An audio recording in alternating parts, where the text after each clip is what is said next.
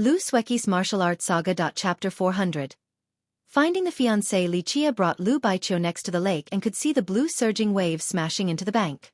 Looking around further, one could see many islands in the lake, creating a beautiful green scenery that had many magnificent buildings and mighty bridges.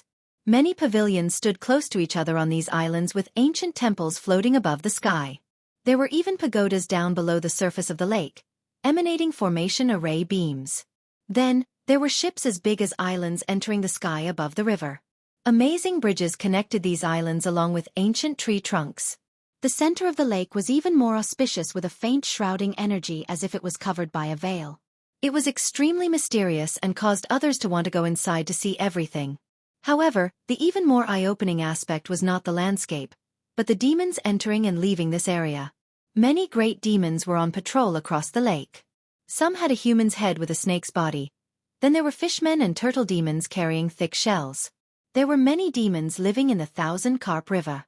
It was the sect made of humans and demons, the most powerful symbol of these two races in the sacred netherworld. Inside the river and amidst the deep grooves, sometimes there were dragon-like hymns as a flood dragon would appear in the lake, creating terrifying tidal waves. Is that a true dragon? The sound of the splashing water as a flood dragon jumped up then immediately dove back down to the lake incited Lu Baiqiu's question. It is only a flood dragon. Its bloodline is not even close to that of a true dragon. Xueqi answered with a smile. Further in the horizon, one could see a type of phoenix fish swimming in schools together.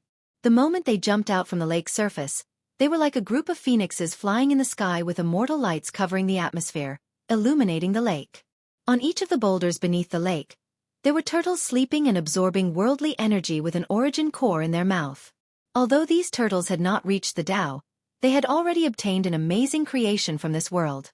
There were also monstrous crabs who were blowing out bubbles. Once these bubbles fell to the ground, they turned into jewels that some disciples immediately collected. Divine birds were nesting on the cliffs of these islands. They used precious grasses to build their nests, so despite lying in their nests, they still lit up the whole island with a five-colored radiance. Lu Baiqiu was astonished as she took in all of these rich scenes from the Thousand Carp Lake. She was just like an older wet nurse, visiting the house of a great official for the first time. Despite regularly seeing the ocean at the Thousand Islands, it was not as beautiful as the Thousand Carp Lake since it didn't have so many miraculous scenes. There were also demons in the Thousand Islands, but they were far from being as amazing as those found here. In fact, this was not strange at all. Many powerful experts of the river sect all came from the lake. This lake was a treasure ground. So many existences that grew here could eventually reach attainment and become a demon. After these creatures obtained their own sentience, they had the chance to join the Thousand Carp River and become a disciple.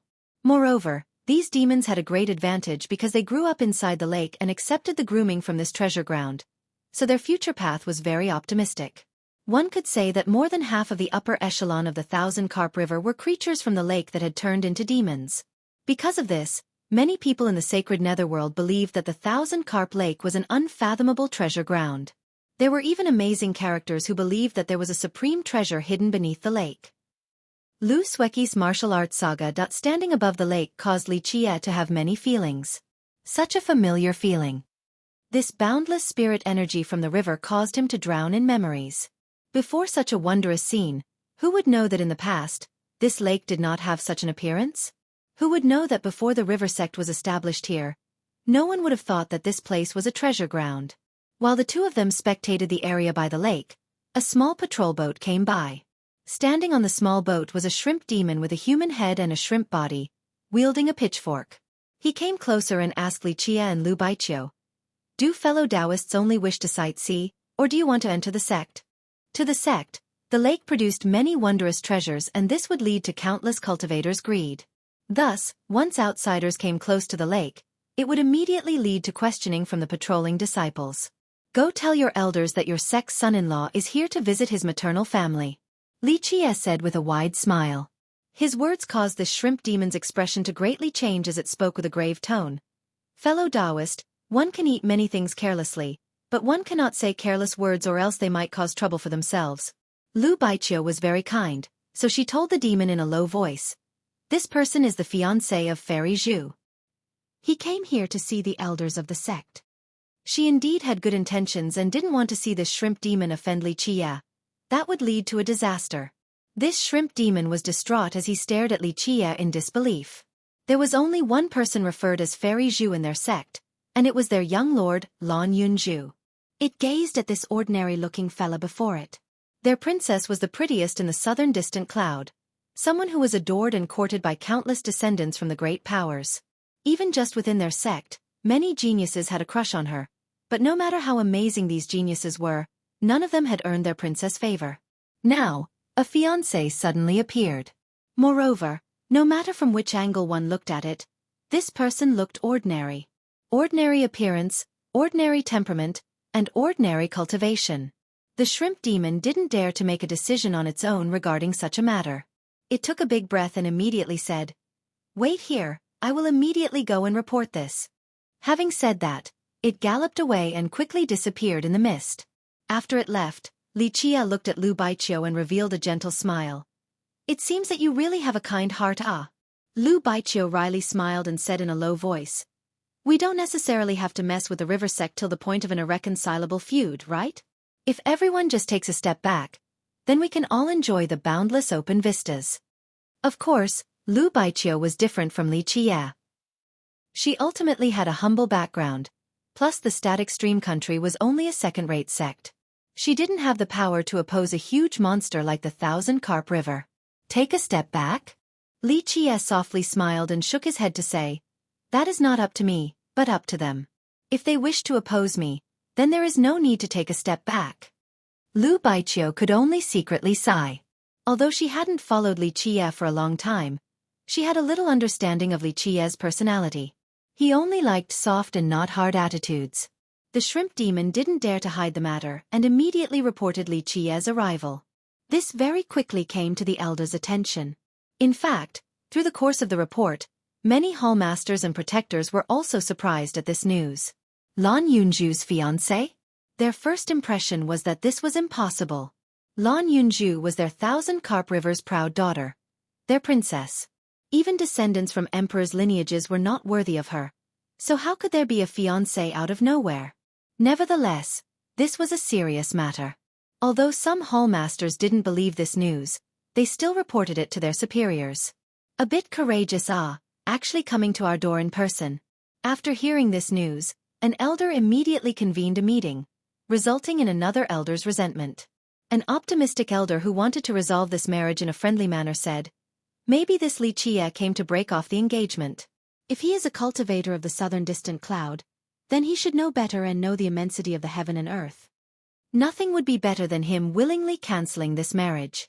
I hope he knows what's best for him." "Humph, if he came here to bargain, then all of his plans would be for naught," another elder stated. An even more emotional elder declared, "Why must our Thousand Carp River negotiate with a nobody like this little brat? No matter if he is willing or not, we have to cancel this marriage. Give him something good and chase him away. Humph, if he doesn't know any better, then just capture him. We shouldn't break the friendly discourse so quickly." The Thousand Carp River sect master, Taoist Bao Gui, shook his head and slowly said while sitting in his chair, "We have to discuss this with Yunju first, to see what she thinks about this. Sect master, Yunju is our Thousand Carp River seed and descendant. We cannot marry her off to an outsider." An elder immediately expressed.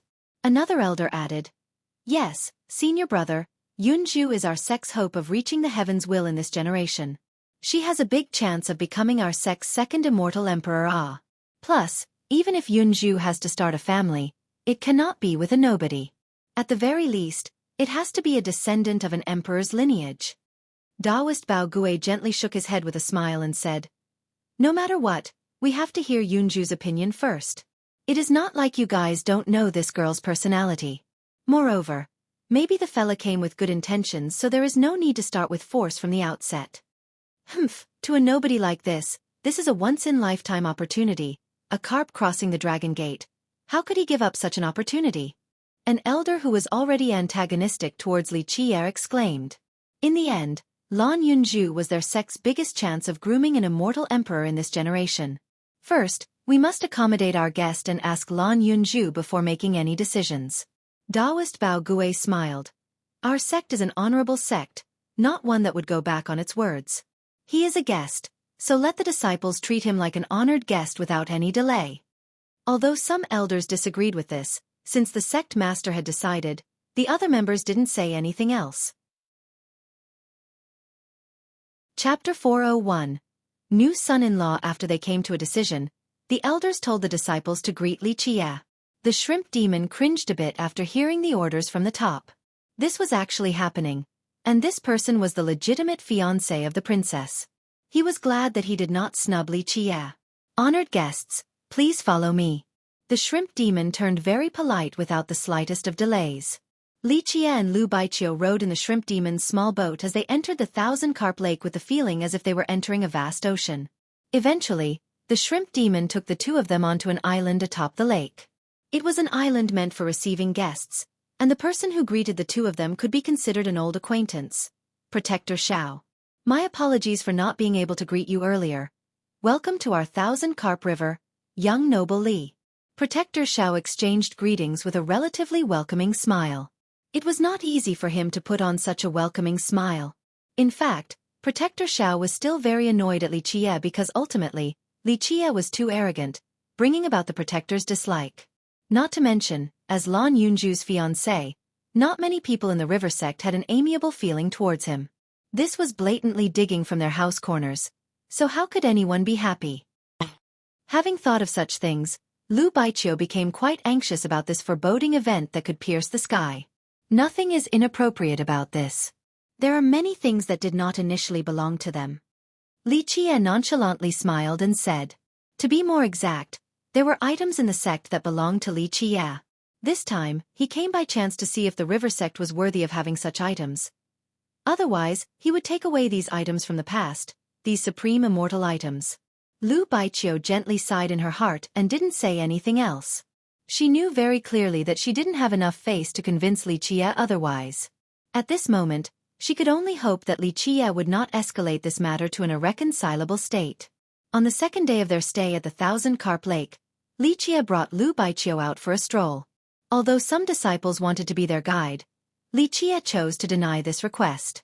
The truth was that the sect's disciples were not as familiar with this lake as Li Qie. At the inception of this location, Li Qie spent a lot of effort so he knew more about the secrets of this lake than the disciples.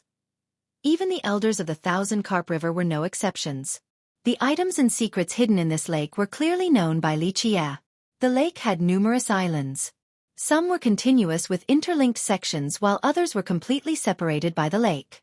Nevertheless, many of them were connected via divine bridges that towered over the sky all the way into the clouds. It was indeed a spectacular scene. Li Qie became immersed in memories as he took a deep breath while basking in the familiar and misty worldly energy that emanated from the lake. He once left an indelible footprint upon this place, the thousand-carp lake. Once upon a time, it was only a plain lake that did not garner any attention. But later on, he struggled to excavate the secrets of this place, and then immortal Emperor Qian Li created the sect here to start their emperor's lineage. Unlike Li Qie, this was Lu Baiqiu's first time visiting the thousand-carp lake. She was struck with astonishment by many spectacles at the lake. This was indeed a land of immortals, a sacred place worth yearning for, a paradise for cultivators. The two of them encountered many disciples along the way and were met by a lot of whispers. Fingers were even pointed at them. There were also some disciples who carried a deep sense of hostility towards Li Qie. There were no walls in this world that were completely impervious to the wind. The news of Li Qie being Lan Yunju's fiancé had already secretly spread to the rest of the river sect, causing quite a commotion. Chapter 402. Yanlong. The older generation of the river sect only smiled while one of them shook their head. How could a nobody be a match for our thousand-carp river's descendant? Not even descendants from emperors' lineages have such qualifications. The young disciples were also incensed, especially the young males who carried extreme hostility towards Li Qie. This matter should come as no surprise. Lan Yunju was the perfect girl in both talents and looks, thus she was the goddess and lover in the dreams of these young men. How could they not become outraged when their goddess suddenly gained a fiancé out of nowhere? Isn't that Sister Zhu's fiancé? I heard he came this time around to marry her. A young female disciple whispered to her brothers and sisters next to her. Sister Zhu's fiancé? There were also some students who were immediately shocked after hearing this as they responded.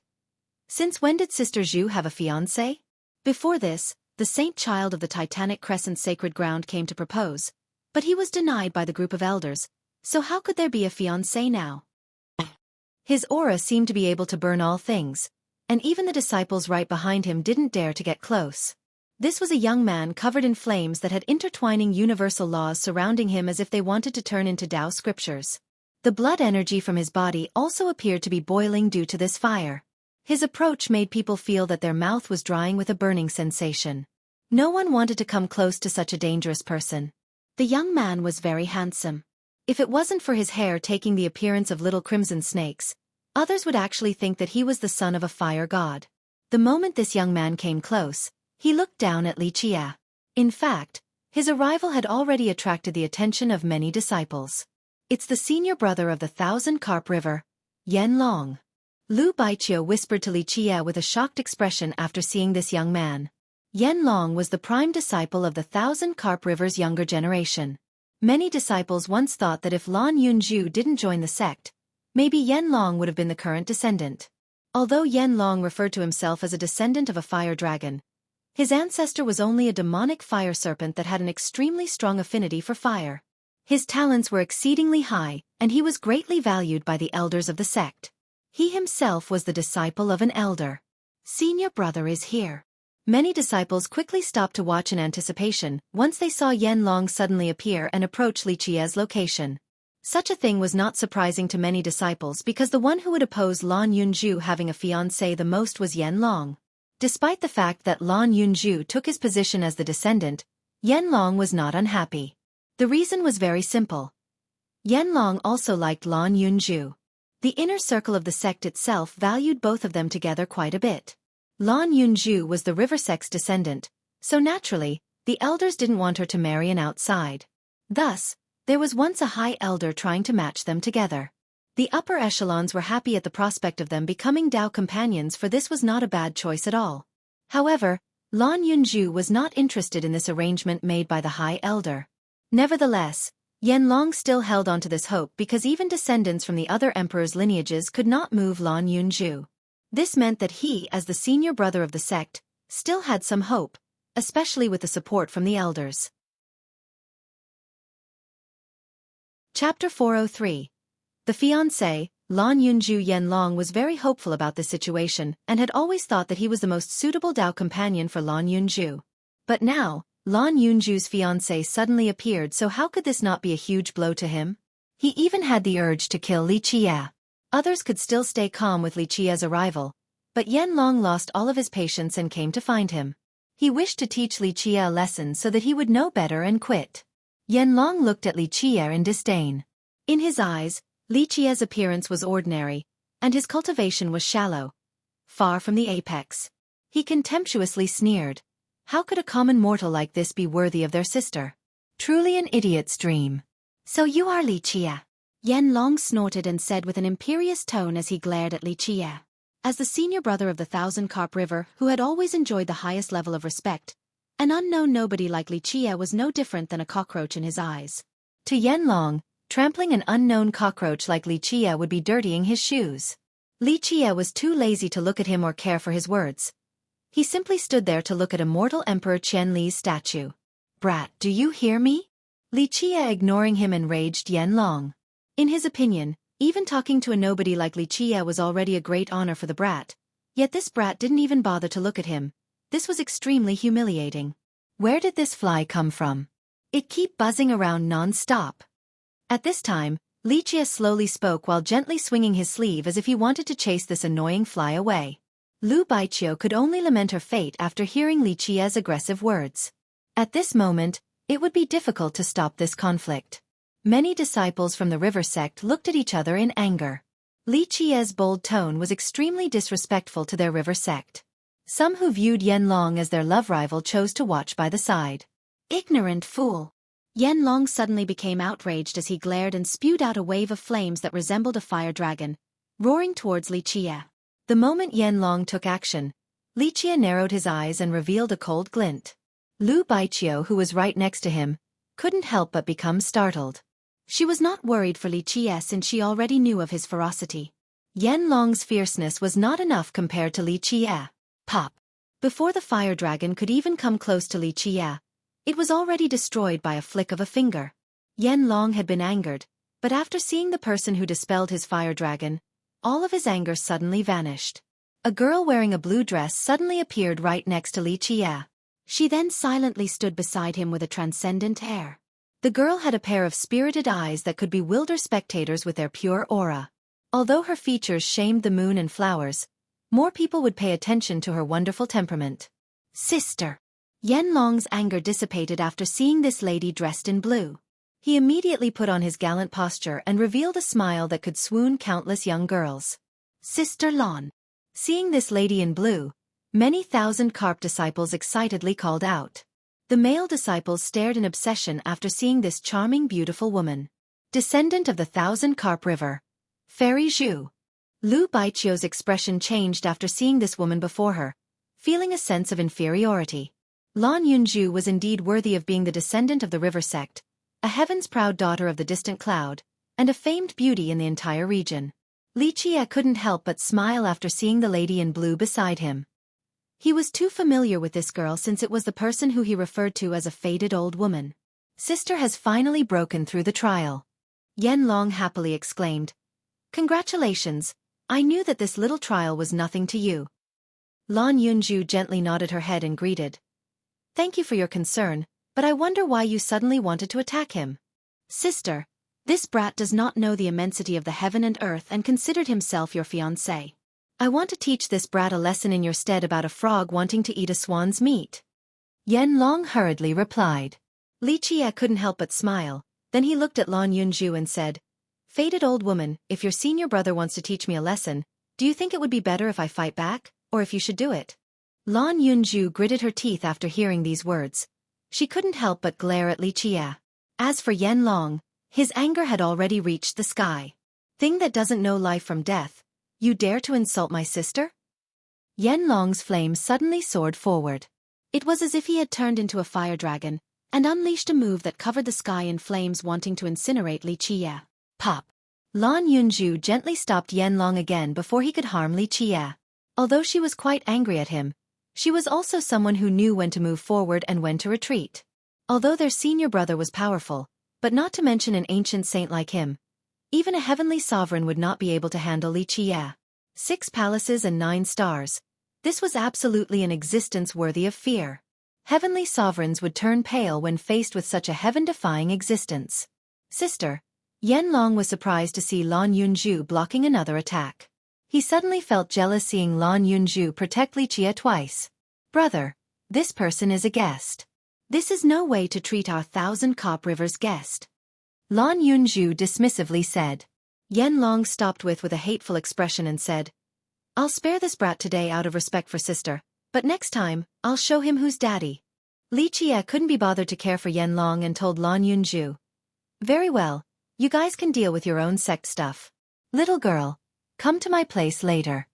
Having said that, he turned around and left. Lu Baiqiu's mouth was wide open as she stood there dumbfounded. This was the descendant of the Thousand Carp River. Countless talents respected her like a goddess, but Li Qie treated her like his own servant. Li Qie's attitude exasperated Yan Long's murderous fury while Lan Yunju couldn't do anything about it. As for the disciples standing to the side, they could only glance at each other speechlessly. Not long after he returned to his mansion, Lan Yunju came by. The moment she saw him, she angrily rolled her eyes at him and exclaimed, You came here to stir trouble, right? Li Qie leisurely said. So what if I am? If you guys didn't come to provoke me, would I be running here to mess with you?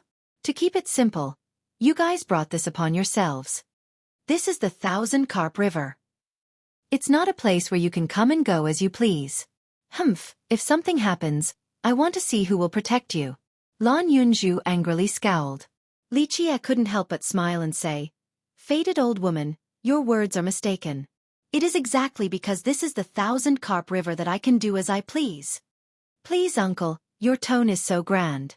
Do you really think that you are invincible in this world? Lan Yunju goaded. Her teeth were itching from anger because of this brat, so she also thought about teaching him a lesson. Li Qie nonchalantly replied.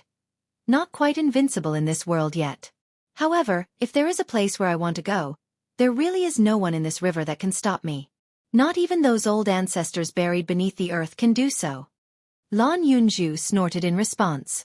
Although she was a bit annoyed by Li Qie's attitude, she had to admit that this brat indeed had the ability to act arrogantly. 6 palaces and 9 stars. Even a genius with dual saint aptitudes like her felt inferior. You guys know each other? Lu Baiqiu finally had the opportunity to jump in. However, she felt that this question was a bit idiotic. They were engaged, so how could they not know each other? But then again, she felt as if this was not correct either. Li Qie never talked about Lan Yunju before. It was as if he didn't know about her, so why were they acting so familiar now? Well, Li Qie looked at Lan Yunju and cheerfully smiled.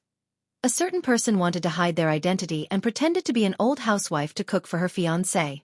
So it turns out that it was to check my identity. Please, uncle, you think too highly of yourself. Lan Yunju angrily glared at Li Qie and retorted.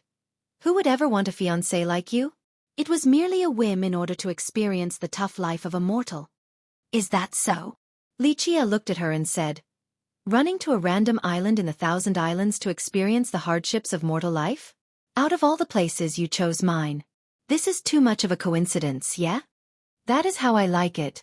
Don't you worry about it. Lan Yunju snappily exclaimed. And the 1,000 islands is not your home. I can come as I please, so what are you going to do about it? Lu Baiqiu watched the two bicker and couldn't help but chuckle. The two of them fighting seemed a bit like a young couple. Very well. Li Qie said with a wide smile. All in all, you have spied on me. So what do you think about your fiancé, and when are we going to get married? Bah, a toad trying to eat a swan. Lan Yunju's face blushed as she angrily exclaimed. Li Qie looked at her and said, Fated old woman, I do enjoy being a toad eating a swan. However, a swan in my eyes is at least at the true immortal and immortal emperor level. You are still very far from being a swan. Chapter 404. Flirting You. Lan Yunju's pretty eyes angrily stared at Li Qie as she felt the urge to beat him up. Li Qie leisurely asked Lan Yunju with a smirk.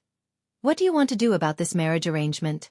It seems that your 1,000 Carp River is really eager to cancel it. Oh.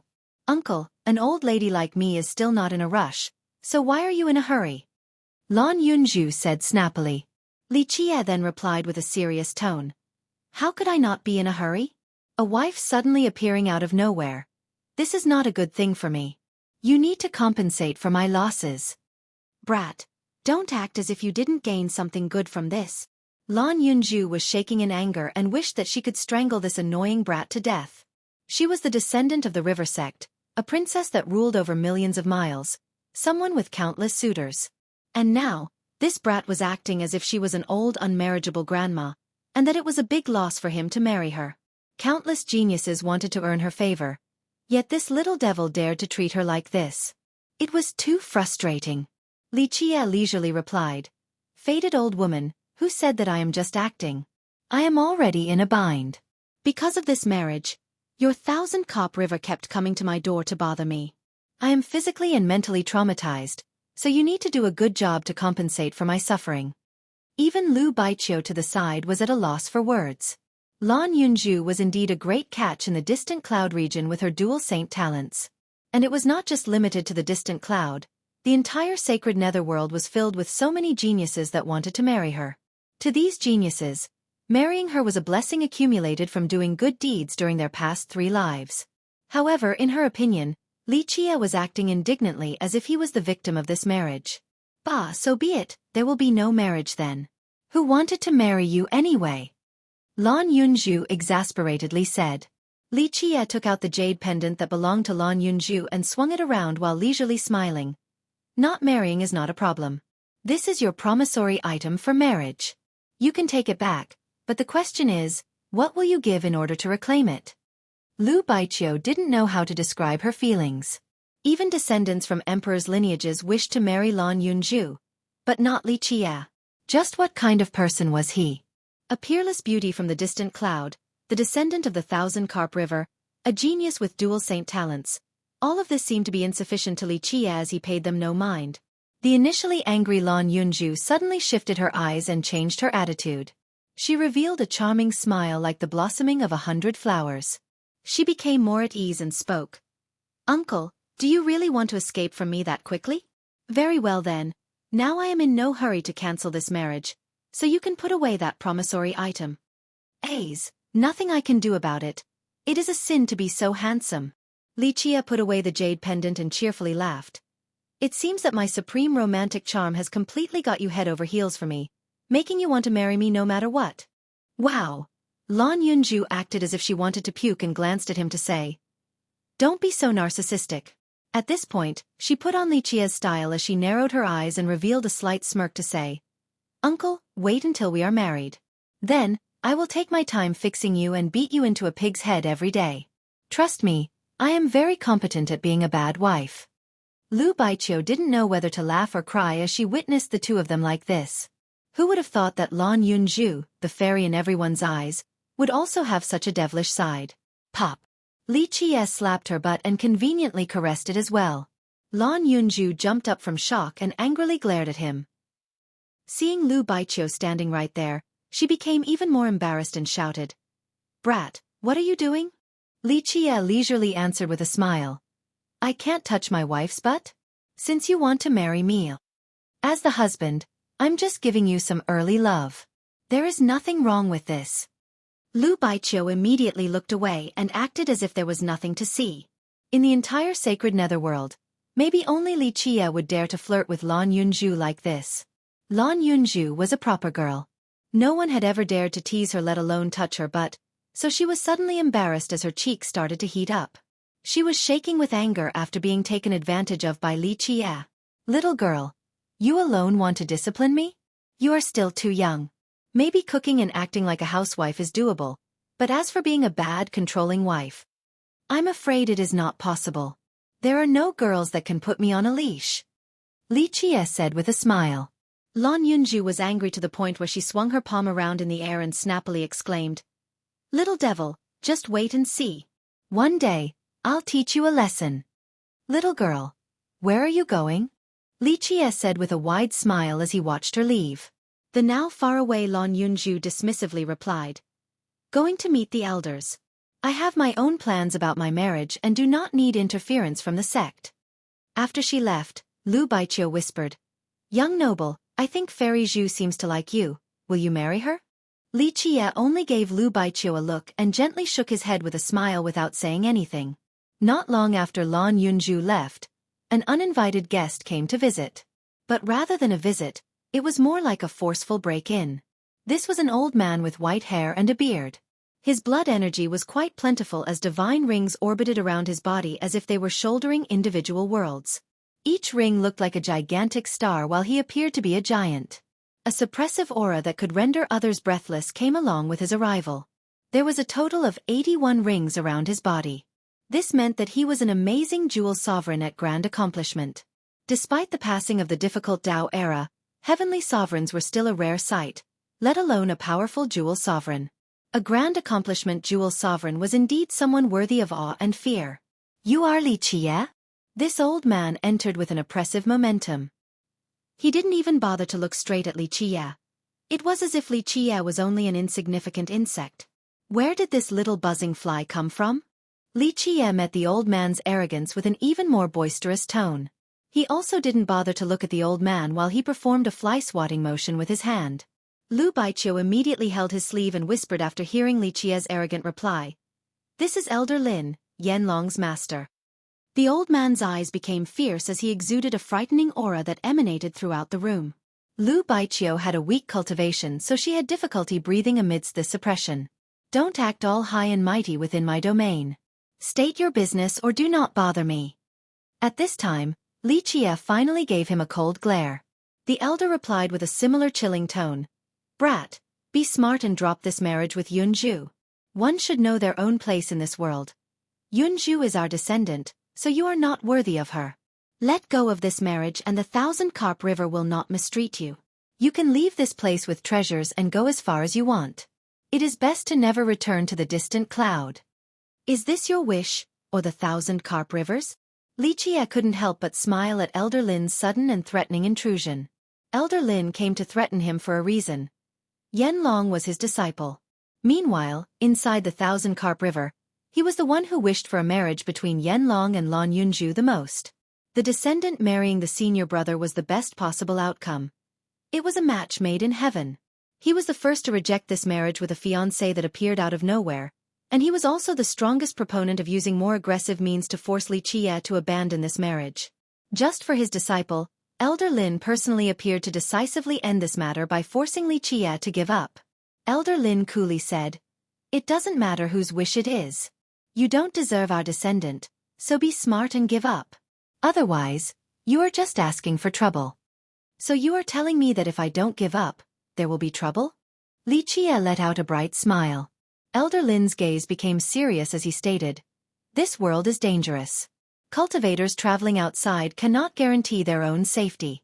What if they meet a dangerous man? Maybe they would die a shady death." Having said this, a murderous glint flashed in his eyes. Lu Baiqiu drew in a cold and calming breath after hearing the elder's words. She understood that this threat was more than just empty words.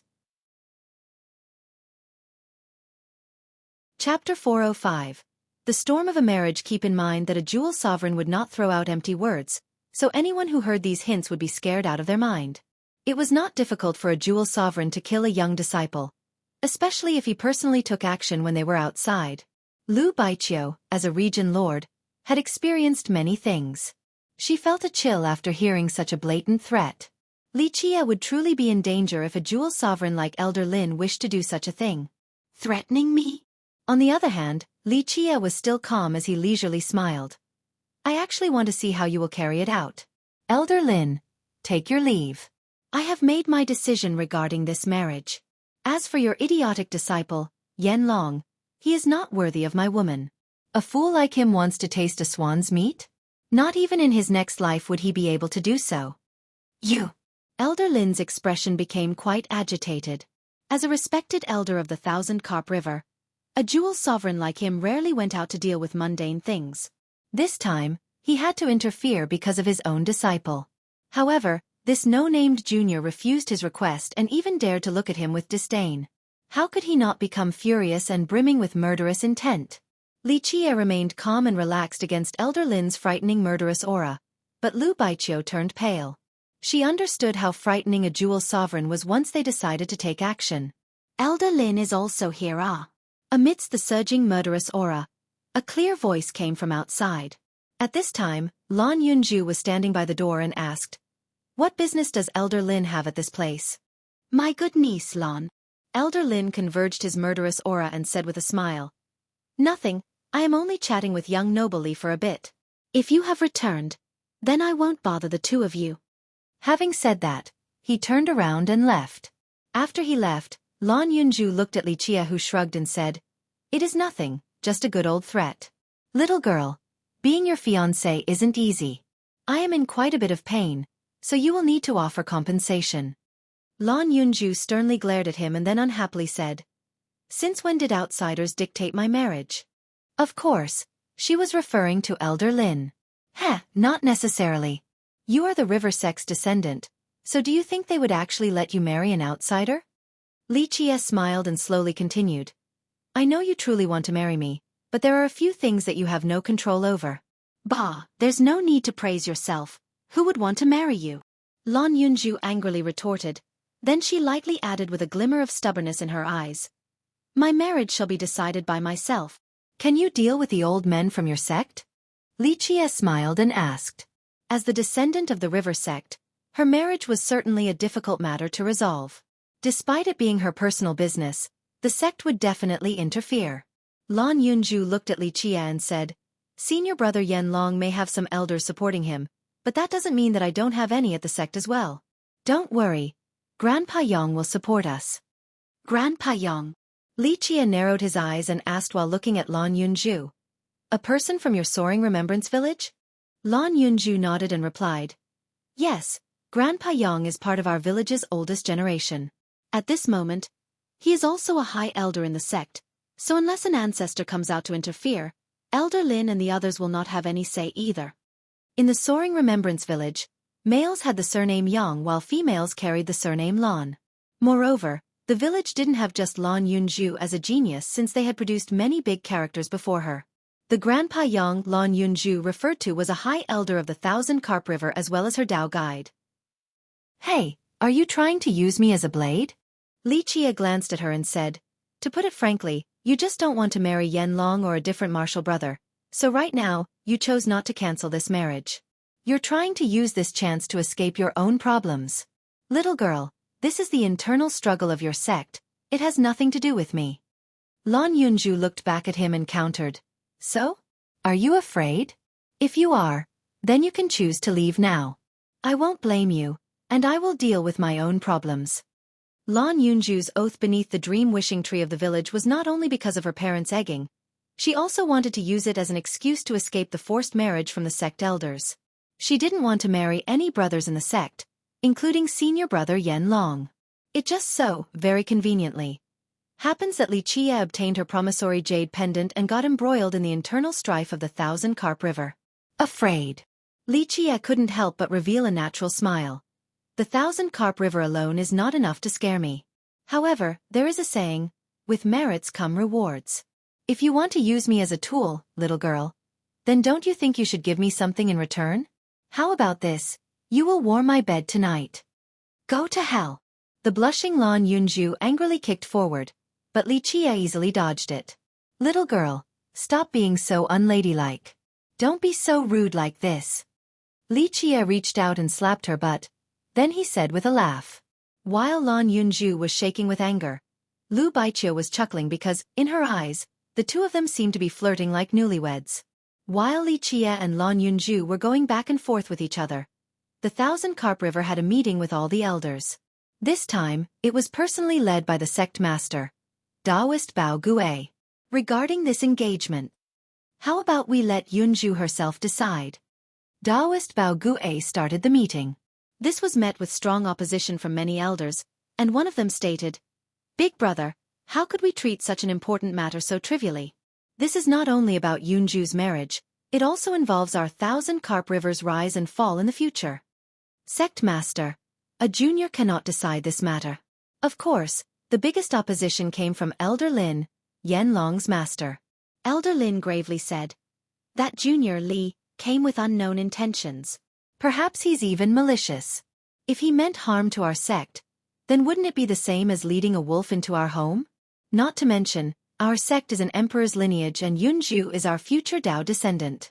Her status alone demands a very strict selection for her match." Brother Lin makes a lot of sense. Another elder echoed the sentiment. "Big brother, we cannot take this matter lightly. If that Li fella really does not want to cancel this marriage, then we can just use force. He is just a nobody so he cannot cause any turmoil." Taoist Bao Gue frowned against such conduct and shook his head. Forgetting the fact that Yunju won't agree to such actions, it is also not appropriate for our Thousand Carp River. We are an emperor's lineage. We have not fallen to the point of committing such a vile deed to degrade our patriarch's prestige. This matter has to be decided by Yunju. In the end, this is also a part of fate, so if Yunju feels that they are not a good match, then it still wouldn't be too late to dissolve it. However, if Yunju likes it, then old men like us shouldn't necessarily reject it. It is not so bad to let that little fella into the Thousand Carp River. By doing so, it will sever Yunju's mortal worries so that she can reach the peak in peace in the future. Not all the elders opposed this marriage. Some were actually supportive. That would also be fine. Another elder continued, "This marriage was decided by fate, so maybe it is a good thing for Yunju. The Grand Tao is long with dwindling roads. If she can find the right Tao companion to walk together, then it will be quite beneficial for her future path." Although this matter seemed to be about a simple marriage, it was an internal battle within the sect. And of course, as the sect's descendant, Lan Yunju also had the support of quite a few elders and even a high elder. "This is foolishness."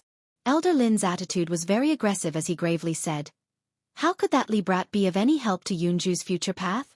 Humph. It would already be a blessing if he didn't slow her down. If we were to talk about helping Yunju's future path, then the Tao companions most appropriate for her would be our sect's young disciples. For example, Yen Long is the best candidate. Yen Long's talents are only weaker than Yunju's amongst the younger generation. Not to mention, he had cultivated for a longer time with great experience and maturity. Elder Lin continued on. How can anyone else be her Dao companion if not our own students? Quite a few elders were dissatisfied with Elder Lin constantly trying to match Yanlong and Yunju together. In fact, he had once done this before but was rejected by Lan Yunju and the sect master. Despite this setback, Elder Lin did not give up on Yanlong since Yanlong always wanted to marry Lan Yunju. Little brother Lin, don't bring up Yanlong at this moment.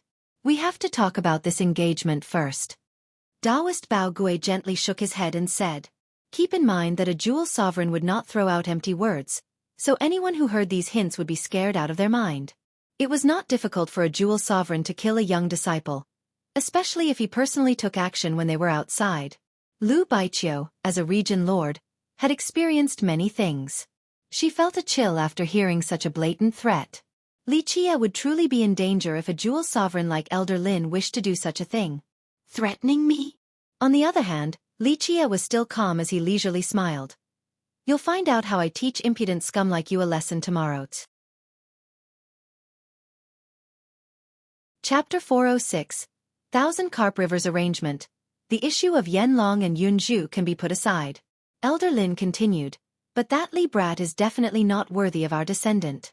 Just give him some small benefits so that he'll happily give up on this marriage. Humph. A little brat like him cannot control such a grand matter. Let the youth decide their own business. While the elders were debating non-stop, an old voice emanated throughout the room. Venerable Yang. After hearing this voice, all the elders in this room quivered as their expressions became serious. This was a high elder of the Thousand Carp River, someone with great influence and status. There was no one else who had such a high level of authority within the sect to interfere with the matter of Lan Yunju's marriage. He was not only a high elder, he also came from the Soaring Remembrance Village, a direct elder of Lan Yunju as well as her Dao guide, Venerable Yang's. But in the end, Yunju is still our descendant. Elder Lin couldn't help but softly tremble after hearing Venerable Yang's words. Can the Thousand Carp descendant not decide her own marriage? If she can't even decide her own marriage, then how can she have the ability to reach for the heaven's will and become an immortal emperor? Although Venerable Yang did not appear in person, his commanding voice was still awe-inspiring. He continued on, it is true that Yunju is our Thousand Carp River's descendant, but she is also someone from my Soaring Remembrance Village. Her marriage is not tied to the Thousand Carp River's interests. Obviously, Venerable Yang was looking out for his own. He was Lan Yunju's backing. Older brother Yang, you can't put it that way. At this time, another voice appeared. Yunju is our descendant, so we have to be more careful about her future marriage. Venerable Wang? The elders present couldn't help but look at each other after hearing this voice. It was another high elder. The one who was the most excited was Elder Lin since Venerable Wang was his master. Since when did little brother Wang decide my business? Venerable Yang spoke with the same pressing momentum. Venerable Wang replied with a laugh. I don't dare to do so. As an outsider, I do not dare to interfere with Venerable Yang's Soaring Remembrance Village. But in the end, Yunju is still our sect's disciple. Although this marriage might have been a matter of fate, it is not unreasonable for us to give our descendant's fiancé a trial. This is also for Yunju. If this fiancé feels that he is inadequate, then maybe he will quit on his own accord. Then we shall have a little test to find out this young noble Li's determination regarding this marriage. At this time, Taoist Bao Gui made the decision. Since this marriage was a match made in heaven, we, as Yunju's elders, cannot forcefully interfere, but a little evaluation is not unreasonable for her sake. In the end, Taoist Bao Gui was still the sect master. Such decisive words could not be easily denied even by the high elders. Very well, a trial it is. Even Venerable Yang, who was a stern supporter of Lan Yunju, agreed to test Li Qia. The sect master wants to see you. After this decision regarding the marriage was decided, Taoist Bao Gui wanted to see Li Qia, so Lan Yunju passed on the news. It seems that your mood isn't bad. I assume that the matter of marriage has now been decided? Li Qia asked with a wide smile while looking at Lan Yunju. Are you that desperate to marry me? Lan Yunju looked at him with one eye and slowly said, Marry you? Wait until you successfully pass the trials, then talk. If you truly want this marriage, then you have to pass the trials. What if I can't? Li Chia asked with a smile. Lan Yunju answered, to our sect, if you choose to give up on this engagement, nothing can be better. The sect will compensate you, and as long as your demands are reasonable, the sect will try its best to meet them. If that is the case, then I would rather give up. Li Chia rubbed his chin and said, I would rather take the treasures than marry an old faded woman. You! Lan Yunju was angered to the point of vomiting blood as she glared at him and stated, Little devil, am I only worth 1 or 2 pieces of treasure? Li Chia's eyes shifted up and down as he scanned Lan Yunju before smiling. So you really want to marry me that badly? I have to think about this for a second. In the end, marriage is the biggest decision of one's life, and I am not a careless person. Do you really think that I won't beat you up?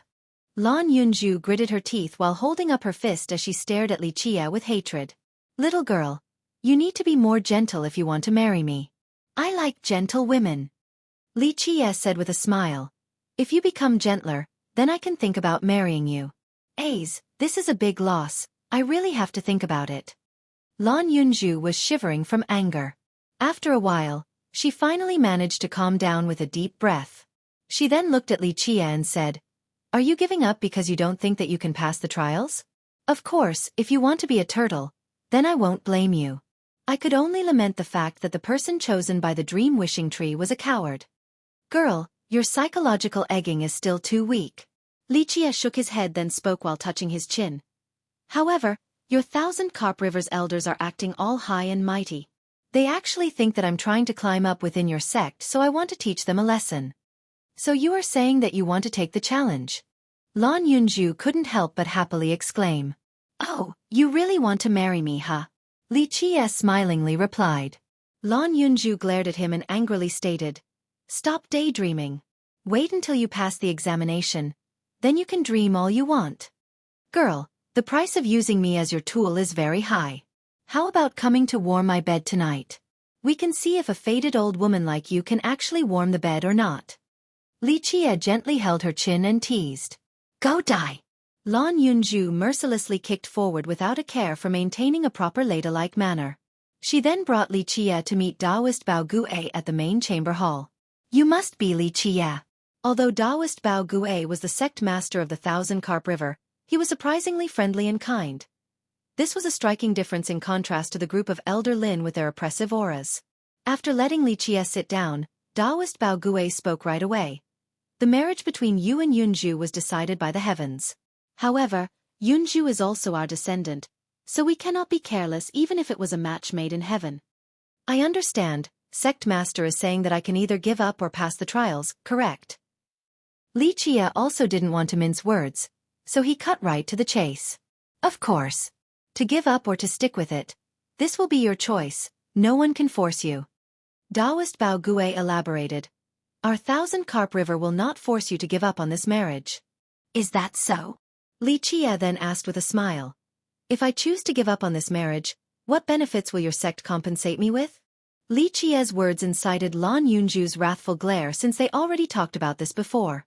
At this time, Taoist Bao Gue uncovered a treasure tray on top of the table. After this tray was opened, a burst of light flashed, revealing 3 items on top. If you are willing to give up, then our 1,000 Carp River shall not mistreat you. We will give you a tidal jade vessel for protection, a tortoise teleportation scroll to escape in times of danger, and also a 1,000 carp pill to help you temper your body. The Taoist went on slowly. Of course, this is just the start of our sincerity. Outside of these 3 items, you can also pick another 3 as long as they are not of the immortal emperor level. Our sect will consider and meet your request. Li Chia himself was quite surprised at the 1,000 Carp River's huge showing. It seemed that the sect truly didn't want to betroth Lan Yunju to him. Of course he could understand their reasoning. After all, fertile water shouldn't flow to outside fields. It was easier said than done for the sect to groom a descendant. I can feel the sincerity. Li Chia glanced at Lan Yunju, who was standing to the side. She was also gazing right back at him. Although there was no exchange of words, their intents were clearly exchanged. What if I pick the trial? Li Chia glanced over the items on the tray before asking with a grin. Taoist Bao Gue looked at him and eventually nodded his head to say, If you choose to continue with this marriage, then you have to pass 2 out of 3 trials. Anything less would be considered failure. Then what is the consequence of failing? Li Qia's interest was piqued as he cheerfully asked. Taoist Bao Gui answered, although our sect won't interfere with your marriage, Lan Yunju is still our descendant, so we must assess you for her sake. If you fail and choose to give up, then you can leave. However, if you choose to stay and persevere onwards, then you can try your best to cultivate until the day of success. These conditions are not bad at all, Li Qie said with a smile. At the very least, your sect still carries the style of an immortal emperor's lineage. Your current generation does not dishonor immortal Emperor Qian Li's Dao lineage. Li Qie simply didn't care for the sect's strength. If the sect chose to be stubborn, then nothing could be better for him. Then, he could disregard the sect's future completely and directly take away the items he wanted. Of course, such prime conditions were the result of Venerable Yang as a high elder supporting Lan Yunju. Unlike the other elders, Venerable Yang actually wished to push this marriage along due to his own reasons. Chapter 407. Venerable Yang, giving up without a fight is not my style at all. Since your sect wishes to test me, then I just have to rise up to the challenge. In the end, Li Qie answered the Taoist. Taoist Bao Gui was not surprised by his answer as he nodded his head. Very well, since there are 3 trials, one of them will be chosen by you to keep it fair. Okay, if I can specify a trial, then I will choose what the second trial will be. Li Qie decisively responded with ease. Good, the first trial will be a martial test starting tomorrow. Do you have any objections? Taoist Bao Gui asked. Li Qie shrugged and said, I'm ready at any time. Then you can return and prepare. Tomorrow, our 1,000-carp river will select a disciple to challenge you. You need to prepare. Don't underestimate your opponent. Taoist Bao Gui was quite friendly and specifically warned him. Li Qie looked at Lan Yunju and smilingly asked, Don't tell me you guys are sending my fiancé to fight me? The word fiancé irritated Lan Yunju, but it also caused her to blush while she glared at Li Qie. You don't have to worry about that. If Yunju comes out, it would not be very fair. Taoist Bao Gui smiled in response. In fact, although he was the sect master, he was also Lan Yunju's master, so of course he supported her. In his opinion, if Lan Yunju went out, then Li Qie would have no chance of winning. He had a lot of faith in his disciple since she had absolute confidence of winning against other emperors' lineage descendants. Even if she were to face the descendant of the Myriad Bones throne, he still believed that his disciple had a great chance of being the victor. But to Li Qie, he was happy to face any opponent. In fact, the stronger the opponent, the more excited he would be.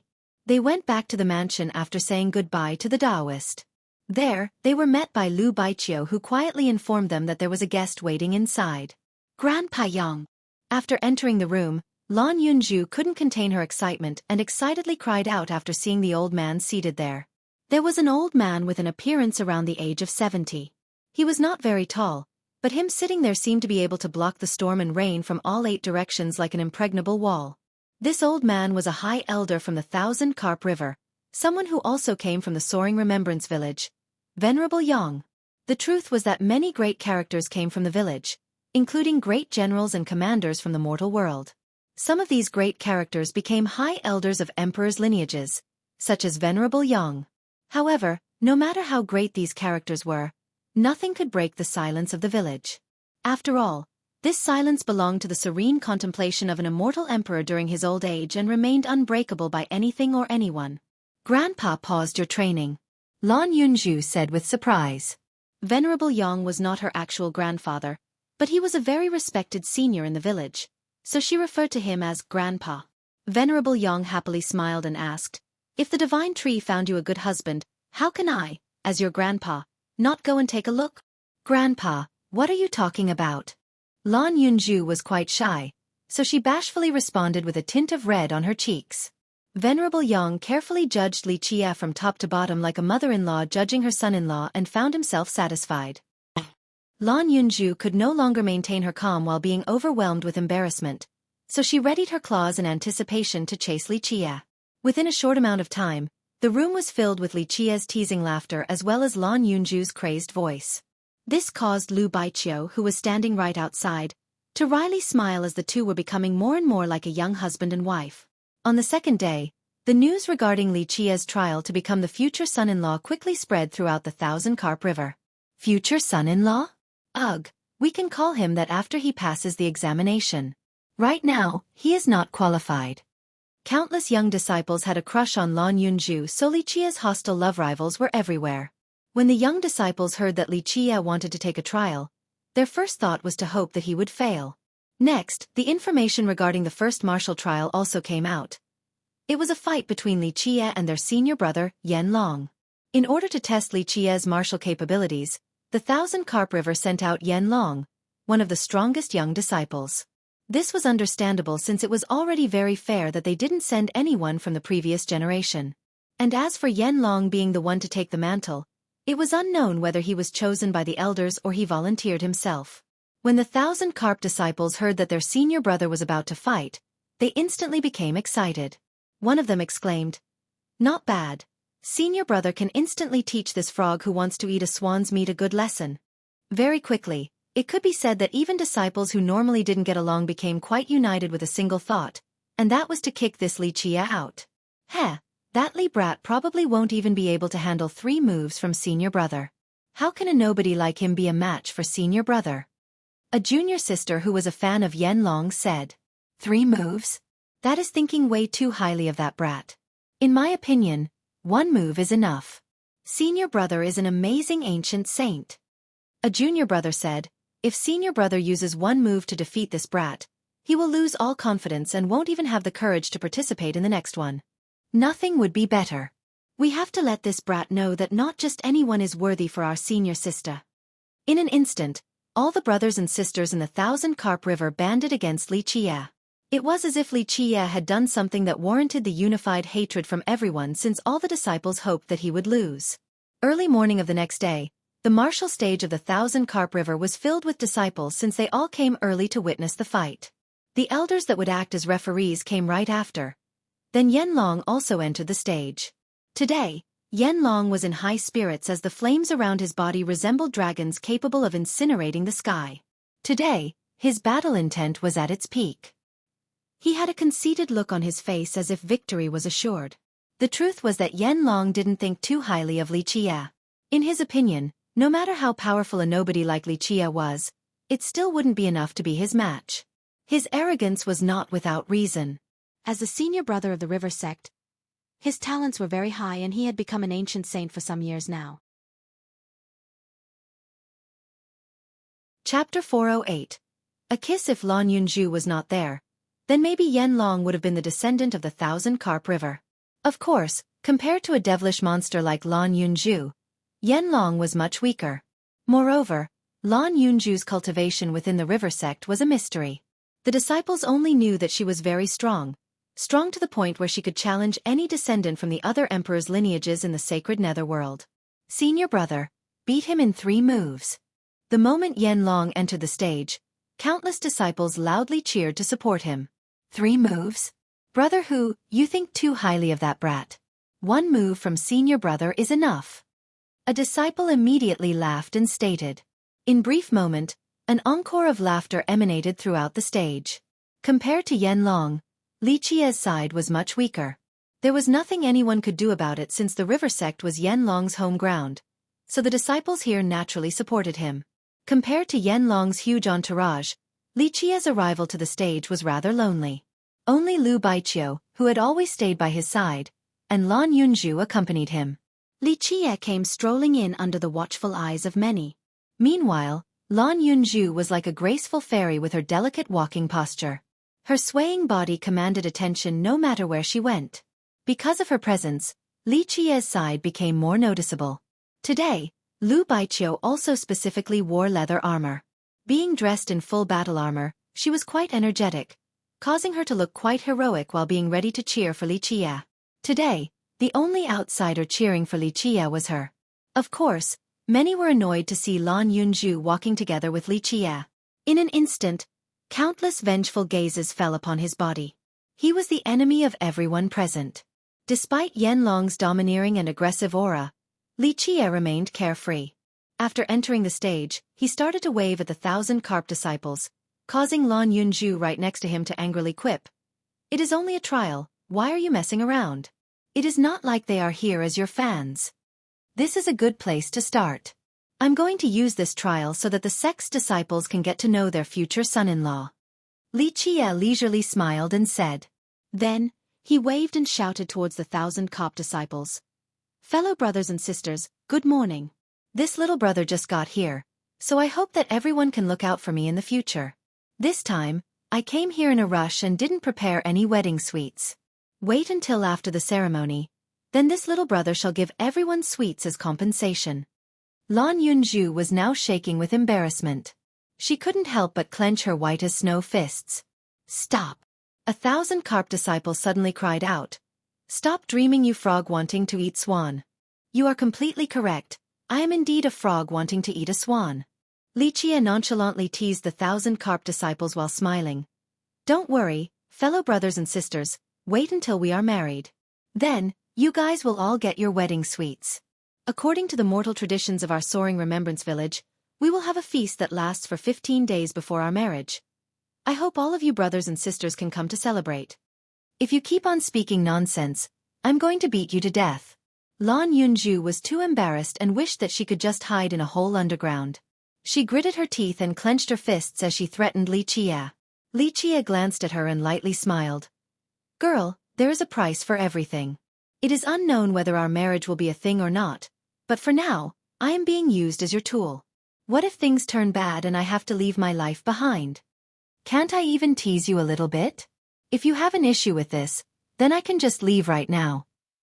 Despite her rage, she still had to endure it as she gripped her fists tightly. After this matter ends, she was going to teach this brat a good lesson. But in the eyes of the 1,000 carp disciples, Li Qie and Lan Yunju's banter appeared to be very intimate, so many of them became quite jealous. Especially Yen Long, his eyes became fierce as he was overwhelmed with jealousy. He wanted to smash Li Qie into pieces at this very moment. Very well, since both sides are here, the duel can begin. An elder who was seated up high said with a serious tone. Another elder added, once a party accepts defeat, the other party must immediately stop. This is only a trial and not a life and death battle. One can immediately acquiesce once they can no longer handle it. Li, come here. After getting permission from the elders, Yen Long coldly gazed at Li Qie and shouted, let us end such a boring fight. I shall conclude this within 3 moves. Li Qie didn't bother to take a glimpse at Yen Long. He only looked at Lan Yunju next to him and smiled. I'm about to fight for you, shouldn't you reveal a bit of sincerity? Reveal what? Lan Yunju angrily glared at him and immediately felt that this brat had some evil intentions.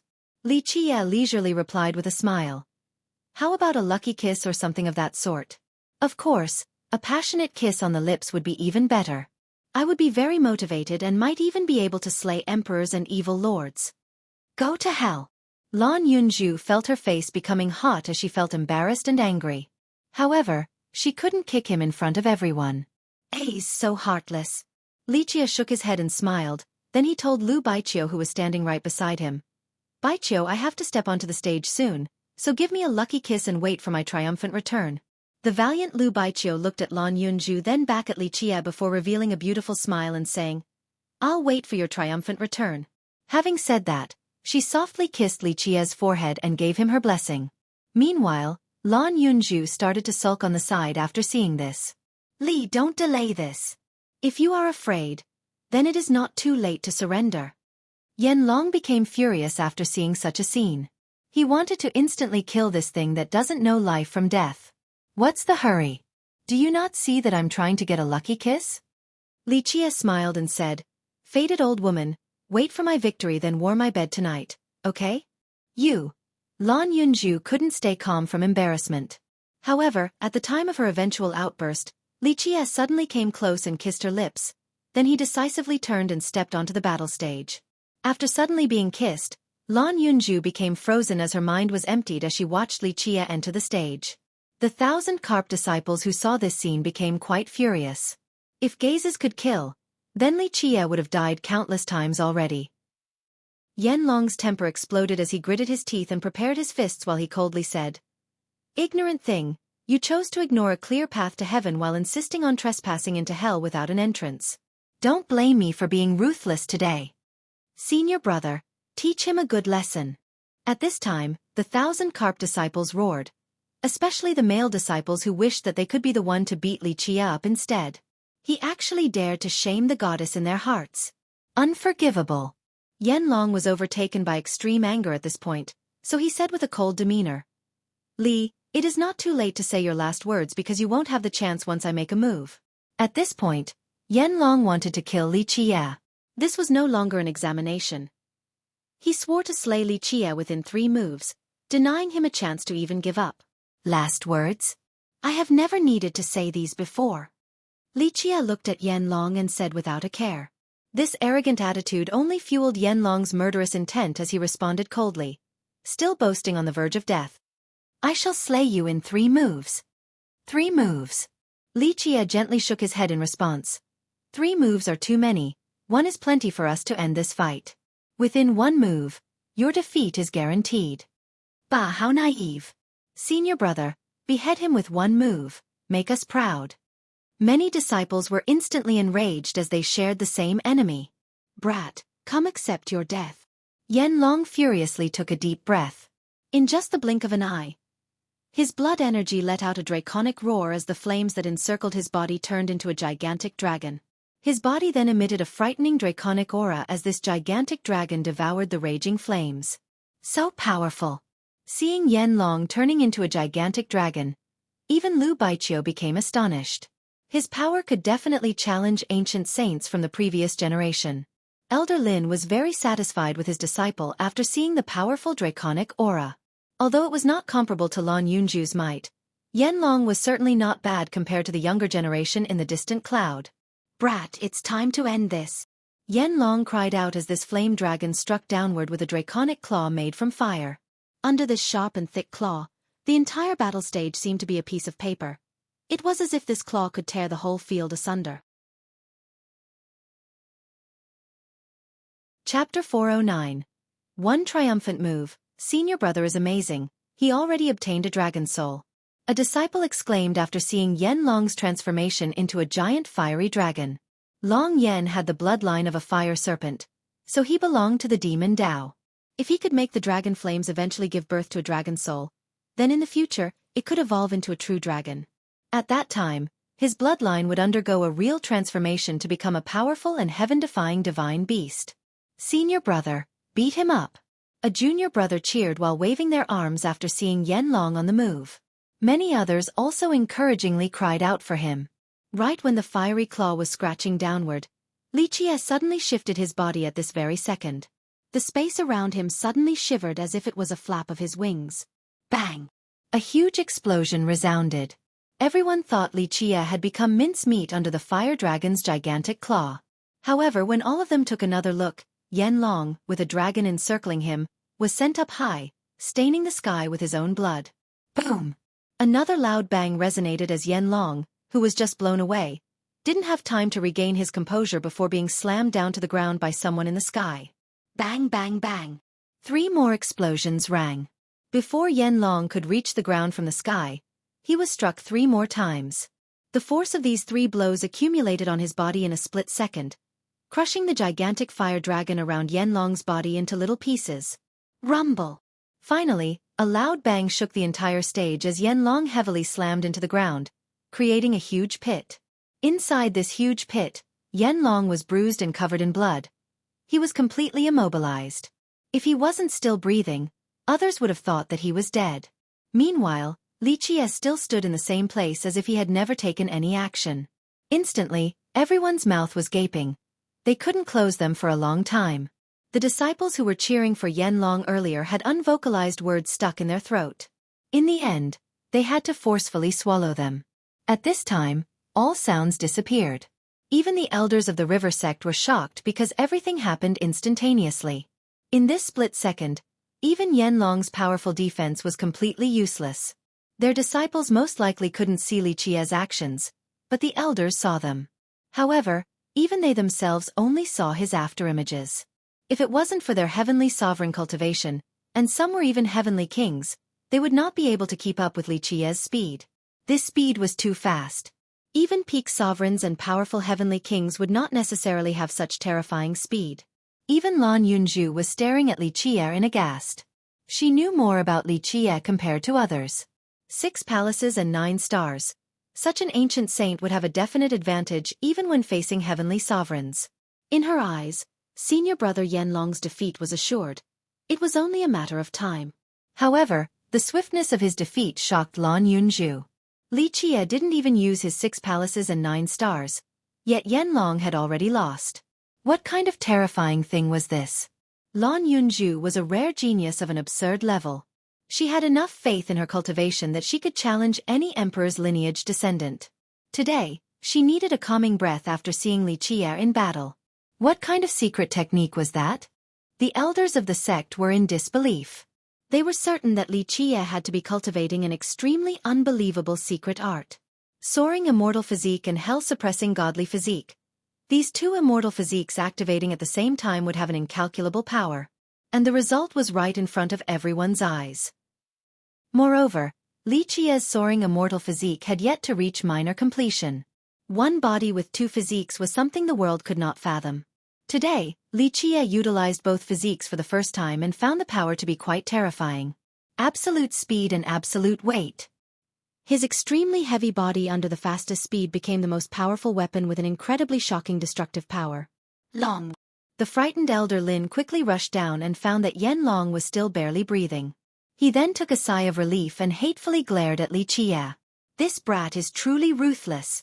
He glared at Li Qie with a chilling expression and a flash of murderous intent. Li Qie lazily retorted without bothering to look at him. Ruthless? Who was the one who said they wanted to slay me within 3 moves? Me sparing his life was already plenty merciful.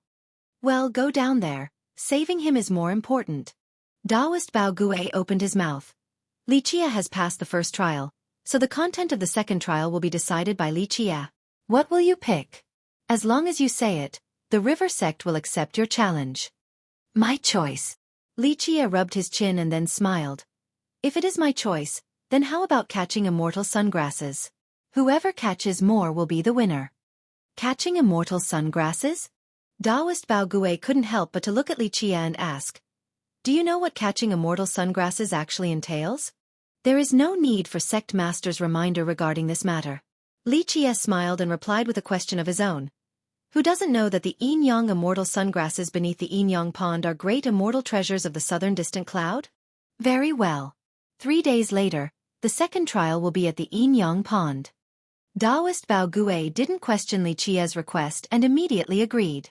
As for the rest of the 1,000 carp disciples, they could only stand there silently. Although they were quite annoyed with Li Qie, after seeing Li Qie use his own strength to defeat Yanlong, they could only acquiesce. Very well, let us go. Li Qie smiled as he spoke to Lan Yunju. I trust that no one can separate the 2 of us, don't you think? Li Qie's words were really prone to misunderstanding. At this moment, it seemed as if the 2 of them were stranded lovers while the 1,000 Carp River was a wicked man that was trying to break them apart with a rod. Lan Yunju gave him an angry look, but she didn't retort and left with him. The 1,000 Carp disciples didn't know how to describe their current feelings outside of their restrained anger. Before the battle, many of them were excited and had a winner's mentality. In their eyes, this battle was without any doubt since their senior brother would certainly teach this ignorant brat a lesson.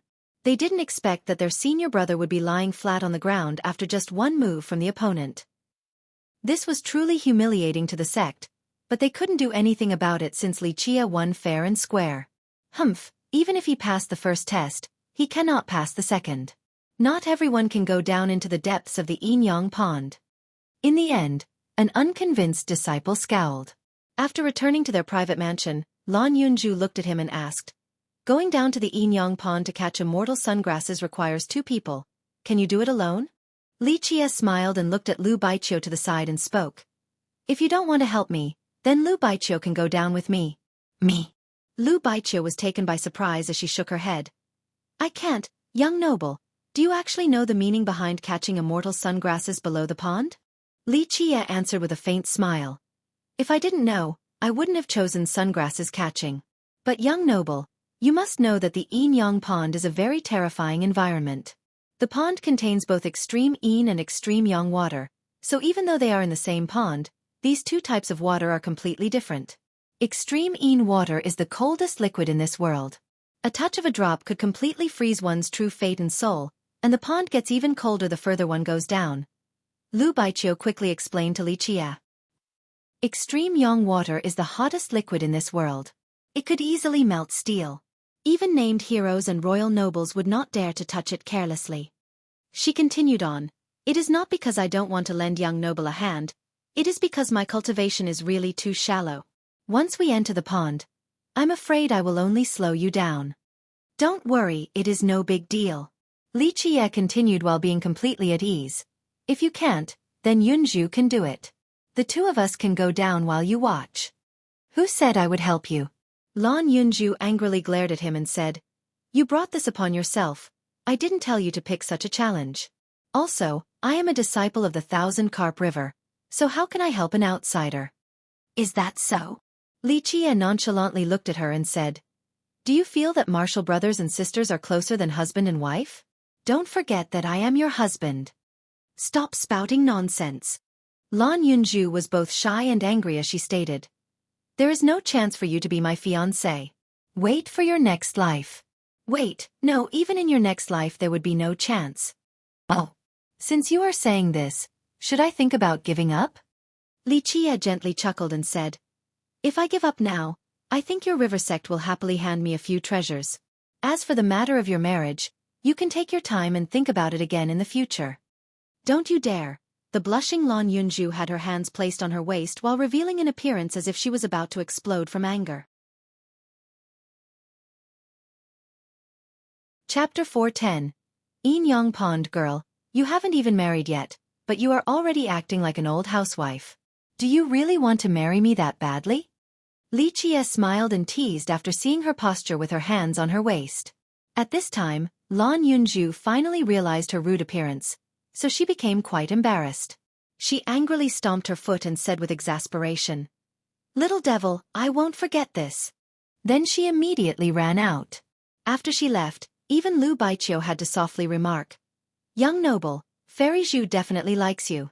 Li Qie only smiled in response. Without saying anything, he began to contemplate while gazing towards the distance. Seeing him in such a state, Lu Baiqiu also silently took her leave and didn't bother him any longer. The Yin Yang Pond was located on an island deep within the Thousand Carp Lake. The pond itself was not very large. It had an area of more than 10 acres. However, its location was very special due to being at the center of the lake. It was just as mysterious and was filled with unknowns like the Thousand Carp River. Although it was not that large, one could not see the bottom. The river sect once had virtuous paragons who tried to reach the bottom, but they were unsuccessful. While standing in front of the pond, no one would be able to tell that this lake was somehow different. The water was very clear and lacked distinct qualities compared to an ordinary pond. However, once an expert opened their heavenly gaze for a closer look, they would find that the water inside the pond was clearly separated. To the right was extreme Yang water while the left was extreme Yin water. Extreme Yang water was extremely clear. It was as if this water had boiled away all the impurities within. In contrast, extreme Yin water was as dazzling as ice. A quick glance would make people confuse it with a piece of a glacier instead of flowing water. The intersection where the two types of liquid met consisted of a glue-like liquid that emitted a faint water vapor. From the looks of it, both of these types of water behaved the same as regular water, but with just the slightest bit of contact with a drop of these liquids, one would find that the extreme Yin water could instantly encase someone in ice while the extreme Yang water could melt their body. As such, the pond was an extremely strange place. There were some long and thin water grasses growing along the bottom of the pond. If ordinary eyes couldn't discern the extreme Yin and Yang waters, then they could see these grasses to distinguish the two types of water. The water grasses growing within the extreme Yin water were as black as iron. With just one glance, one could feel the cold air that emanated from them. Meanwhile, the water grasses floating in the extreme Yang water were as red as gold. One could sense its melting heat. What was even more wondrous was that when these two water grasses made contact at the intersection, in a split second, the two types of grasses would combine into one. With Yin and Yang, it would give birth to strands of laws that emitted blinding lights. These little strands of laws would then intertwine into a single unit.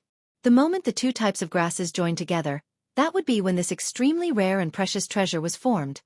Yin Yang Immortal Sungrass. The yin-yang immortal sungrass was quite an item since it could replace many rare herbs and serve as the main ingredient for life-prolonging pills. The deeper the grasses were, the more precious they would be. There was a rumor floating around in the Thousand Carp River stating that the immortal sungrass found at the bottom of the pond was comparable to mythical immortal medicines. On this day, the elders of the river sect all gathered next to the yin-yang pond. There was no shortage of disciples participating as witnesses. In fact, every once in a while, there would be people responsible for going into the pond to pluck immortal sungrass. Moreover, it required 2 people to complete this task. Today, Taoist Bao Gue specifically ordered for 2 protectors to compete against Li Qie. The 2 protectors were both experienced immortal sungrass pluckers and could even be referred to as masters within this domain. How about we use a day as the time limit? Whoever catches more will be the victor. Taoist Bao Gue spoke. Li Qie looked at the yin-yang pond before him and revealed a faint smile before speaking. I have no problems with this, one day it is. Young noble Li should understand that catching immortal sungrass requires 2 people. Who will your assistant be? Taoist Bao Gue asked. Her. Li Qie smilingly pointed at Lan Yunju right next to him and declared, We'll catch the immortal sungrass together. No. Some disciples from the river sect immediately rejected Li Qie's proposal. In fact, a few elders were also against it, especially Elder Lin. He then spoke coldly. Yunju is a disciple of our sect. If you want an assistant, you have to find someone else. Li Qie lazily looked at him and said, Elder Lin, it is true that Yunju is a disciple of your sect, but don't forget, she is also my fiancée. Lan Yunju became irritated but was helpless. This matter had already become the truth. Wait until you pass the trials. Then you can start saying such things. Elder Lin snorted with a chilling glare. Right now, his disciple was still lying on his bed, incapacitated, so as his master, Elder Lin wanted to kill this brat at this very second. Very well, then Yunju can lend you a hand. Taoist Bao Gue nodded his head and spoke with a deepened tone. Sect master, this isn't right. Many protectors and elders were not happy with such a decision, so they couldn't help but voice their disagreement. Taoist Bao Gue gently motioned his hand and said, We sent out protectors. This is already quite an advantage. Although Yunju is a disciple of our sect, she is not an expert in catching immortal sungrass. Since they are engaged, it is quite reasonable for Yunju to lend him a hand. In the end, Taoist Bao Gue was still protecting Lan Yunju and was on her side. We shall start then. Taoist Bao Gue overpowered the crowd and told the 2 protectors along with Li Qie. The 2 protectors didn't say anything and immediately took action. One of them stepped into the extreme yin water. The moment his sleeve met this yin water, it was immediately frozen. In just a split second, each of his divine rings opened and began to block the cold energy from the yin water as he slowly dived into the depths. As for the protector on the yang side, his sleeve was immediately burnt to ashes by the water. Although he was an amazing heavenly sovereign, he still had to immediately summon a treasure. It poured down a cold energy like a waterfall and protected him in an airtight manner as it combated the heat of the yang water. Once they reached a certain depth, they immediately no longer dared to descend any further since they would no longer be able to withstand it. At this particular depth, one of the protectors turned pale since he was penetrated by the cold air. At the same time, the other had to shoulder the heat as sweat drops as big as beans dripped down his skin. At this moment, they stared intensely at the water plants slowly floating up from the bottom. The moment when 2 strips of water grasses slowly reached the intersection, both of them held their breaths. In just flash, the 2 strips combined together into a yin-yang immortal sungrass, and the 2 protectors immediately took action. One person manipulated the extreme yin water while the other controlled the extreme yang water. The 2 vortexes of water suddenly became chains that tried to lock onto the immortal sungrass. Moreover, the vortex of extreme yin water tried to bind the root of the golden grass while the vortex of extreme yang water bound the black grass root. Clank! However, they lost their focus for just a moment and the yin-yang immortal sungrass immediately broke the chains, fleeing instantly. The immortal sungrass was an extremely powerful medicine. Only the extreme waters were capable of binding them. Even those who reached a divine state would still be unable to catch them without using these waters. Nevertheless, the 2 of them were experts. Despite their first attempt being ineffective, they were able to catch 4 yin-yang immortal sungrass right afterward. Amazing! Li Qie laughed and told the glaring Lan Yunju. It is our turn now. Having said that, he grabbed Lan Yunju's slender hand. What are you doing? Holding hands in front of everyone caused Lan Yunju to be both embarrassed and angry. However, the disciples present were even more enraged as they glared at Li Qia. A few elders showed their dissatisfaction with a scowl. Do you trust me? Amidst her raging temper, Li Qia suddenly asked a strange question. Boom! But before she could answer, Li Qia immediately dragged her into the yin-yang pond. Moreover, they jumped into the intersection of the two water currents. The moment they jumped into the water, suddenly, it became both hot and cold at the same time. Lan Yunju channeled her merit law in order to block the extreme waters. Dive down! Li Qia immediately pulled her down and said. Lan Yunju could only listen to Li Qia. Their speed of descent was extremely fast as they instantly disappeared into the pond. What are they trying to do? Seeing Li Qia suddenly pulling Lan Yunju down to the bottom of the pond, everyone became startled. Keep in mind that even virtuous paragons were not able to reach the bottom. Humph, foolish thing. He actually believes that he can dive down. Elder Lin snorted. Even Taoist Bao Gue grimaced and couldn't help but worry for his disciple. As the sect master, he naturally knew about the dangers of the yin-yang pond. Li Qia carried Lan Yunju along and dived down at a very fast rate. Although the two of them were very strong, they still weren't able to withstand the extreme heat and cold at a certain depth. At this point, Li Qia took out the yin-yang refining immortal mirror, and the yin-yang fishes immediately jumped out from inside. The fishes then playfully swam around them as if this was their natural habitat. Is this an immortal emperor true treasure? Lan Yunju was astonished to see the mirror. She was someone who was capable of discerning treasures very proficiently. It is not, but it is not necessarily weaker than a true treasure. Li Qia answered while holding the mirror. Then he dived down even further under the protection of the yin-yang fishes. Girl, you still haven't married yet, but you are already acting like an old housewife. Do you really want to marry me that badly? Li Qia smiled and teased after seeing her posture with her hands on her waist. Chapter 411. Golden Temple. It seemed as if the yin-yang pond was bottomless. They had been diving down for an extremely long period of time, yet they were still unable to arrive at the bottom. After reaching a certain depth, even the mirror began to have trouble protecting them against the all-freezing cold and the all-melting heat. Even the blood energy of the two in their most powerful state couldn't withstand it. Under the extreme temperatures, even universal laws shattered from the coldness, and Tao techniques disintegrated. At this depth, even virtuous paragons couldn't handle it, let alone Li Qia and Lan Yunju. If they kept diving down, they would surely die. Now, your heavens will secret law. Cyclical river of fate. Li Qia shouted at Lan Yunju. After hearing his words, Lan Yunju immediately communicated with the heaven and earth. The heavens will suddenly hovered around them, channeling countless supreme Tao like the infinite reincarnation cycles. While Lan Yunju was activating her secret law, Li Qia opened his sea of memories. A mantra flew out from its depths and turned into a golden divine chain that eventually rushed out of Li Qia's forehead. Clank! The unbelievable suddenly happened.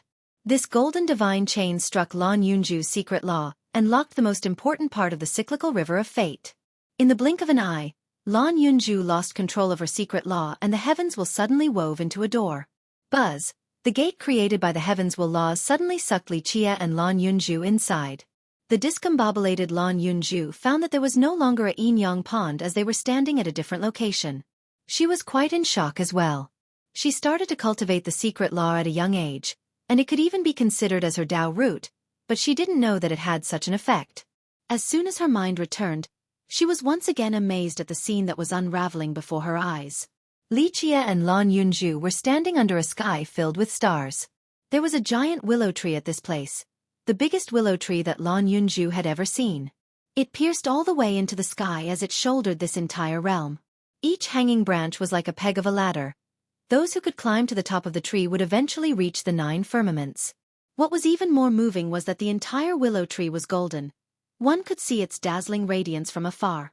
One would be bathed in a golden light if they stood below the tree, and they would be able to hear the crisp and pleasing sounds of golden powder falling down that followed a musical rhythm. Extreme yin and extreme yang waters met right at the root of the tree.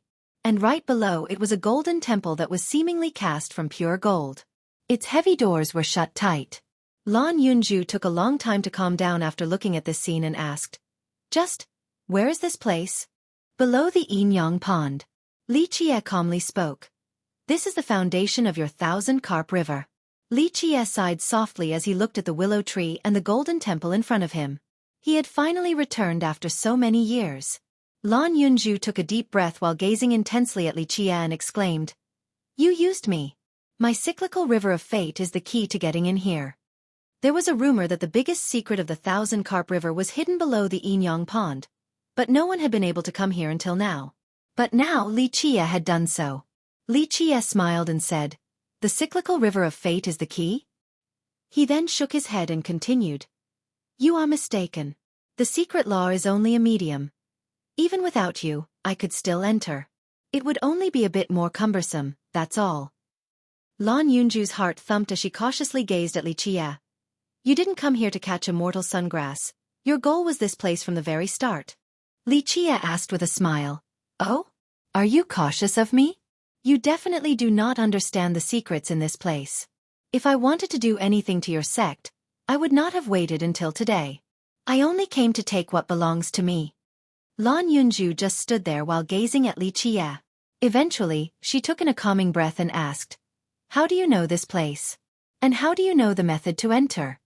Li Qie responded with a smile. "I calculated with my fingers." How could Li Qie not know about everything under the pond? In the past, he personally created this domain. Because of him, there was immortal Emperor Qian Li and the 1,000-carp river. Li Qie pointed at the monstrous golden tree and said, "Sit down beneath the tree. Maybe you will benefit from its heavenly Tao." Lan Yunju looked at the tree and asked, "What kind of divine tree is this?" Li Qie answered with a smirk, "An amazing divine tree. There would be no mysterious 1,000-carp river without it. If there was no ghost ancestral tree in the sacred netherworld, then it might have a chance to be the #1 tree.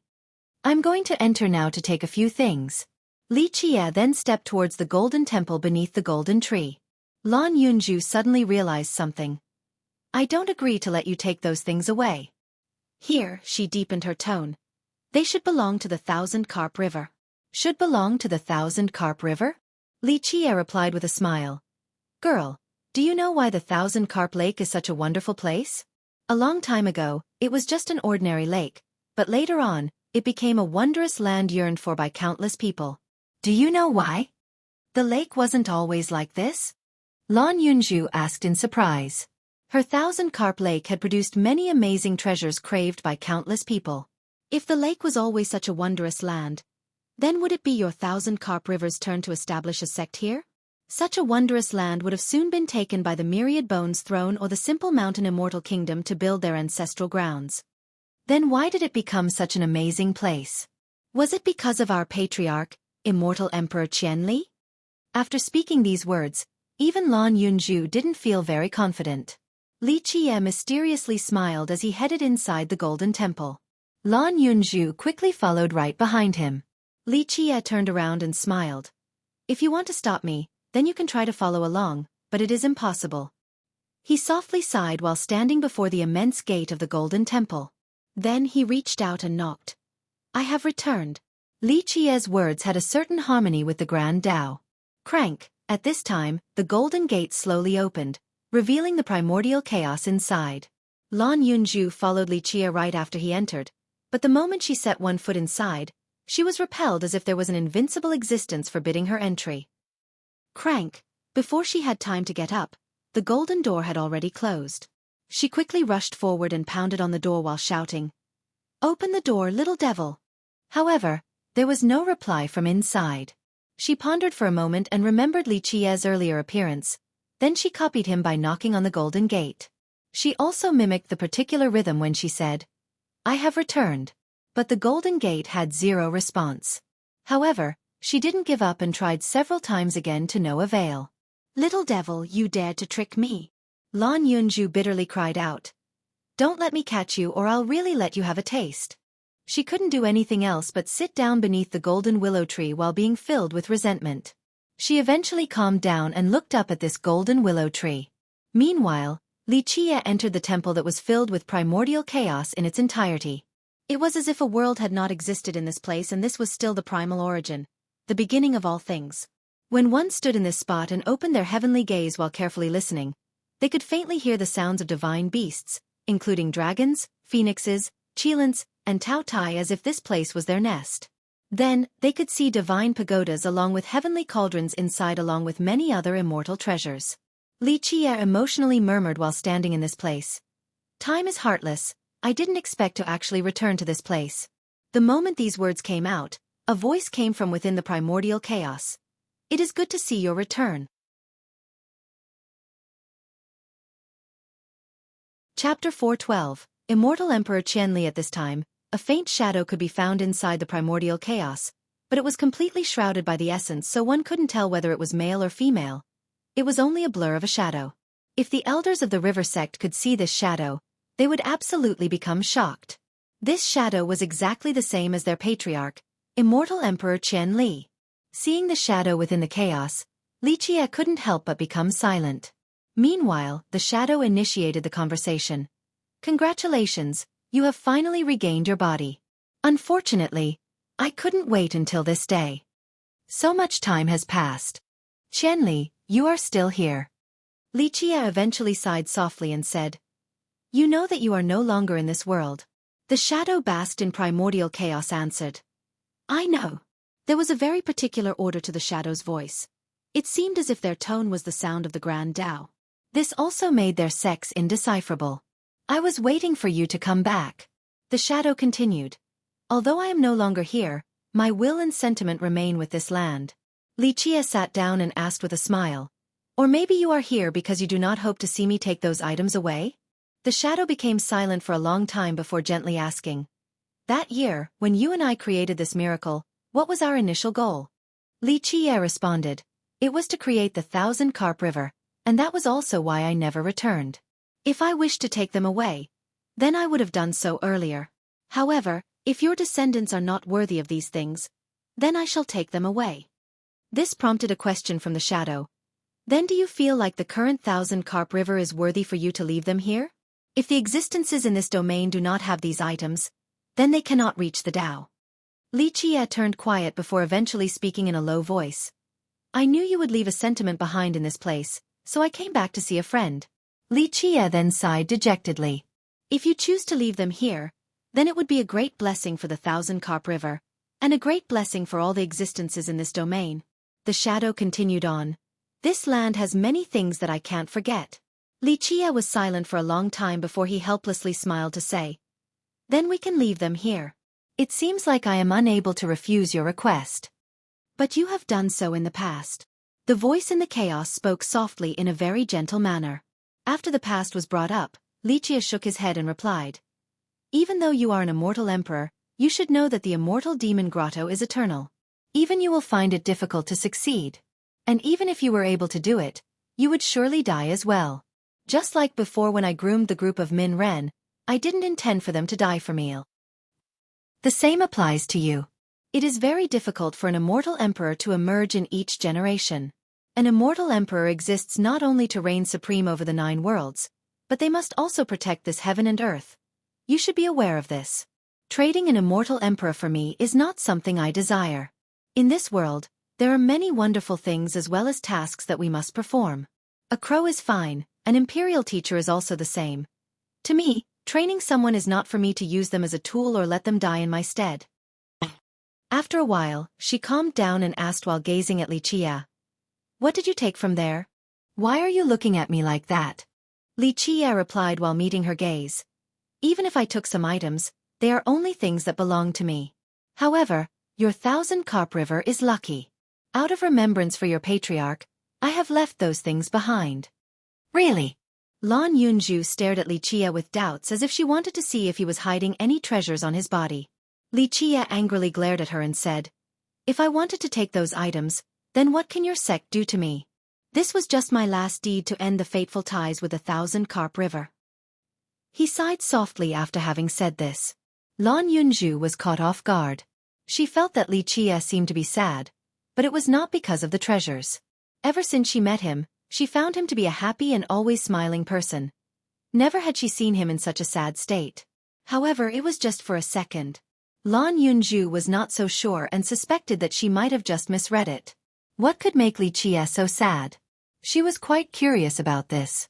Amidst her curious confusion, Li Qie let out a long whistle and a very strange thing happened. A king's sungrass slowly flew into Li Qie's palm, thus allowing him to easily catch it. Impossible! Lan Yunju was astounded after seeing this.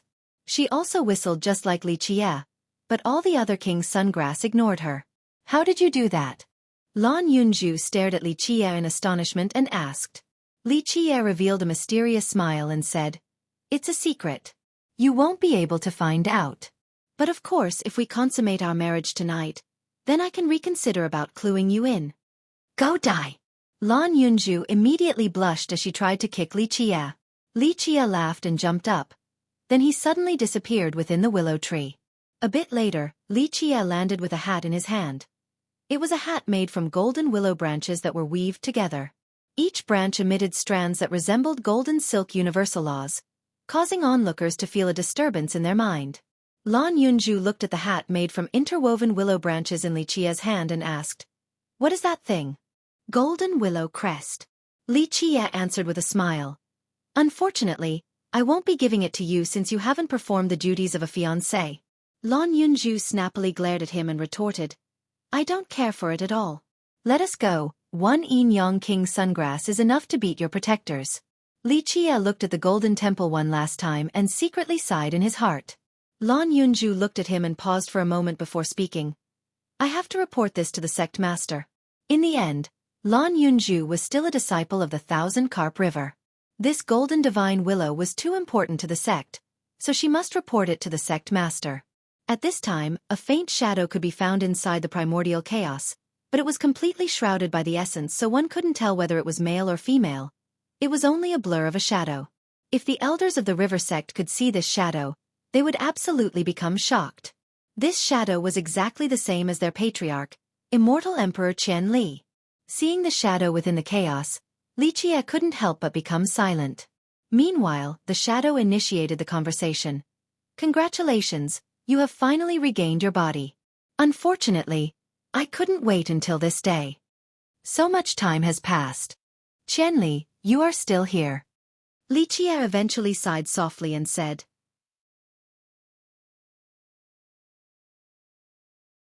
even if his side caught more immortal sungrass, they were still not as valuable as a single king sungrass. Who won this round? Li Qie looked at the elders and revealed a wide smile. All of the elders glanced at each other. Although they were unwilling, they still belonged to an emperor's lineage and had to admit that Li Qie won this round. Li Qie has passed the second trial. In the end, Taoist Bao Gui announced. Li Qie then calmly spoke. "Since I succeeded in 2 out of the 3 trials, there is no need for the last trial, right? But if your sect wishes to test your future son-in-law again, I'll be happy to comply. I trust that no one can separate the two of us, am I right, Yunju?" Lan Yunju knew that this little demon purposely said this, so she angrily glared at him. Despite their unhappiness, what could the elders and disciples of the river sect do? The terms were decided by them beforehand, so they couldn't change it now. Li Qie went back along with Lu Baiqiu to their housing while Lan Yunju went to report to Taoist Bao Gui. After going back to the courtyard, Li Qie called for Lu Baiqiu and gave her the golden willow crest before saying, "You have followed me for several days while fulfilling all of your duties, so I will give you this treasure crest as a reward." "What is this treasure?" Lu Baiqiu emotionally asked while looking at the golden crest. Although she didn't know what it was, its appearance that was filled with encircling silk-like universal laws was impressive enough. Li Qie answered with a smile. "This is a golden willow crest. It's woven from the most valuable branches from the golden divine willow. It is a natural creation, not something that was crafted. This particular crest can be a ghost divine merit law, but if you consider it as a weapon, then will be a weapon. If you want it to be a scripture, then it is a scripture. If you think it is a supreme manual to study, then let it be a supreme manual." "This thing, is that magical?" Lu Baiqiu asked in astonishment. If Li Qie's explanation was apt, then this crest was indeed an amazing divine treasure. Li Qie nodded and said, "Yes, this thing could be considered the one and only of its kind in this world, and it is a creation that I shall give to you. As for the benefits and wisdom you can gain from it, it will be up to your own fortune." Remember well, you only have one chance at studying the supreme scripture within.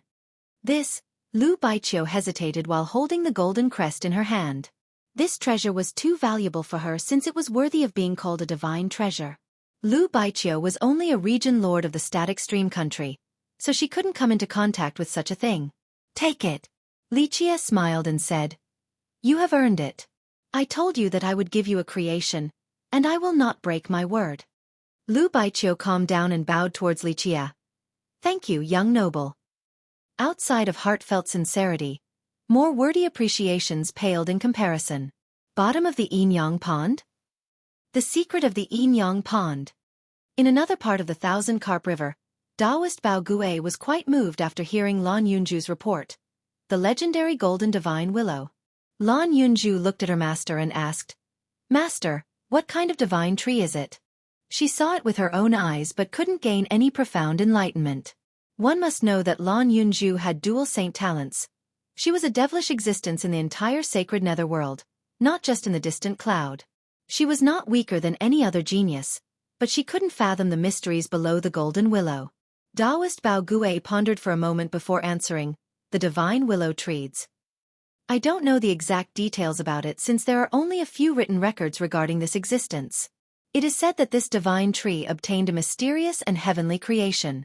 People say that the most powerful and formidable tree in the sacred netherworld is the ghost ancestral tree, but there is also a rumor stating that the divine golden willow is right behind it."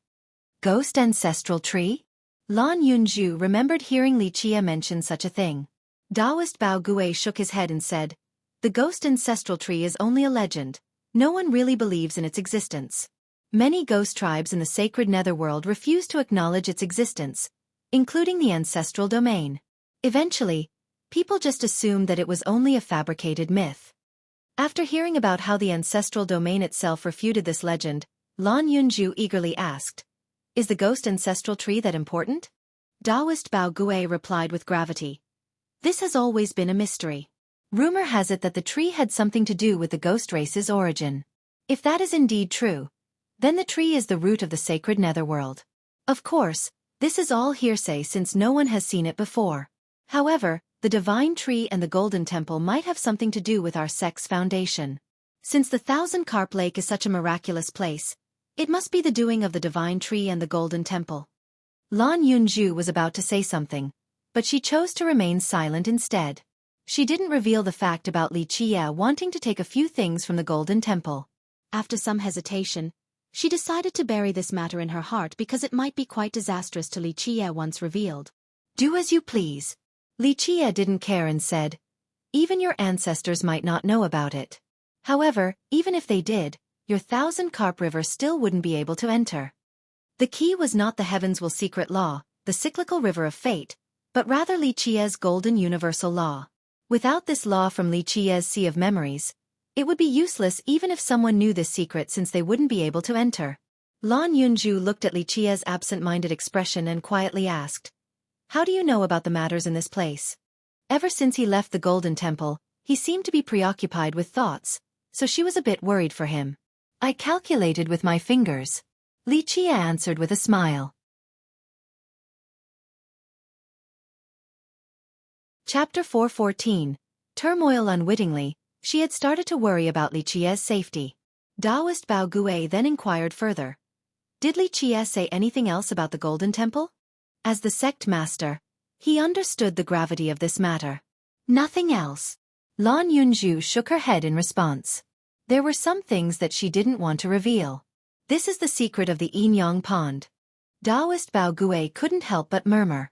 Over the years, there were many tales circulating the inner circle of the river sect regarding the bottom of the Yinyang Pond. Some believed that it was the foundation of the sect. Because of this rumor, across many generations, people tried to dive down to the very bottom. However, despite their numerous efforts, they still failed to do so. As a result, these rumors instead became legends for the future generations. But today, an outsider confirmed such a legend. So how could Taoist Bao Gue not become emotional? How does Lichia know this secret? The Taoist wondered. As the sect master, he knew his own sect very well, but an outsider like Lichia was privy to the pond's secret while it eluded him, the sect master. Perhaps even the high elders and the slumbering ancestors didn't know the secret of the pond. Thus, this matter where their great secret was within the grasp of an outsider was of the utmost priority to Taoist Bao Gui. After Lan Yunju's report, the Taoist immediately convened a secret meeting that only consisted of elders. Even the high elders who rarely showed themselves participated as well. After hearing the sect master's statement, all the elders were quite moved as they glanced at each other. There is a golden temple and a golden divine tree below the Yinyang pond. The rumor is true then. A high elder took a deep breath and wondered. Could this be an inheritance bequeathed by our immortal emperor patriarch? Such a secret affects the survival of our sect. We cannot let an outsider grasp it. Elder Lin, who had always been antagonistic towards Li Qie, gravely said. We should capture Li Qie and interrogate him right away. Another elder shook his head in disagreement. There is no evidence regarding this matter, so if we interrogate Li Qie, our reputation as an emperor's lineage would be greatly damaged. We should talk to Li Qie first, then decide later. This affects our sect's survival, so what is there to talk about? Elder Lin coldly continued. As long as we catch him and carefully interrogate him, there is no fear that he won't talk. Another high elder, Venerable Wang, who was Elder Lin's master, agreed. This matter is indeed of the utmost importance. We should first capture Li Qie. We don't even know about the secret of the pond. So how does Li Qie know? High Elder Yang replied in a deep tone. Maybe Li Qie has a deep connection with our sect. Senior brother Yang, how could an outsider have any ties with us? Venerable Wang sarcastically smiled and exclaimed. Maybe this little demon has been secretly spying on us and discovered a way to enter the Yinyang pond. Spying on our methods and found a way to enter the pond? Venerable Yang glanced at him and said, if we had a method of entry, why would we even be here today? Does junior brother Wang know of such a method? And not just us, even our sealed ancestors might not know the secret. Are you telling me that our ancestor knew of this secret and told an outsider? Venerable Wang said with a grave tone. If we torture him, there would be no need to fear that he won't talk. At that moment, we'll find out how Li Qie knows of this secret. Venerable Yang shook his head in response. I personally do not agree with an interrogation. We can talk to Li Qie instead. A different high elder nodded in agreement. Beginning with an interrogation is too hasty, but we do need to talk with this little demon first. Chapter 415. Negotiation. Li Qie gently shook his head in disagreement regarding the Taoist's assertion. You are mistaken. To be more exact, your Thousand Carp River exists because of the Yinyang pond. Your paradise depends on the pond, and it does not belong to you. Is that clear? Taoist Bao Gui had always been biased in favor of Li Qie, but Li Qie's words had angered him. Nevertheless, he tried to remain calm in a manner befitting that of a sect master. However, he still inevitably showed some anger in his tone. Then pray tell, if the Yinyang pond does not belong to the Thousand Carp River, then who does it belong to? Me. Li Qie pointed at his nose and said, frankly speaking, the pond belongs to me alone, and only with my permission can someone else enter. Taoist Bao Gui angrily exclaimed. Young noble Li, you are going too far. The Taoist had tried to protect Li Qie many times regarding this matter. But now, Li Qie's blustering and uncooperative attitude had made him furious. Li Qie lazily glanced at him and said, Sect Master, I understand your position. I also know the attitudes of the old men of your Thousand Carp River. There are a few secrets that must be obtained by any and all means, correct? But do you know why I am still here? Taoist Bao Gui's heart quickly thumped as his eyes turned serious. As the sect master of an emperor's lineage, he had seen many storms. He was also a smart man and felt that there was something not right with Li Qie since Li Qie clearly knew how things would develop, yet he still chose to stay here. Anyone else would have run away a long time ago if they knew that the river sect harbored unfriendly intentions towards them. However, it was the opposite for Li Qie.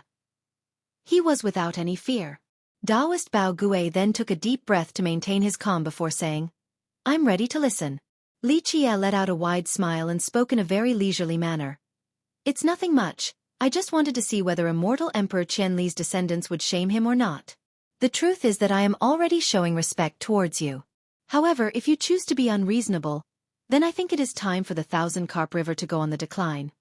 What are you trying to say? Taoist Bao Gui's expression greatly changed as he gravely asked. Li Qie nonchalantly responded. Nothing that serious. If your thousand-carp river has nothing worthy of my remembrance, then this land no longer deserves me looking after it. If this is the case, then the prosperity of the river sect is one less thing for me to worry about. The reason why Li Qie didn't take away the items he left behind in the Golden Temple was not only because of immortal Emperor Qian Li, but also to give the river sect a chance. Although it had several elders that annoyed Li Qie, at the very least, he had a good impression of Lan Yunzhu, Daoist Bao Gui, and Venerable Yang. They were deserving of Li Qie's mercy. Daoist Bao Gui's countenance became quite difficult to look at as he gazed at Li Qie. If it was anyone else, they would have erupted with anger, but not him.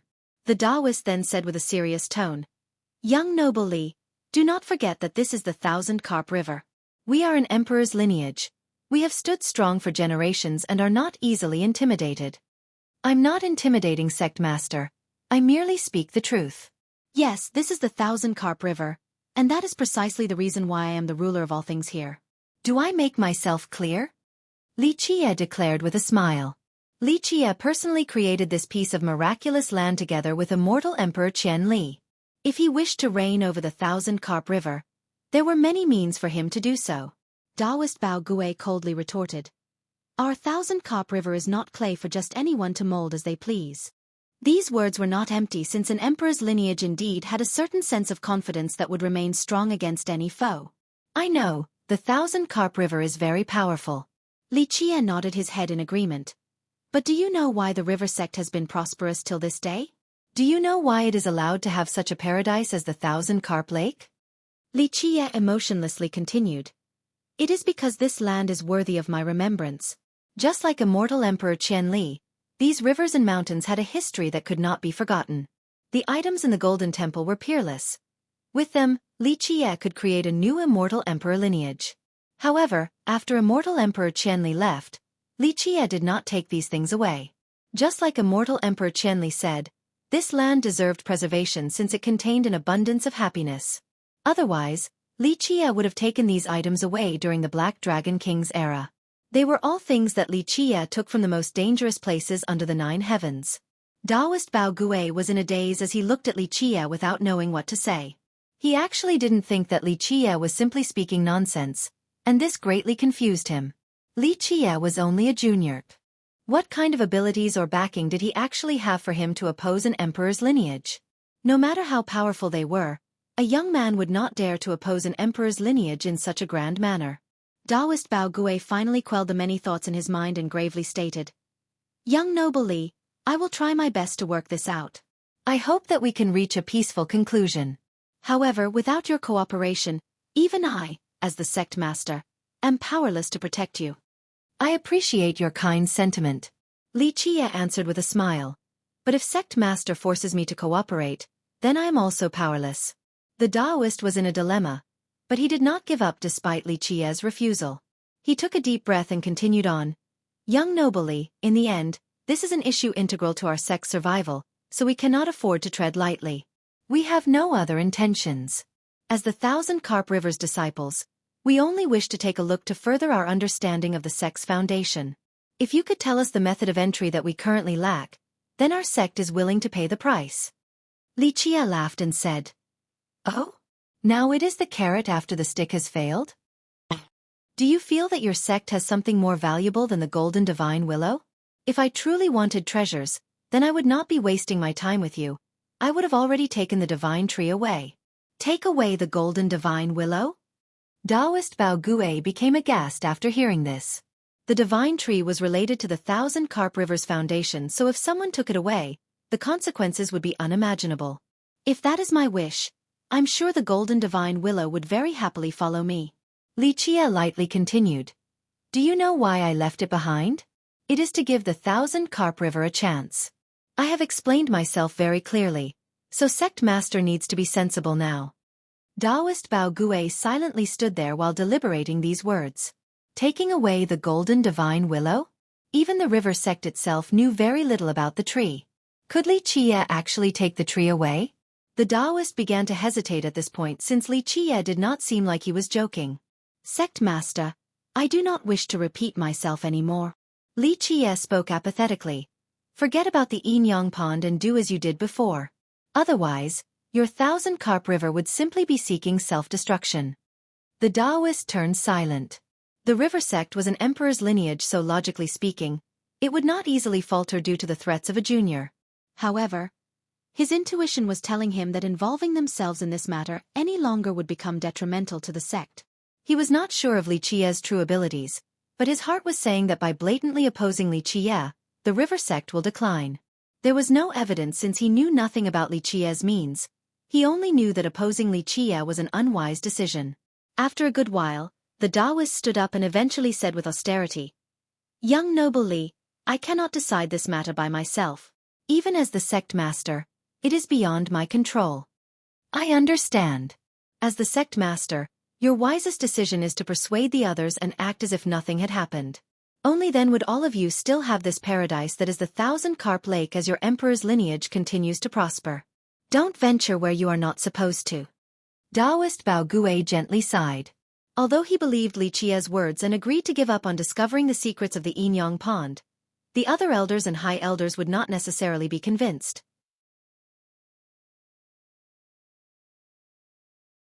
Chapter 416. Approaching battle. Taoist Bao Gue returned and convened a meeting at night. All the elders and high elders were present at this meeting that had a particularly solemn atmosphere. During this meeting, the Taoist clearly explained the details and his personal concerns. Elder Lin, who was the first to dislike Li Qia, sneered, "Since he does not want to cooperate, then he cannot blame us for not giving him a chance. Catch him and begin the interrogation."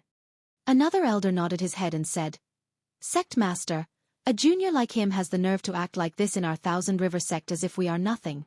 If we don't give him a taste of our strength, then he'll actually think that we were only bluffing."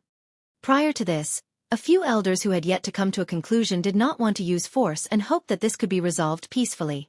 But now, Li Qia's attitude had angered these elders. They felt that Li Qia refused a toast only to be forced to drink a forfeit.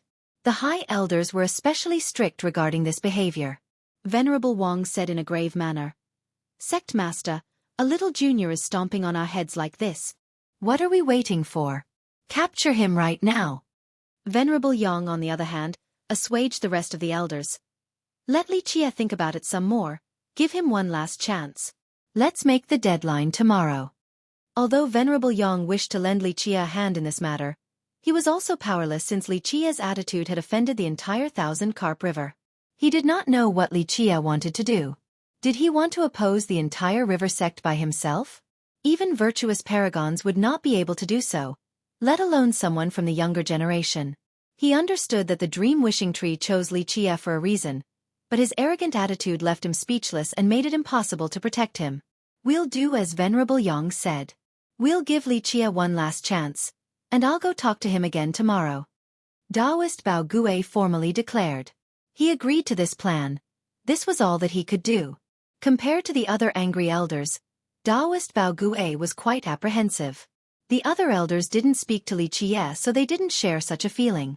Apprehension from the sect's possible decline due to opposing Li Qia loomed over the Taoist's mind. But now, even he could not appease the angry elders in the sect, nor could he change the final outcome.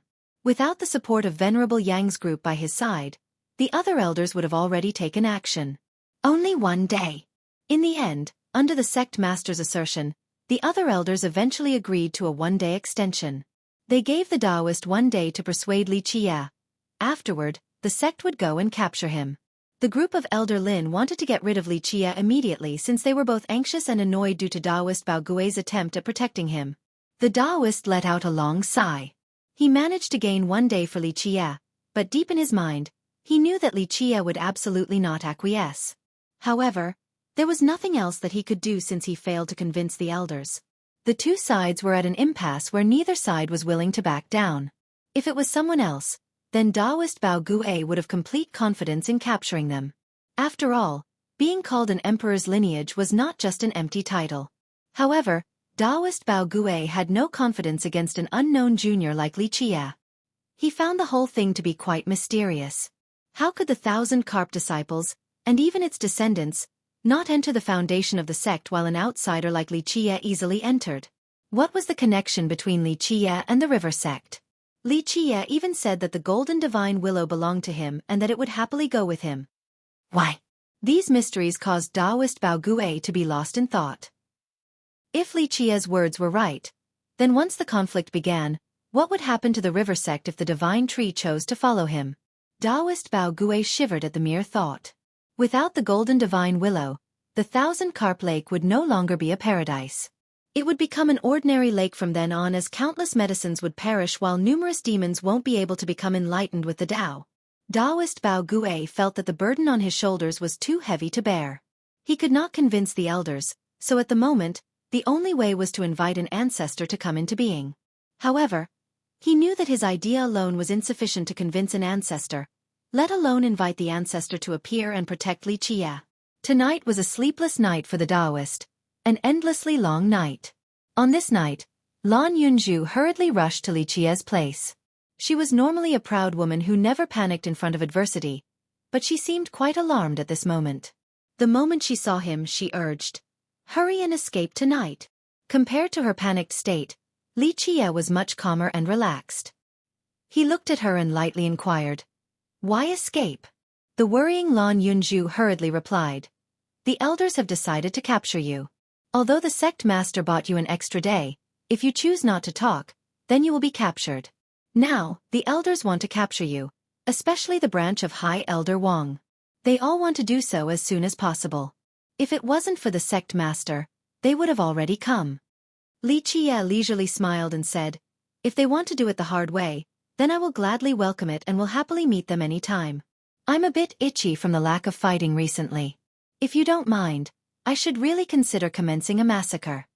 Lan Yunju glowered at him and snappily exclaimed, "Are you crazy? I know that you are very strong, but this is not the time to rely on it. Not to mention, all of our elders are heavenly sovereigns, and there is even a peak heavenly sovereign. Once a fight breaks out, even the high elders will not hesitate to join. Some of our reclusive high elders are peak heavenly kings. If they take action, it would still not be enough even if you had 10 lives. Girl, your words are mistaken. If it was a different location, then I would be a bit wary of peak heavenly kings. However, this is the 1,000-carp river, so even if virtuous paragons came, I will continue to sit safely on my throne above the 9 heavens." Lan Yunju became so angry that she gave him a stern look before saying, "Don't be too arrogant. This is the 1,000-carp river, an emperor's lineage. Even virtuous paragons cannot shake our sect. Do you think that you alone can do anything? Even if you have the fabled 6 palaces and 9 stars, it is still nothing to them. Do you get it?" She was quite worried for Li Qia. Otherwise, she would not have rushed here to persuade him to escape. Li Qia calmly smiled and slowly spoke. "You are right, this is the 1,000-carp river, my territory. In this place, I am the sole ruler, do you get it now? Do you think you can fight against the elders? Humph, even if you do have the ability to oppose the elders, once you threaten our river sect, the sealed ancestors will come out and quell all resistance. You should understand the significance of a 1,000-carp ancestor coming into being." Lan Yunju bitterly said. She really wanted to open Li Qia's head to see what could possibly be inside to make him as arrogant as this. Li Qia shook his head and said, "You have it backwards. I am simply staying here to give the river sect another chance. If it wasn't for your immortal emperor patriarch, then I would have already flipped over the river sect. Heavenly kings? Virtuous paragons? So what? As long as it is my whim, I could slay them like nothing. But for now, I do not wish to stain my hands with the blood of immortal Emperor Qian Li's descendants. Otherwise, do you really think that I would have accepted the 1,000-carp river's trial over such an insignificant matter?" Lan Yunju stared at him as if she was staring at a freak and angrily exclaimed, "Uncle, your thick skin is unreal. You are speaking as if you knew our immortal emperor and are being considerate towards the emperor." "Your words this time are correct," Li Qia replied with a smile. "If your immortal emperor Qianli was still in this world, then he would have to give me a little face. Of course he would not say that he actually knew the immortal emperor." "Stop," Lan Yunju snappily said. "You really have no shame about bragging. Go look at yourself in a mirror. Our patriarch, immortal Emperor Qianli, is invincible in this world. Do you think a nobody junior like you would be given any face by the patriarch? Your ego has no bounds. Although I am a nobody, this does not mean your patriarch cannot recognize true quality, unlike you guys." Li Qie said in a very matter-of-fact manner. I don't care anymore. If you want to die, then die. Lan Yunju was fed up and said, do as you please, you egomaniac, just don't regret it when you no longer have a chance to run. Lan Yunju ruthlessly stomped her foot on the ground because this egomaniac truly infuriated her.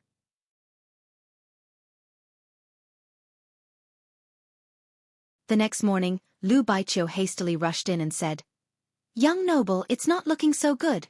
Li Qie opened his eyes and calmly asked, What's wrong? Is the sky falling down? The breathless Lu Baiqiu said, The sky is not falling down, but senior brother Yan Long is leading a large group here to capture young noble.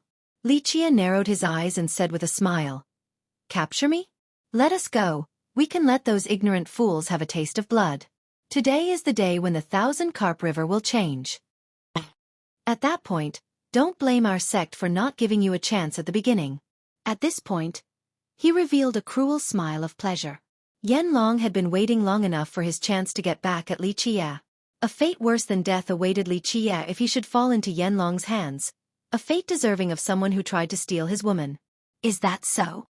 Li Qie smirked. Is this the decision made by the sect, or is this your personal decision? Yan Long didn't answer directly and coldly declared instead, All 1,000 Carp disciples have the responsibility to kill someone who spies on our sect and stole our heavens will secret law. Li Qie smiled and nodded his head.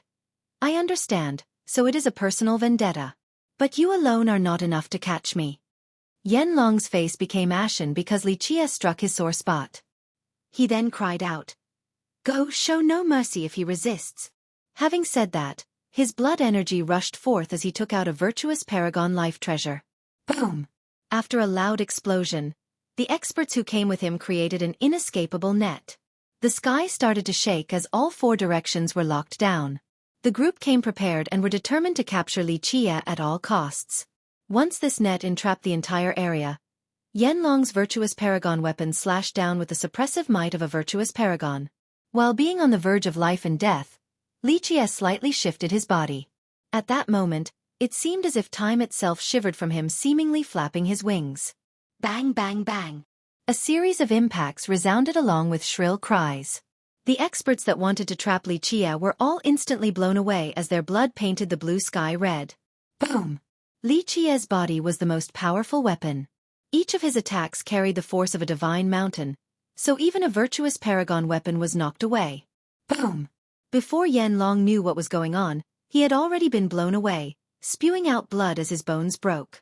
Before he got the chance to realize what was going on, his neck felt a grip that pushed him up high. Li Qie had Yan Long by the throat in midair. Someone like you wants to capture me? Li Qie smirked at Yan Long and demanded, Tell the ones who are ordering you to come out, or else I'll crush you. Little beast, let him go. Elder Lin roared and unleashed a sky-shattering fist towards Li Qie, one without any mercy. So you hoped that I would flee from the 1,000 Carp River overnight? Li Qie smiled and said while looking at the angry Lan Yunju. It is best if you start running now. Lan Yunju thought that Li Qie had changed his mind and happily continued. If you run right now, then you still have a chance to escape the 1,000 Carp River. Once you are out of the sect, leave the distant cloud as well. Go to the Nether border or the Green River. It is best to avoid the areas with a lot of ghost tribes. Regardless of what you do, you will not be safe if you stay in the distant cloud region. Li Qie looked at her and smiled. Girl, are you trying to work together with the enemy?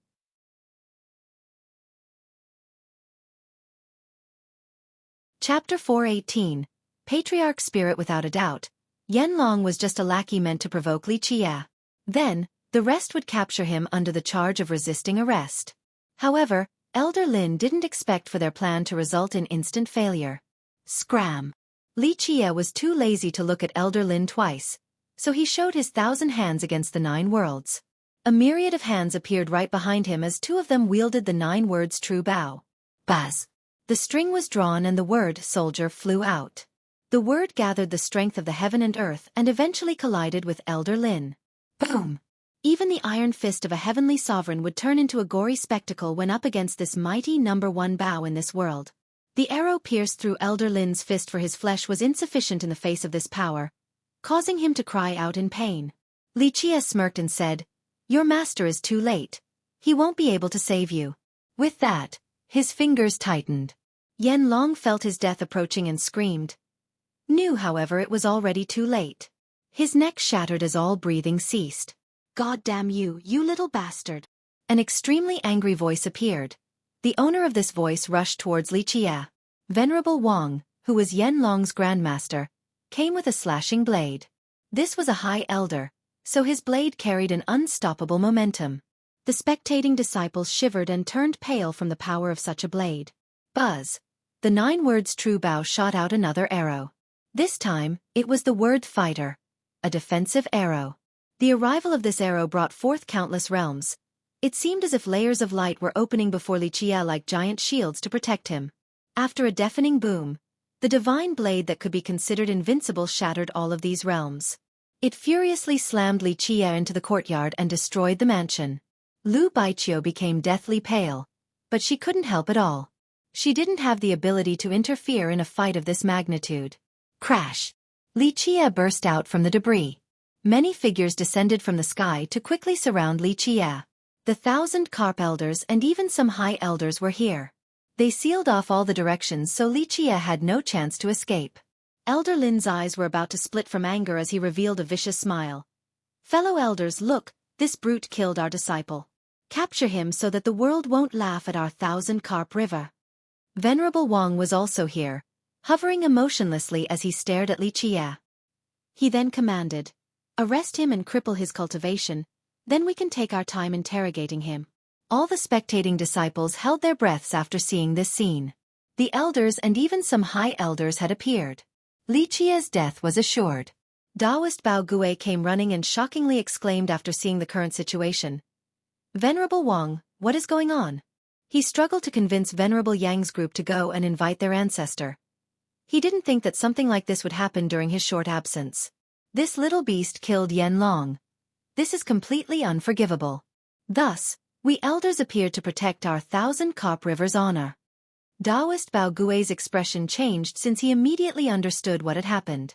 Some people couldn't wait to begin. Taoist Bao Gui then gravely declared, Venerable Wang, the 1-day grace period has yet to end. Venerable Wang glanced at the sect master and coldly replied, Sect master, do not be mistaken. This outsider has killed our disciple, so what else is there to talk about? Capture this animal and cripple him. All of the elders were on Venerable Wang's side. Big brother, we cannot delay this any longer. Taoist Bao Gui realized that the group of Venerable Wang wanted to overpower his authority right when Elder Yang, who supported him, was not around. He noticed the formation that trapped Li Qie and could only sigh. This was already outside of his power, so he could only stand by and watch the end of this storm. Venerable Wang looked down on Li Qie and chillingly said, Go. Li Qie, who was completely surrounded, was still very calm and asked, Do you really think I am just meat on a chopping block? Having this many elders contribute to the barricade proved that they were not underestimating him at all. Junior, if you cooperate with us right now, then it will be a lot less painful. Otherwise, you will discover a fate worse than death. Is that so? Li Qie said with a smile. It seems that I still have to kill today. What a shame. I will have to disappoint immortal Emperor Qian Li. Li Qie held the elusive heavenly vase while looking at all the elders with narrowed eyes. At this moment, he would not show any mercy and would kill all these elders decisively. Junior, stand down. Elder Lin was the first to take action.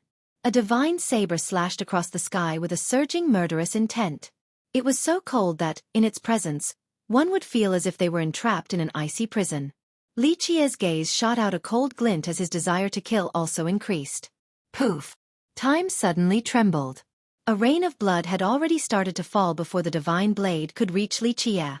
In fact, the blood did not belong to Li Qie, it came from Elder Lin. The sudden change frightened the other elders as those who were about to attack immediately stopped. In this split second, the 1,000 carp lake shot out waves of immortal lights that seemed as if they were made from golden silk. These immortal lights traveled all the way to the sky and even the universe, alarming the entire world. A divine tree emerged from the yin-yang pond. This divine tree made from gold suddenly shot to the sky and covered the entire lake.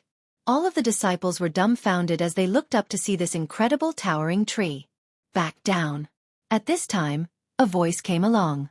This voice seemed to be able to travel across eternity. It was as if it came from ancient times. The sudden appearance of this voice took the elders by surprise as they all looked at each other. Venerable Wang, with a sunken expression, turned around to look towards the voice's direction and yelled out, "Who?" Whoosh! A finger shot out and struck Venerable Wang, sending him down to the ground like a deflated ball. Under just one finger, his entire cultivation was sealed. Before the other elders managed to calm down, Venerable Wang was seized by a gigantic hand and thrown into the reflection cliff, the prison of the Thousand-Carp Lake. This sudden change of events startled the group of Taoist Bao Gui as well. Venerable Wang was already a heavenly king, yet he was completely powerless as his cultivation was sealed and then immediately thrown into the prison. A figure appeared right below the golden divine willow, and it declared, "Reflect on your mistakes." The moment this figure appeared, the 6 Tao and 8 Desolaces seemed so far away while the 9 heavens and 10 earths became insignificant. This figure loomed above all like the ruler of this entire world and myriad Tao. An invincible emperor aura covered the entire lake. All of the disciples prostrated on the ground, for they were truly convinced by this unparalleled aura. A supreme immortal emperor. All were trivial before such an existence. Even virtuous paragons were nothing in the face of such might. An immortal emperor could sweep through all the stars in the sky and all the existing worlds with just a motion of their palm. They could end the 6 Tao and the reincarnation cycle itself. This was an immortal emperor. An existence that had shouldered the heavens' will. What happened? At this moment, amazing existences throughout all 4 great domains trembled at the sudden appearance of the Emperor Aura. Immortal Emperor! Taoist Bao Gui prostrated on the ground as tears flowed from his eyes. He could not contain his excitement. Imperial Patriarch Spirit is here. Forgive your unfilial children. Many sect members were all prostrating on the ground in astonishment. Some had tears in their eyes because never in their wildest dreams would they imagine immortal Emperor Qianli's spirit showing up before them. Grandmaster! Deep in the Thousand-Carp Lake, an ancient coffin rushed out from the bottom. A frightening yet decrepit old man climbed out and piously prostrated on the ground. Sacred ancestor has come into being. At this time, an awakened ancestor of the river sect was extremely moved. As for the high elders, they were at a loss for words. The person buried beneath the Thousand-Carp River was the grand disciple of immortal Emperor Qianli. The sect's high elders had once heard about an extremely frightening existence sealed beneath the lake, but they had never seen him. Even the slumbering ancestors were no exceptions. Today, the sacred ancestor's divine light emanated from beneath the lake since he himself climbed out of his blood era stone to greet his grandmaster. Grandmaster, I have failed you by failing to guide them properly. The sacred ancestor prostrated before immortal Emperor Qianli and professed his failure. Below the golden divine willow, immortal Emperor Qianli's shadow had an indecipherable profoundness and remained forever mysterious. The aura emitted from the emperor's body forced even virtuous paragons into submission. Today, after seeing the spirit of their patriarch, the disciples of the river sect finally understood the true significance of an immortal emperor and what true invincibility really was. Without any doubt, Yen Long was just a lackey meant to provoke Li Qia. Then, the rest would capture him under the charge of resisting arrest. However, Elder Lin didn't expect for their plan to result in instant failure. Scram! Li Qia was too lazy to look at Elder Lin twice, so he showed his 1,000 hands against the 9 worlds. A myriad of hands appeared right behind him as 2 of them wielded the 9 words true Bao. Buzz! The string was drawn as the word soldier flew out. The word gathered the strength of the heaven and earth that eventually collided with Elder Lin.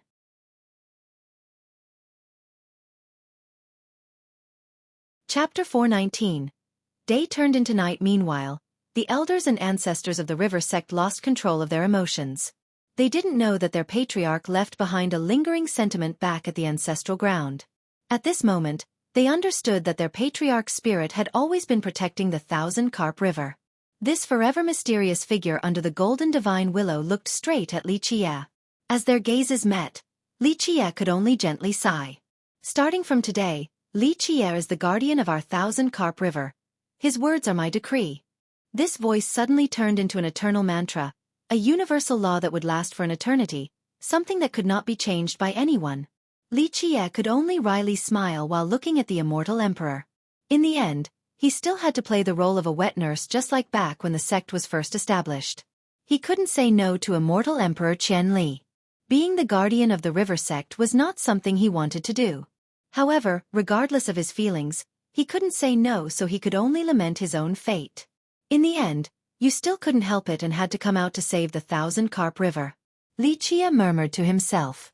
We humbly accept Grandmaster's decree. The sacred ancestor bowed all the way down to the ground. Flowers started to bloom after the declaration of the Emperor's eternal decree. The sacred ancestor respectfully held the newly formed universal law decree with both of his hands and accepted it. All the elders and even the ancestors were piously prostrating to immortal Emperor Qianli's supreme decree. We humbly accept Patriarch's decree. After the filial display, the golden divine willow slowly disappeared along with the shadow beneath it. The Thousand Carp Lake became tranquil once more. Outside of the supreme decree in the sacred ancestor's hand, it was as if nothing had ever happened. The sacred ancestor himself personally prepared a grand ceremony to welcome Lichia into the Thousand Carp River's main ground. Welcome, our guardian. Lichia was very helpless. Under the reception of the elders, Lichia was like a puppet being dragged into the sect's main ground. This was completely different from his expectations. He wanted to kill until the river sect knew better, but immortal Emperor Qianli's intent came out to save their descendants. Eventually, after the sacred ancestor welcomed Lichia to the guardian's seat, the ceremony finally ended.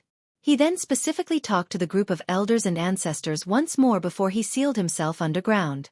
At this time, the entire sect was extremely respectful towards Lichia. No one dared to slight him. The Patriarch's decree was the highest authority in the Thousand Carp River, so everyone treated it with piety. Lu Baiqiu was in disbelief due to this development. From the appearance of the emperor to them proclaiming Lichia as the sect's guardian, everything was like a dream to her. What a great honor this was. No genius would even dare to imagine it. Others would be jubilated with such an honor, but Lichia could only helplessly smile. The title of guardian might sound grand, but in the end, it was just the role of a wet nurse. Lichia was tired of taking on such a role, especially since this was his second time being the guardian for the Thousand Carp River. In the distant past, right when the river sect had just been formed, everything was just beginning. Lichia hid behind the scenes and was the sect's wet nurse until immortal Emperor Qianli shouldered the heaven's will. Then, he finally left the river sect after completing his duties. After so many years, he had become the guardian once again despite his unwillingness, but he couldn't say no to immortal Emperor Qianli. He secretly lamented to himself, I'll just consider this the last time. After becoming the guardian, he didn't want to see anyone. This position was incomparably grand, but he became extremely annoyed just by thinking about it. Taoist Bao Gue was also very respectful and asked for his opinion on everything. To this, Lichia simply said, Sect Master, I am the guardian, not a wet nurse. The river sect can just function as before, you don't need to come ask for my opinion. After Lichia's request, the Taoist stopped asking questions, finally relieving Lichia of one of his worries. After several days of being the guardian, Lan Yunju came and asked him, How did you do it? She was quite astonished since this was an unbelievable miracle to her. Oh, how shocking it was to see the spirit of an immortal emperor. In the past, countless geniuses from the river sect were not worthy of such a thing. But now, the emperor personally came to see an outsider and even bestowed a supreme decree to make him the guardian. Lichia glared at Lan Yunju and responded with annoyance. Because I am the ruler of this domain. Lan Yunju pondered for a moment and thought about the things Lichia had said. He had once said something along these lines before, but she assumed that he was only being boisterous. But now, the recent events had changed her mind. Did you really want to destroy my Thousand Carp River? She felt afraid after recalling his words. Before, she didn't think that Lichia alone could go against the entire sect, but now she understood that the matter was much more grave than what she imagined. Don't worry, an adorable person like you would naturally be fine. However, there were a few that needed to be re-educated. Lichia laughed then shook his head to say, Bah, who is adorable? Lan Yunju angrily glared at him. Bang bang bang bang. Around this time, the earth started to shake as the sacred netherworld changed. Lichia rushed out in shock while Lan Yunju and Lu Baiqiu followed right behind him. They looked up to the sky in astonishment. However, they were not alone. All of the inhabitants of the sacred netherworld were also alarmed. The sky was peaceful during the day, but now it suddenly turned dark. The entire sacred netherworld was encroached by darkness. Even ancestors, legendary masters, and eternal existences were freaked out. Countless invincible characters emerged from their blood-era stones. Even these experts could not see through the sky and understand what was covering the entire sacred netherworld. This darkness scared everyone since some believed that it was the end of the world. It didn't last for a very long time, about the time it takes to drink a cup of tea. The darkness disappeared and the sky returned to its original shade of blue as if nothing had happened. What is going on here? Lu Baiqiu stuttered in fear. This was the most terrifying thing she had ever experienced in her life. The entire sacred netherworld had been shrouded by a dark curtain. Although it was very brief, it was still enough to send shivers down anyone's spine. Li Qie kept on looking at the sky without saying a word. It was as if he wanted to see through it. The always nonchalant Li Qie had a dignified expression at this time. After a while, Lan Yunju asked, "What actually happened just now?" Recalling the scene from earlier scared her. She opened her heavenly gaze but still couldn't see through the sky, let alone what enveloped the sacred netherworld. Li Qie took in a deep breath and told Lan Yunju, "Go, order people to see if the lost mythical island is still there." Lan Yunju immediately did so. The Thousand Carp River had been watching the island, but they didn't want to carelessly enter it before clearly knowing the situation. Very quickly, some disciples came back with news. Lan Yunju reported, "The lost mythical island is no longer there." When the darkness covered the sky, many people were still out at sea, including ancestors of some great powers. However, they didn't see how the island disappeared. Once the darkness dissipated, the island was no longer there.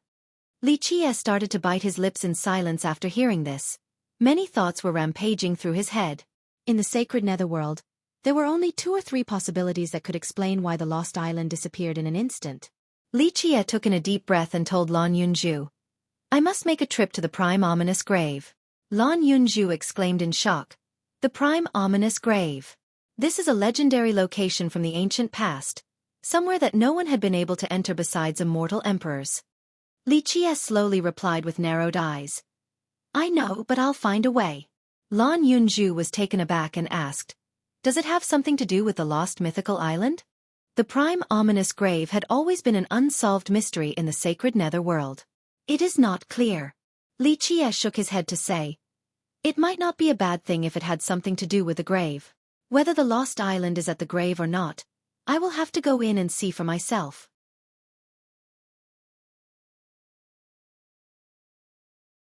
Chapter 420. On the road once more, this new development happened too suddenly and differed from Li Qie's expectations. Originally, he wanted to go to the island after the mist consumed enough blood. Li Qie had plenty of methods. As long as he could get on the island, he would have been able to take whatever he wanted. But now the lost mythical island had disappeared, or rather, was moved by someone. This completely derailed his plans, requiring him to contemplate on how to proceed. Lan Yunju took in a deep breath and declared, "I'll go with you. At least that way, you will have a helper." "No." Li Qie responded with a shake of his head. "You and the sect masters group have to get ready. Maybe I will have a use for you guys.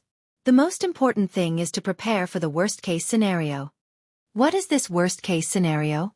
Lan Yunju inquired with some surprise. With a serious expression, Li Qie stared far into the distance and slowly replied, "The heavens is in turmoil, an era of carnage may be impending." "The heavens is in turmoil?" Lan Yunju repeated in shocked. In the present times, the sacred netherworld was in peace and no power was capable of breaking the stability that was formed by several emperors' lineages. "Whether chaos will come or not," Li Qie continued with a grin, "a chaotic heaven might not necessarily be a bad thing. When I slaughter the heavens, a few crafty things should come out." So why was this grave called the prime ominous grave? No one really knew, but some believed that it was a land of the dead. It was one of the 12 forbidden burials. Just like the other ones, it was filled with danger. No one could leave with their life once they entered. Despite its notoriety, countless people throughout history still tried to get in. Everyone believed that those who could leave alive would gain an amazing creation. One particular rumor stated that there were true immortals buried here. One could obtain an amazing creation if they obtained their bones. There was a reason for these rumors. Immortal Emperor Du had entered the burial when he was young and managed to come back alive. Because of this experience, He hid for 5 generations of immortal emperors. Ultimately, at a very old age, he shouldered the heaven's will and became an immortal emperor. People claimed that he had obtained something great from the grave, something like an immortal scripture, so that was why he could cultivate through 5 generations of emperors and eventually become an emperor himself. His tales were told throughout the ages. He did not live the longest after becoming an emperor, but since the moment of his birth till the date of his disappearance, he was definitely the oldest one.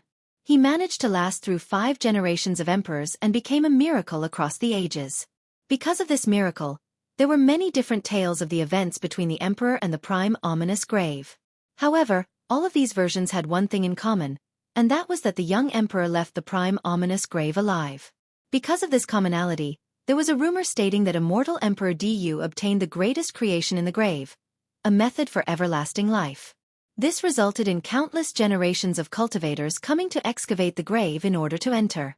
In fact, some immortal emperors had managed to enter the prime ominous grave, such as immortal Emperor Yin Yang, immortal Emperor Fan Chen, and immortal Emperor Ming Du.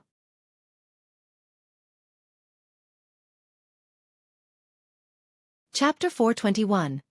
Necropolis Lichia reminisced a bit as he stood on top of a high mountain while gazing at this monstrous obelisk that towered into the sky.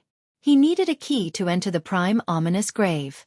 His gaze then shifted towards a different direction amidst the rolling mountain ranges beyond the grave. There was quite a scene right outside, one that had wondrous natural landforms. It was a vast area and was referred to by others as the City of Ghosts. One would find collapsed walls that spanned for millions of miles around this stretch of mountains and rivers. It was an ancient yet broken city with the words Necropolis engraved above its gate. Necropolis was famous in the nether border, and even the entire sacred nether world. However, many people like to call it the City of Ghosts instead. It was the largest city right outside the grave. Those who stood atop these walls and looked towards the far distance would find rivers and mountains everywhere, along with closely packed structures. Some pavilions and temples were built with clay to form a town while other buildings towered above the mountain ranges.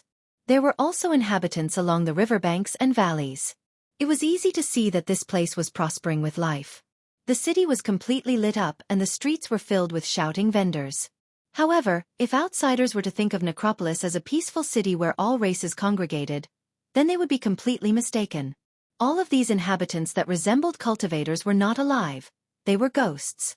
Talking about ghosts in the sacred netherworld was absurd because it was a world filled with ghost tribes since this was their homeland.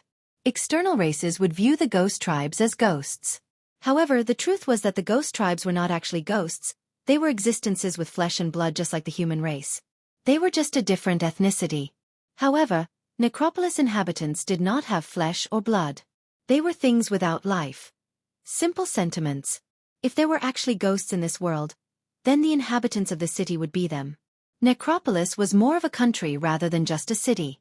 The geography right outside the grave was extremely abundant with countless ghosts as its citizens. No one knew when Necropolis was established, but it had existed for a very long time. The ghosts here looked just like those outside. They took on the form of humans, demons, ghost tribes, cultivators, and citizens. They even had their own Dao lineages. The residents here seemed no different from those outside, but they just had no trace of life. They were only never dissipating sentiments. They did not know that they were dead and went on living in a similar fashion to those outside. Necropolis was always vibrant with excitement regardless of whether it was day or night, as if it was just a mortal city. It was nothing like a city of the dead. However, one would be frightened to death if they knew that all of the street vendors, the young children that were learning how to speak, and the cultivators passing on their Dao system were all people who had died and turned into sentiments. No one knew why there were so many sentiments that lived at this location, and no one knew why it was so difficult for them to move on. In short, Necropolis was a mysterious land of the dead. Some people who were on the verge of death would choose to die at Necropolis because this was a different way of life. Of course, these sentiments that continued to live at Necropolis had nothing to do with real people since they would lose their memories of their past life. A dead person in Necropolis would turn into a trail of sentiment that continued to live in the city, but this sentiment no longer resembled their original self. It didn't have the memories nor any marks, it was a completely different being. People, or rather ghosts, that lived in the city never left. They would stay here until the day they disappear. Everyone knew that the inhabitants that lived in the city were not ghosts but merely sentiments. Despite this, Many cultivators still came here in order to live on after they died. Of course, there were also different reasons why other cultivators chose to come. There were numerous treasures here, such as divine weapons, rare king medicines, and ancient scroll manuals. Second, it hid something craved by all, the key to open the prime ominous grave. Third, it also had a treasure mountain that could allow others to obtain immortality. Because of these reasons, many came to Necropolis. However, whether it was the treasures inside Necropolis or the prime ominous grave, very few managed to see them. As for the legendary treasure mountain, even fewer had seen it. Many young people came to risk their lives for these treasures, but people haven't heard of many successful cases. Some did find some treasures, but they were very far from mythical weapons. Of course, the key to the prime ominous grave was found. Because of this, the grave was opened several times, leaving behind the tales of immortal Emperor Du that people never seemed to get tired of. It was unknown whether the emperor was the one who found the key, or if it was someone else who successfully went into the grave. Nevertheless, immortal Emperor Du was the one who obtained the creation. It didn't matter whether he went in with someone else or not. Only one thing was confirmed by future generations, that there were several generations when the key was found to open the grave. Thus began the hunt for the key at Necropolis. Li Qie gently sighed while looking at the city in the distance. It indeed contained the key, but obtaining the key was not easy. Otherwise, there wouldn't have been so many people leaving empty-handed for millions of years. At this moment, Li Qie was facing a problem. If the lost mythical island didn't enter the grave, then there was no reason for him to find the key. After thinking about it for a bit, he left this place. He needed to gather information to confirm the island's whereabouts before finding the key. Around 10,000 miles away from Necropolis was another citadel, an ancient city named Crossing City. Now this was a place where the other races gathered. But of course, this was the eastern nether border, so there were more ghost tribes here. It was not strange at all. Outside of the southern distant cloud, all the other locations were territories that belonged to the ghost tribes because they were the primary inhabitants of this world. Since Li Qie was human, he maintained a very low profile after entering Crossing City since he only wanted to hear about the news from the prime ominous grave. The majority of the cultivators here were members of the ghost race. Keep in mind that the ghost race contained many different branches.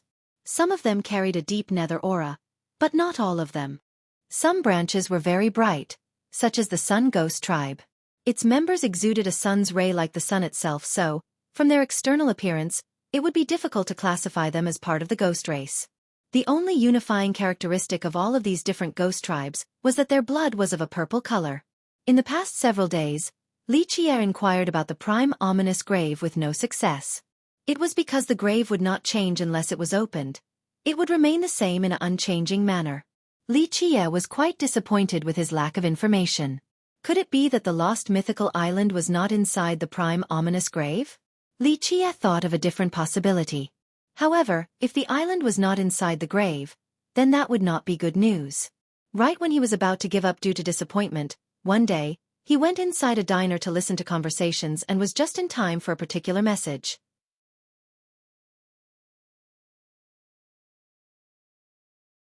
Chapter 422. Snow Shadow Tribe. Li Qie was in a diner inside Crossing City. Next to him was a table with more than 10 people. There were men and women both young and old. Haha, this time, maybe we will find the legendary mountain at Necropolis. Then, our Snow Shadow Ghost Tribe will rise. A young man excitedly laughed and declared. There was a shared characteristic amongst this group, and that was that all of their hair was as white as snow. The strangest thing was that when sunlight shone on their bodies, even their shadows would come out as white. A white shadow would creep anyone out, but in the sacred netherworld where ghost tribes congregated, this was not strange at all. It was apparent that this table consisted of members of the same tribe, a tribe named the Snow Shadow Tribe. Just like their name, their shadows were white. It was a minor tribe in Crossing City, one with very meager power. Legends state that they were once powerful, but as for how powerful they actually were, the current tribe did not know since it was too long ago. The youths in the group were very excited when they talked about Necropolis. They all wanted to give it a try. Another young man said, "Hee, Necropolis is a treasure ground that immortal emperors regularly visited. We are going to make a fortune this time." However, an elder at the same table poured cold water over their excitement. He was quite old, but his eyes were as clear as the stars in the sky. He shook his head to say, "Don't get your hopes up. We will just go and take a look, so don't dream about too many treasures. Hundreds of thousands of people visit Necropolis every year, but they don't even find regular treasures, let alone mythical ones. We are only going in order to broaden your horizons. Elder Ji, don't ruin our excitement like this." The speaker was a muscular young man who optimistically smiled and said, "Elder Ji, maybe I, Peng Zhuang, will find the legendary mountain. I will change and become an immortal emperor. Then this will become my generation." "Someone who looks like a ruffian like you wants to become an immortal emperor?" Elder Ji did not shy from bringing down the youth's optimism and continued, "Don't dream about the treasure mountain. This is a legend that no one has seen before, let alone a little brat like you." The youth named Peng Zhuang only smiled in response. Despite the elder's words, it did not diminish his excitement. He and another youth continued to enthusiastically speak about the prime ominous grave. At first, Li Qie didn't pay them any attention. Every day, people all over the sacred netherworld traveled to Necropolis with the same dream as Peng Zhuang. They all wanted to find the legendary treasure mountain inside the city. But now, the youths were talking about the things that happened a few days ago at Necropolis. This was the moment when the sacred netherworld was plunged into darkness. "I heard that a fiend had come into being." The youth's conversation became increasingly ludicrous as they started to talk about all kinds of things. "It wasn't a fiend. I heard that the heavens will had died. Ever since the Black Dragon King tore apart the heavens will, it was on the verge of death. Yesterday when the sky became dark, it was because the heavens died." "Pfft, what are you talking about? Where is this heaven? I feel that the arrival of a fiend is more accurate." The group of them debated. "All of you are wrong," the muscular young man named Peng Zhuang mysteriously said. "Haha, in my opinion, an invincible existence came out from the prime ominous grave. During the darkness, I saw a monstrous hand stretch out from the grave." "Oh, big talk Peng, you are lying again." A youth at the same table laughed and shook his head. "What monstrous hand? We were standing at the same spot that day. None of us saw a monstrous hand. Moreover, the grave had not been opened for tens of thousands of years, so how could there be a hand?" "It is true," Peng Zhuang busily replied. "Amidst that darkness, I saw a huge hand reaching out from the grave." Li Qie's expression changed. This was exactly the news he was looking for.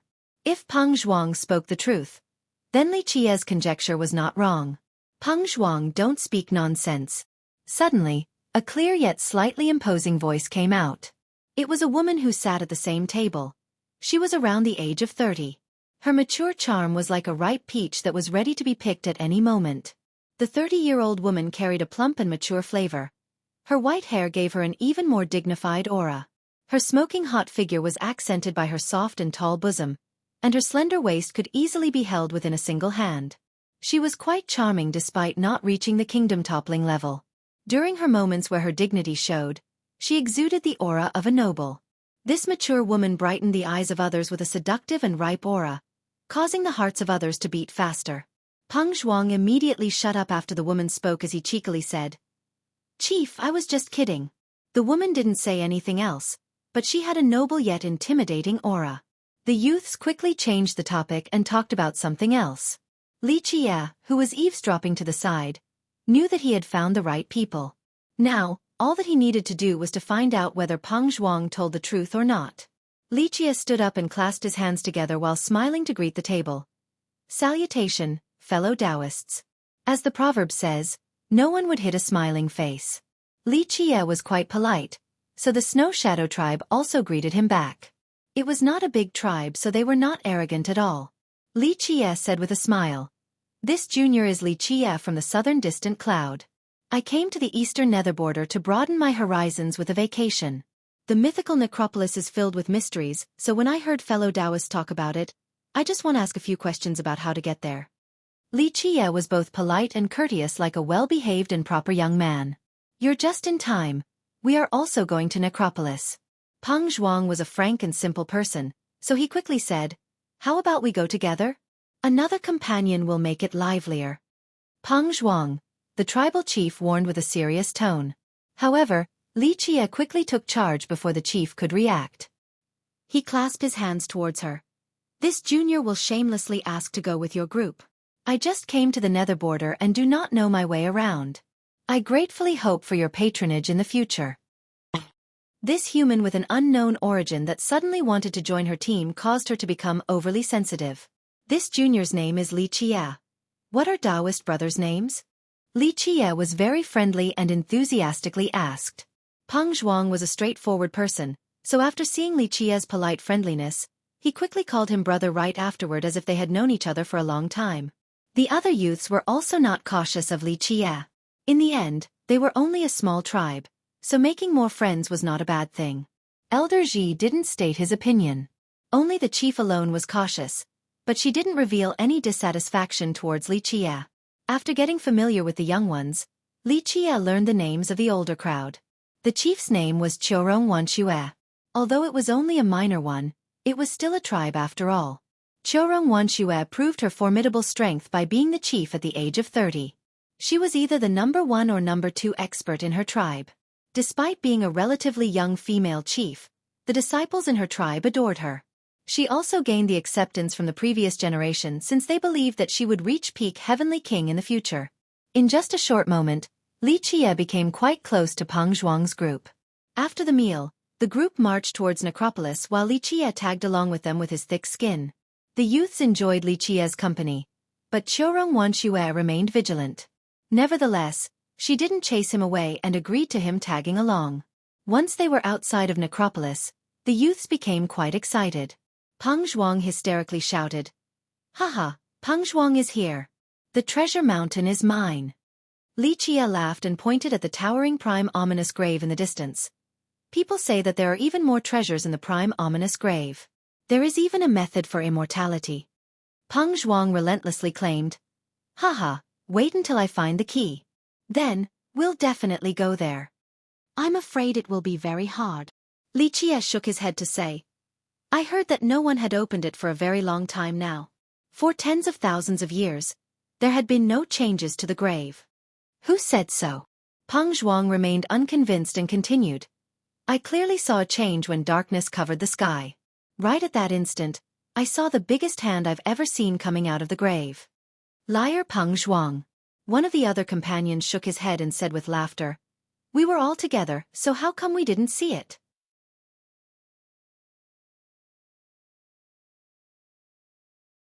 Chapter 423. Companion. After hearing his companion, Peng Zhuang quickly retorted and swore, "I really saw it. It's true, why would I lie to you guys? There really was a giant hand stretching out from the prime ominous grave." "Really?" Li Qia was secretly happy. He came just for this news. He put on a curious expression and asked, "What did that giant hand look like? Was it scary? Was it a ghost's hand or something else?" "It wasn't a ghost's hand." Peng Zhuang shook his head and elaborated, "I felt that the hand was very weird. After the darkness disappeared, I also saw it going back into the grave. A hand suddenly stretching outward." Li Qia was like an inquisitive little kid listening to a tale. Maybe it was trying to grab something. "Did you see what it caught?" Peng Zhuang thought about it for a moment and replied, "Now that you mention it, I can faintly recall that it was holding something." "Peng Zhuang, stop your driveling," Chorong Wanxue said in a serious manner. "Prepare a few things, we'll arrive at Necropolis in just a moment." Peng Zhuang wryly smiled while checking over his own items. Li Qia secretly sighed. It seemed that Chorong Wanxue was still very cautious of him. Li Qia then suddenly felt a glare settle on him. He looked up and saw a pair of sparkling eyes. Li Qia smiled and clasped his hands together towards Chorong Wanxue. This junior's first time to Necropolis, so I hope Chief will teach me a thing or two." Chorong Wanxue looked at him and then lightly replied, "Just be careful and don't cause any trouble." This was a phrase with multiple meanings. It was as if she wanted to both gauge and warn him. Li Qia pretended to only understand the literal meaning, so he courteously gestured. "Then I give my thanks, Chief." At this moment, Li Qia was 80 or 90% certain that the Lost Island had something to do with the grave. Unfortunately, he couldn't speak with Peng Zhuang in private at this time. He was no longer in a rush with this new revelation. What he needed to do now was to find the key to open the prime ominous grave. After Chorong Wanxue and the 6 young disciples were prepared, Elder Ji said, "Chief, We will stay here to support you guys. If anything happens, just fire off the signal and we will go to pick you up. Chorong Wanshua nodded in agreement and said in a serious tone, Very well, Elder Ji, please be careful as well. To many people, Necropolis was a land filled with temptations, but only young people were able to enter. Of course, middle-aged and elderly cultivators could go in as well, as long as they had no fear of death. There was a dark and inscrutable energy in Necropolis. The blood energy of young people was vigorous like a rising sun, so they were capable of dispelling this dark energy at Necropolis. A huge bustling town should have an abundance of blood energy like the ocean, surging and inexhaustible, capable of gestating even the heaven and earth. However, their eyes only saw a necropolis filled with a dark energy. In addition to this, the pedestrians did not have any blood energy at all. Some of the merchants on the sidewalks were only illusions. How could first-timers not be alarmed at seeing such a huge city without blood energy? This was a city of the dead. How can they look so similar to real people? A disciple exclaimed in astonishment. The inhabitants here looked exactly like real people, outside of not having any blood energy. Both the strong and the weak can be found in Necropolis. Strong sentiments are no different than ordinary cultivators, outside of not having any blood energy. On the other hand, weak sentiments would immediately be seen through by heavenly gazes, like those illusions. Peng Zhuang pointed at an approaching group of young men in the distance and exclaimed, Look over there, those ghosts of blood energy. Chorong Wanshue responded in a serious tone. Don't be rude, they are just like you, cultivators from the outside. Peng Zhuang embarrassingly smiled and withdrew his finger. He didn't dare to act wantonly. In fact, many young cultivators came to Necropolis every day. Some came for fun, some came for the legendary treasures, and some came for the key to the prime ominous grave. The chief brought the group across a street as a street vendor called out, Selling stone talismans here. A talisman from an ancient tribe, come and buy, quick. Peng Zhuang liked a particular stone talisman and walked forward to ask, How much for this stone talisman? The merchant saw a customer so he enthusiastically smiled. Cheap, it's very cheap, only 6 fish. A young disciple heard the price and curiously asked, 6 fish? What are these 6 fish? Chorong Wanshua shook her head and explained to them. The fish he's referring to are Yang Night fish. The currency in Necropolis is not refined jade, but Yang Night fish. After hearing this, Peng Zhuang dejectedly gave up since he didn't have any Yang Night fish. After hearing his companion, Peng Zhuang quickly retorted and swore, I really saw it. It is true, why would I lie to you guys? There really was a giant hand stretching out from the prime ominous grave. Really? Li Qie was secretly happy. He came just for this news. He put on a curious expression and asked, What did that giant hand look like? Was it scary? Was it a ghost's hand or something else? It wasn't a ghost's hand. Peng Zhuang shook his head and elaborated. I felt that the hand was very weird. After the darkness disappeared, I also saw it going back into the grave.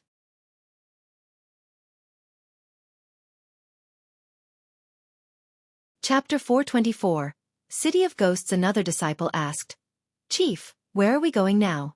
Chorong Wanshue answered, We are going to Night Sea. That is the only place where we can catch Yang Night fish. We are only passing by this place. Haha, we have to hurry. Peng Zhuang was excited to hear this and wished that he could fly there instantly.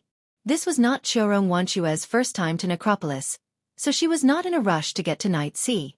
She purposely took her time so that the group of Peng Zhuang could see more things and broaden their horizons.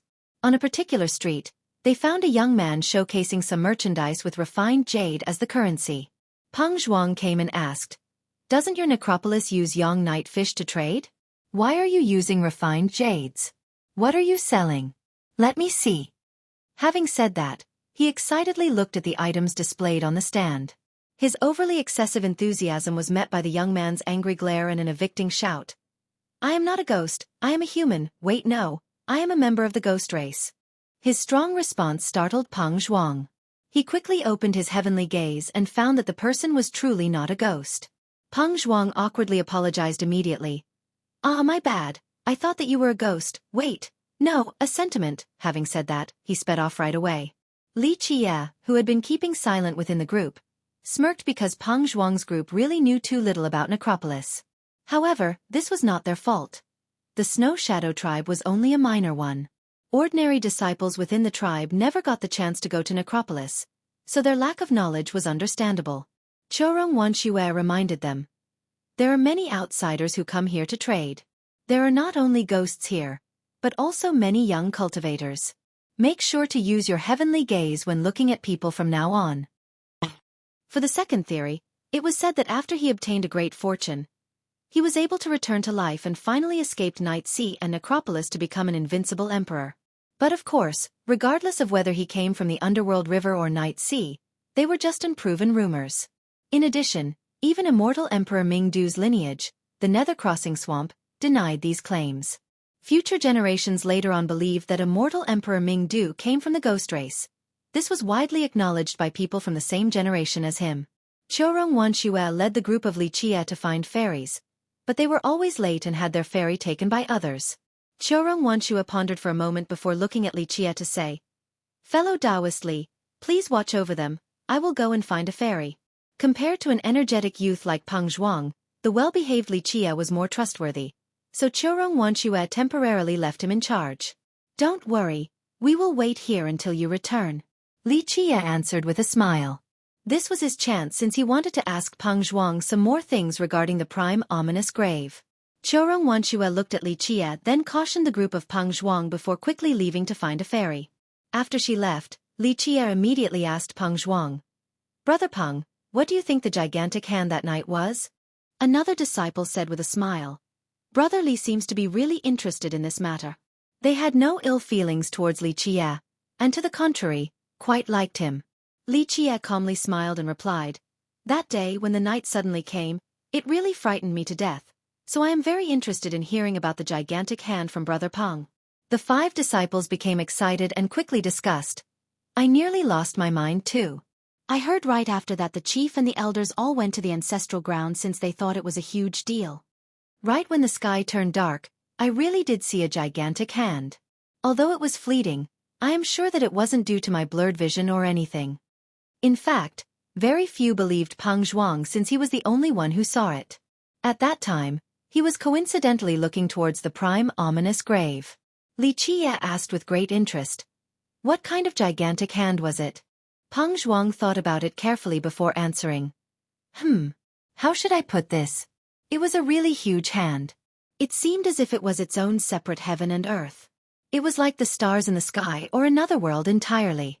It had stars, a moon, and a sun. It was as if this gigantic hand replaced our own sky.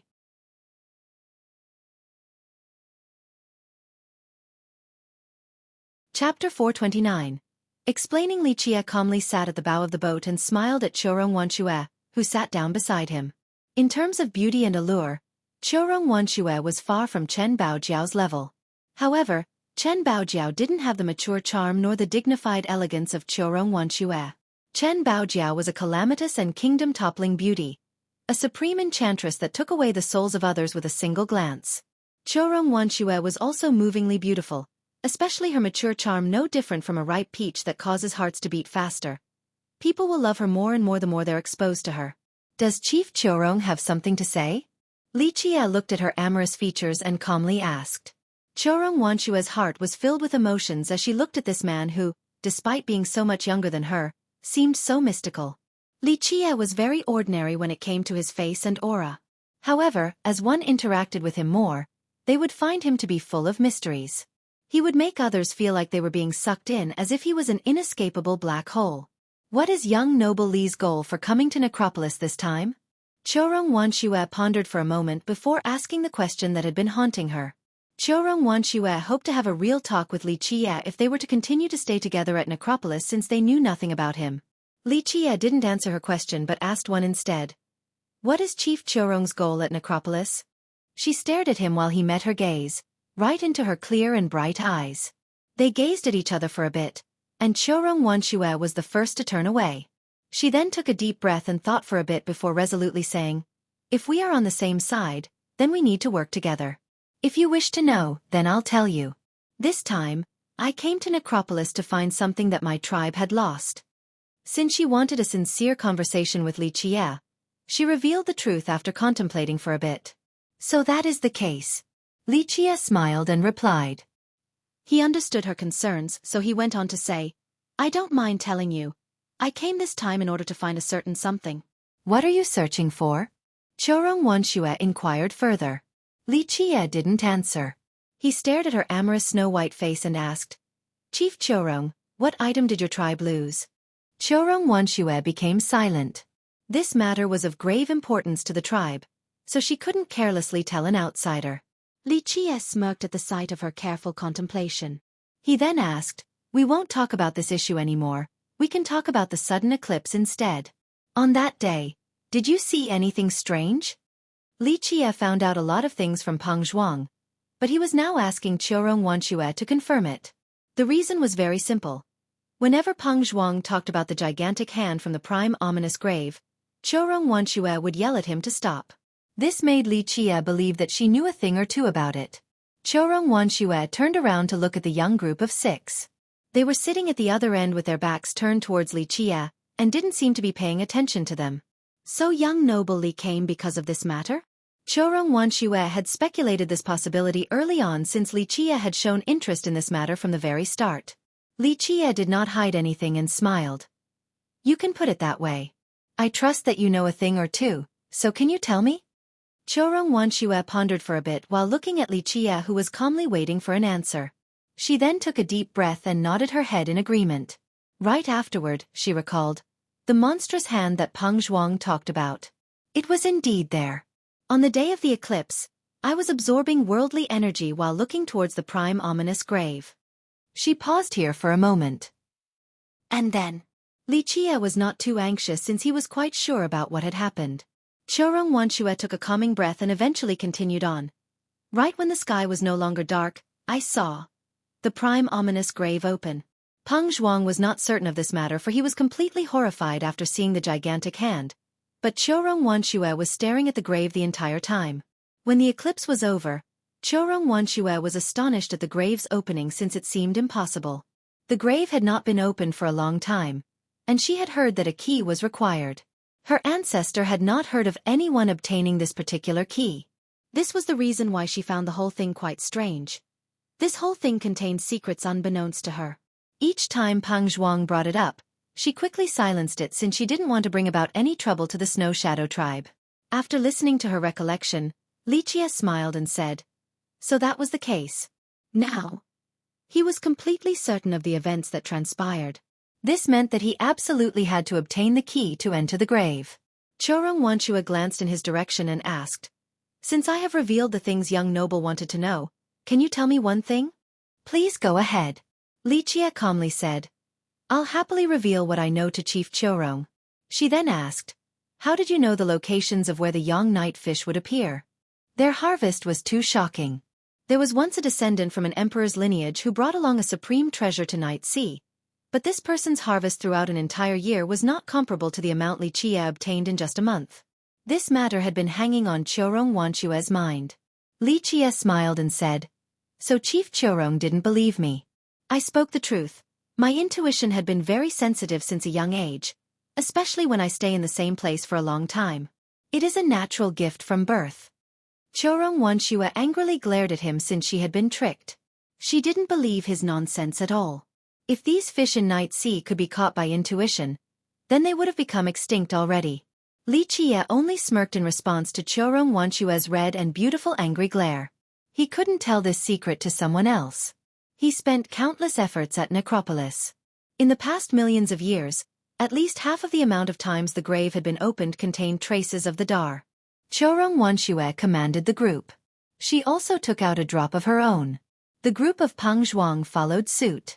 Cultivators greatly valued their longevity blood, but Peng Zhuang's group was very young, so they could accumulate even more in the future, unlike older cultivators. At a certain age, they would find that their blood energy would weaken and their longevity blood would dry up. One must pay the handler to go out to Night Sea with a ferry. The payment was in neither refined jades nor young night fish, but was longevity blood instead. After everyone gave a drop to the handler, he opened his mouth and swallowed them. The group of youths shivered at the sight. They then understood why the handlers seemed different from the ghosts back at Necropolis, the ones without any blood energy. So it turned out that these handlers drank the longevity blood of cultivators. No wonder they had a faint blood energy on their bodies. After accepting the blood, the handler allowed for the group of Xueqi to get on the boat.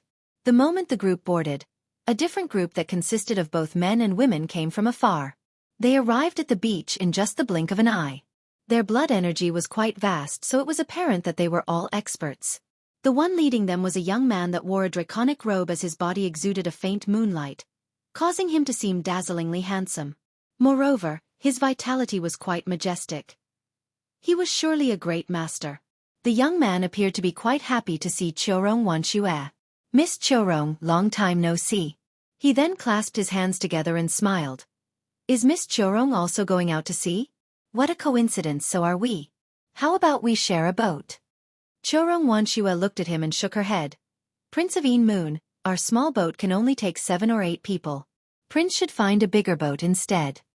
However, the Moon Prince did not give up.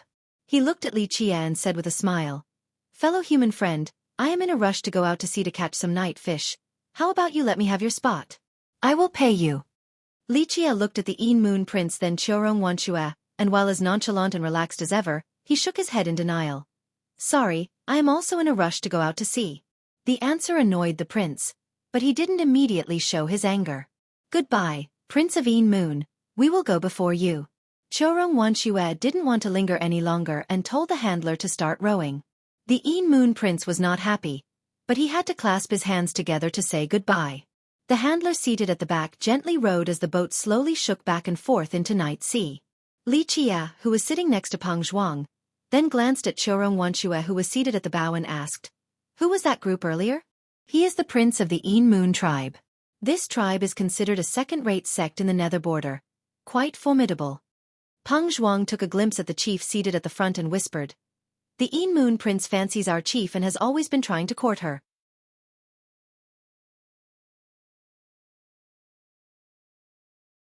Chapter 426. Night Sea. Before Peng Zhuang could finish, Xueqi turned around so he quickly shut his mouth in fear. Xueqi smiled and met her gaze. This deadlock went on for a while, but Xueqi didn't say anything. The boat slowly entered Night Sea. Xueqi had come here before so she was fine, but the youths were quite creeped out. Although there was nothing particularly scary about Night Sea besides its dark water, those on the boats going out to sea had the feeling as if they were descending into an unknown abyss. The jet-black water seemed to be able to swallow all things, causing people's hair to stand on end. It was true that Night Sea was a very dangerous place. Even heavenly kings and virtuous paragons would die a miserable death without a ferry in this sea. This sea was like a ferocious beast that could swallow all people. Even their bones would not be spared. A virtuous paragon capable of obtaining the god title would still not be able to escape this fate if they forcefully tried to enter Night Sea. There was a rumor stating that only immortal emperors could force their way into Night Sea, but there was no way to verify it. Peng Zhuang was quite alarmed as he sat on the boat above Night Sea. If Xueqi didn't say anything, the young ones wouldn't dare to step outside the boat at all. After all, if they fell, death would be the only outcome. Xueqi looked at this sea that was seemingly like a world of darkness and murmured, "Night Sea." Xueqi knew that this sea hid many secrets just like Necropolis. In fact, there was one in particular that was unknown to all others, a very important one. After they went further into Night Sea, the handler gave each person a net. This fishing net was very special. It was made from an unknown material and seemed like it was woven from light. There was no weight to it when held in one's hand. This was a fishing net designed to catch young night fish and was given to people by the handlers. However, the strange part was that the handlers themselves never caught these fish, and no one knew the reason why. The group casted their nets for 2 days, but no one managed to catch any young night fish. Xueqi continuously changed the boat's direction and location to no avail. After 3 days without any results, Peng Zhuang became a bit dejected. Not a single young night fish. "Don't tell me all the fish in this sea have been caught already?" The impatient fella had this urge to jump down into the sea himself. Compared to the 6 youths, Xueqi was much calmer. She shook her head and said, "Catching young night fish isn't easy. It is the common currency in Necropolis, so if you can catch them any time you want, then you will be able to get many things in the city. A lot of people fish for several months before getting any harvest. If you lose your patience now, Then you won't get anything at Necropolis. She wished to train them, so she was not in a rush at all despite not catching any fish. After 3 days passed, not a single fish was caught, but Liqia's group was not the only group suffering this lamentable fate. They met many groups recently. They were all young men from all over the world, riding these ferries in order to catch young night fish. Xueqi coincidentally encountered several familiar ghost sects and ghost members and said hello. From their conversations, they found out that several people who came here for a month only managed to catch 3 to 5 fish at best. After hearing about the lackluster results from others, Peng Zhuang's group of 6 felt a lot better. Since others took a month to catch around 5 fish, it was not surprising for them to not catch any in just a few days. On the 8th day, Liqia's group met a particularly powerful sect. They rented an extremely big ferry that carried many young men who had surging blood energies.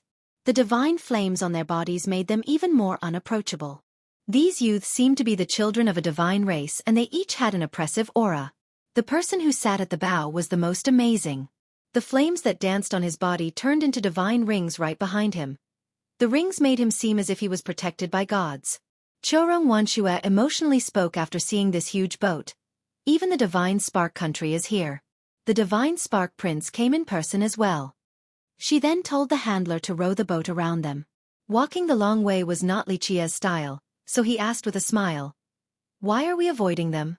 Peng Zhuang looked at him curiously and asked, "Brotherly came from the Thousand Carp River, but you don't know about the divine spark country?" "What about the divine spark country?" Liqia smiled and asked without a care. Peng Zhuang tapped his forehead and replied, "Brotherly, your information is too outdated. The divine spark country is one of the most powerful lineages in your southern distant cloud. Although they are not an emperor's lineage, they are still a first-rate great power and only a bit weaker than an emperor's lineage." Another disciple added, "Yep, I heard that they are a divine race. They call themselves descendants of a true god." Liqia was not surprised at all as he smirked. "Is that so?" He paid no mind to even emperor's lineages, so a great power like the divine spark country naturally couldn't enter his sight. Not only that, the only female disciple spoke. "I heard that the divine spark princess is a famous and beautiful goddess of your southern distant cloud. She is getting married to Sir Dizwa. A lineage with 3 emperors, right?" The 6 felt their minds sway. They felt that Liqia was too slow. Peng Zhuang shouted, "Brother, this is one sect, 3 emperors. Do you know how powerful Sir Dizwa is? People say that even heavenly sovereigns from the previous generations have to treat him with reverence." "I see," Liqia dully replied. It was not him looking down on others. One sect, 3 emperors was a very normal thing in his opinion. The female disciple spoke, "The divine spark princess, the divine spark phoenix maiden is Sir Dizwa's fiancée. I heard that after the news of the engagement, the fame of the divine spark country rose like a ship meeting the waves. The person who sat at the bow earlier was the divine spark prince, the little brother of the phoenix maiden." Xueqi asserted from the front, "The divine spark country is a major power, so it is better for people like us to avoid them." It was reasonable for Xueqi to show caution due to the nature of her small tribe that was completely incomparable to a great power like the divine spark country. The country could lift a finger and easily destroy their tribe, so she naturally would avoid such a monstrous existence. "I get it now." Liqia revealed an enlightened appearance and nodded his head with a smile. Xueqi warned them, "If the southern distant clouds people are here as well, then Necropolis will become very lively in the upcoming times. We have to be extra careful and not cause trouble." As the chief of a small tribe living between great powers, she and her Snow Shadow tribe had to be very careful. Liqia's group had been out on night sea for 10 days and finally got some results. Liqia and Xueqi's nets were empty, so the last disciple who was reining in his net initially didn't have too much hope, but a bright light emanated inside his retrieved net. Everyone came to take a look and found that inside this net was a little fish the size of a thumb, emitting some sunlight. It seemed to be carved from fire jade as a flame burned strongly on its body. "Young night fish." Xueqi smiled after seeing this little fish. It was a beautiful smile that resembled a blooming peony flower. "Young night fish." The disciple who caught it was extremely excited, especially since he was the first to catch one. "We finally got something." The 6 young ones jumped up and down happily. Catching a fish motivated the young ones, so they assumed that a great harvest was sure to follow. However, They didn't catch any other fish for the next 2 days. Chorong Wanxue remained calm while the 6 became more impatient. Before Peng Zhuang could finish, Chorong Wanxue turned around so he quickly shut his mouth in fear. Li Qie smiled and met her gaze. This deadlock went on for a while, but Chorong Wanxue didn't say anything. The boat slowly entered Night Sea. Chorong Wanxue had come here before so she was fine, but the youths were quite creeped out. Although there was nothing particularly scary about Night Sea outside of its dark water, those on the boats going out to sea had the feeling as if they were descending into an unknown abyss. The jet-black water seemed to be able to swallow all things, causing people's hair to stand on end.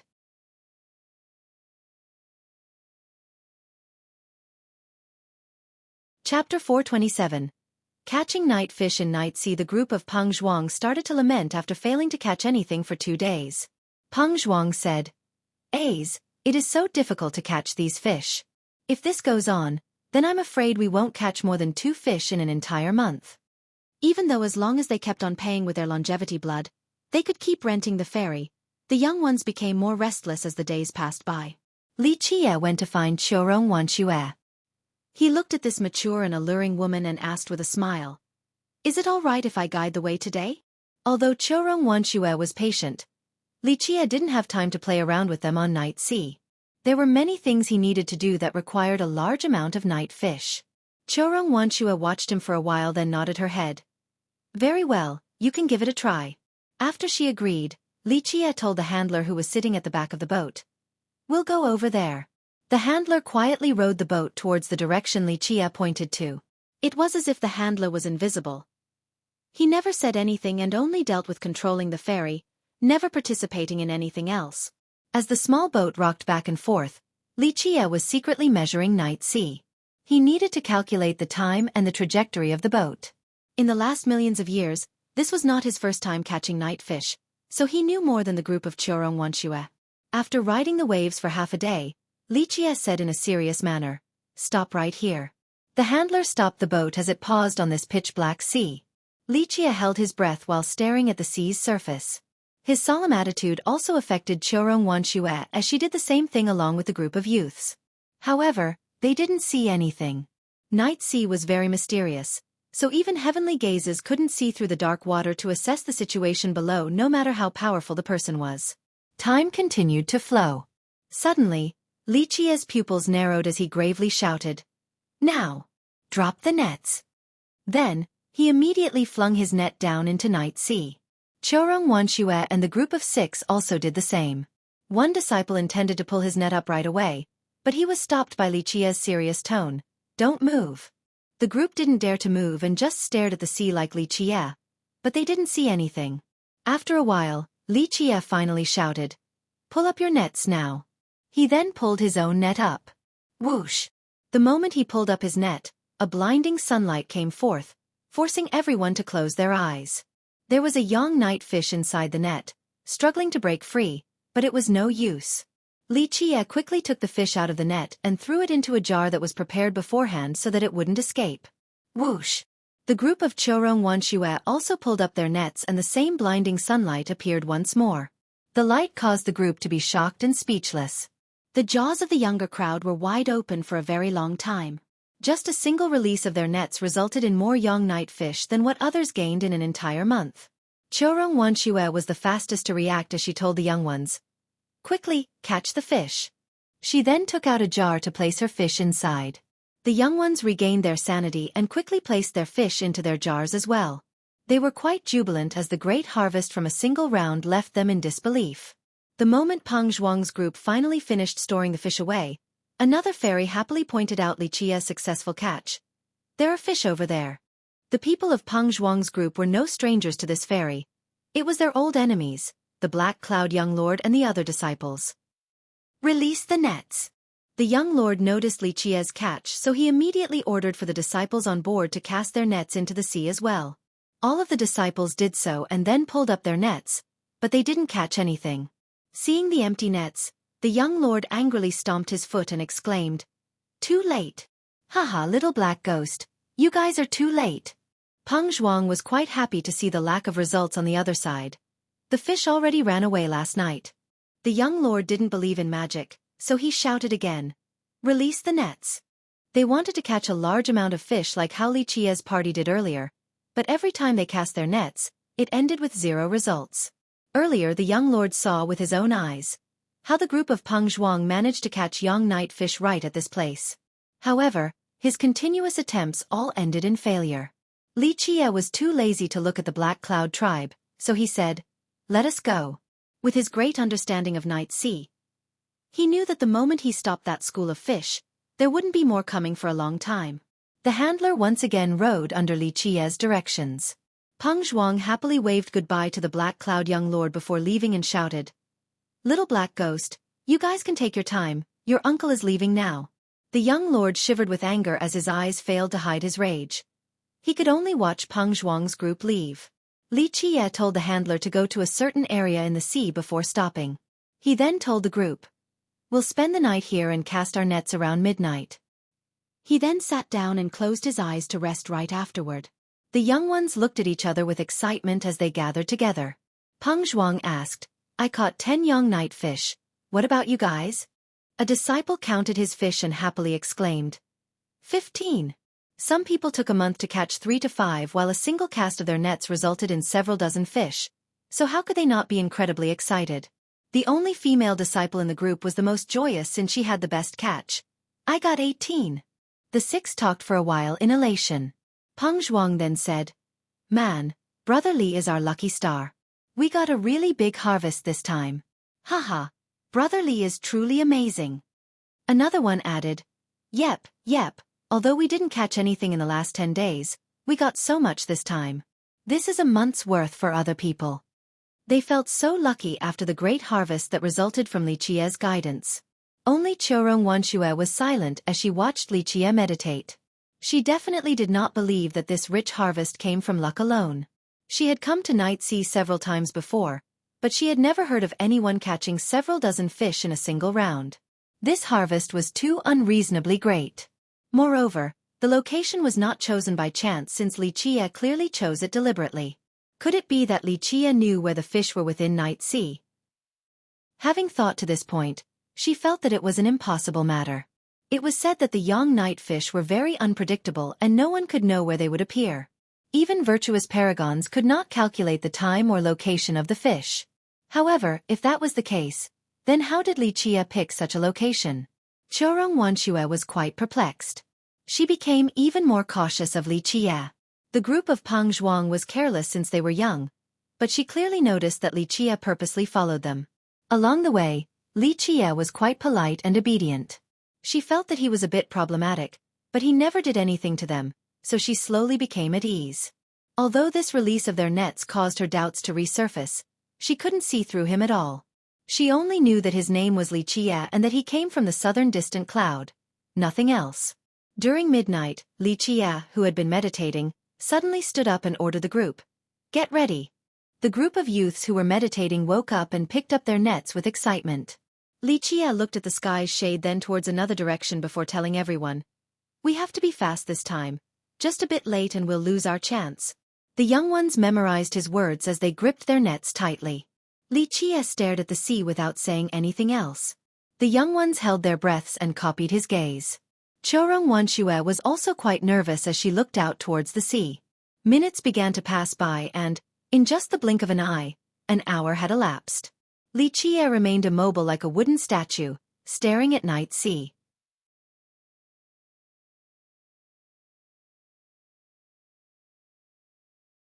Chapter 428.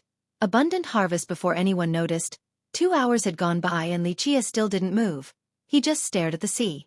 Throughout this time, they didn't do anything, so the group of Peng Zhuang became impatient. Peng Zhuang wanted to ask Li Qia, but Xueqi shook her head at them, signaling for them to not disturb him. The 6 calmed down and held their breaths while looking at the sea's surface. At this time, Li Qia then shouted, "Release the nets." Li Qia released his net at the speed of lightning. Xueqi and the 6 didn't dare to hesitate. They released their nets with their fastest speed. However, the nets had only went down for a moment before Li Qia shouted again, "Pull them up fast." Then, Li Qia dragged up his own net. Whoosh! The 7 also pulled their nets up and found themselves dumbfounded. A light as bright as the sun illuminated the surroundings, turning the sea's night into day. It was as if a sun was rising up from their nets. Their hands were heavy since there were so many fish the size of a finger jumping around, wanting to escape from their confines. They had never seen so many fish like this. This was enough to scare someone to death. Even Qiurong Wanxue was aghast until Li Qia's voice rang in her ears. "Catch them, quick!" Her body shook once. Then she hurriedly caught the fish. The 6 young ones also calmed down and busily caught their own fish. Their hands were shivering with excitement while they attempted to store them. As the chief, Qiurong Wanxue could be said to be the most composed, but right now, her cheeks were red with excitement. In her eyes, this was simply incredible. After putting their fish away, one disciple began to count and then shouted out, "Oh heavens, I have a total of 86. The only female disciple jumped up and exclaimed, I have 107. She then kissed Li Qia on the cheek and happily declared, "Brother Li, you are too amazing." Li Qia smilingly shook his head and said, "You are molesting me."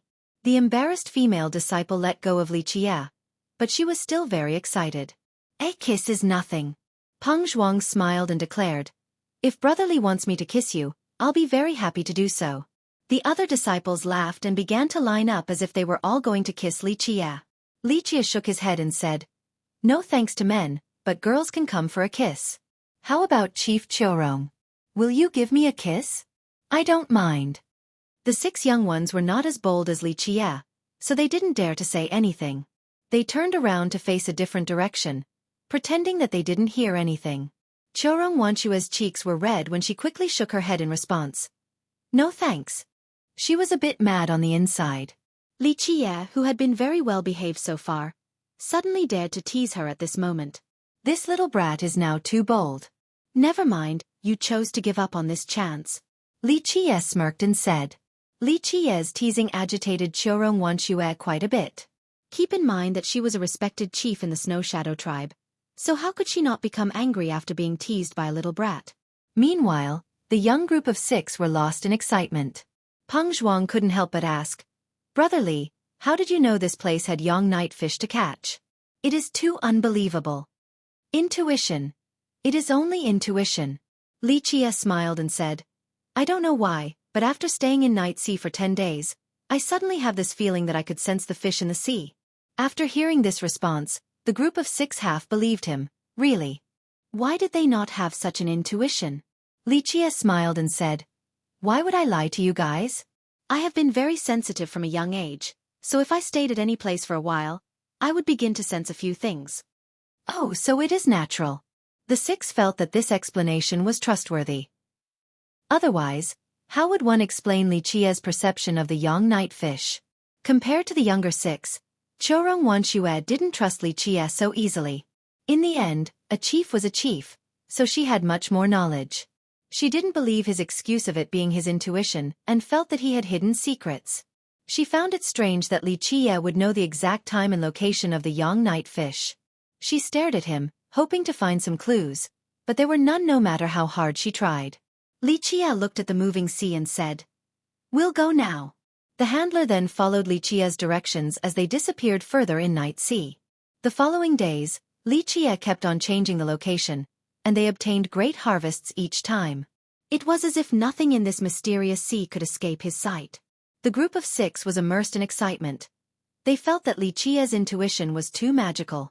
It was a shame that it was a natural characteristic. Otherwise, they would really want to have it. In contrast to the young ones, the rich harvests each day caused Qiurong Wanxue to become even more suspicious. She knew that it was something other than intuition, but she couldn't pinpoint it at all. Outside of excitement and disbelief at the quantity of young night fish, she became even more vigilant. She wondered what type of person Li Qia was. Why did he want to go with the Snow Shadow tribe? Since Li Qia could catch so many fish by himself, there was no reason for him to go with them. With this ability of being able to guess where the fish will appear, he would be quite a welcomed guest at any emperor's lineage. However, he ultimately chose to go with them, so Qiurong Wanxue speculated for a long time about the reason why he decided to follow them. In theory, there was nothing worthwhile at the Snow Shadow tribe for Li Qia. It was only a minor tribe. They didn't have supreme treasures nor apex merit laws. If he channeled his skills to work for a great power or an emperor's lineage, he would surely have better returns. This was the other big question in her mind, next to Li Qia's fish-predicting ability. If it is this easy to catch young night fish, why don't Necropolis inhabitants catch them themselves? Qiurong Wanxue answered in a serious manner. These fish are not this easy to catch. It is all due to young noble Li, understand? Despite her many questions and doubts, Li Qia had brought a lot of benefits to them, so she would remember this kindness in her heart. Ah, I was just casually wondering. Peng Zhuang quickly said, Brother Li, how about you come to our Snow Shadow tribe? Although we don't have any human members, I'm sure that the chief and the elders will welcome you with open arms. Qiurong Wanxue said in a serious tone. Peng Zhuang, don't babble nonsense. Despite being only 30, Qiurong Wanxue was the chief and she had great prestige in the tribe. Peng Zhuang didn't dare to continue the topic after the interjection, so he quickly shut up after cheekily sticking out his tongue. The only female disciple curiously asked, if Night Sea is within Necropolis, how come the ghosts there don't catch them? Li Qia only smiled and didn't answer the question. Instead, he then looked at Qiurong Wanxue. Qiurong Wanxue shook her head to say, I don't know the specifics. A legend says that the sentiments in Necropolis cannot come to this place. They are not actual ghosts or living beings. They are only things without a body. If they come to Night Sea, then they would disappear right away. Peng Zhuang looked at the handler at the back and said, no wonder why the handlers have a body. After their stay together, the Snow Shadow tribe understood that these handlers were different from the ghosts back in Necropolis. The ghosts didn't have a body while the handlers did. Under Li Qia's lead, the group had quite a frightening harvest after catching fish for a whole month. Today, Li Qia looked at the sky and declared, tomorrow will be our last round. Then we'll leave Night Sea. Okay. The group of 6 excitedly replied. They had a lot of fish, so they were ready to go back to shore to trade with Necropolis inhabitants. Maybe they could even trade for some amazing treasures. Unlike the happy youths, the calm chief, Qiurong Wanxue, looked at Li Qia who was sitting peacefully at the bow. She then sat down next to him. The 6 youths saw the chief sit next to Li Qia, so they winked at each other and turned away, pretending to be deaf and mute.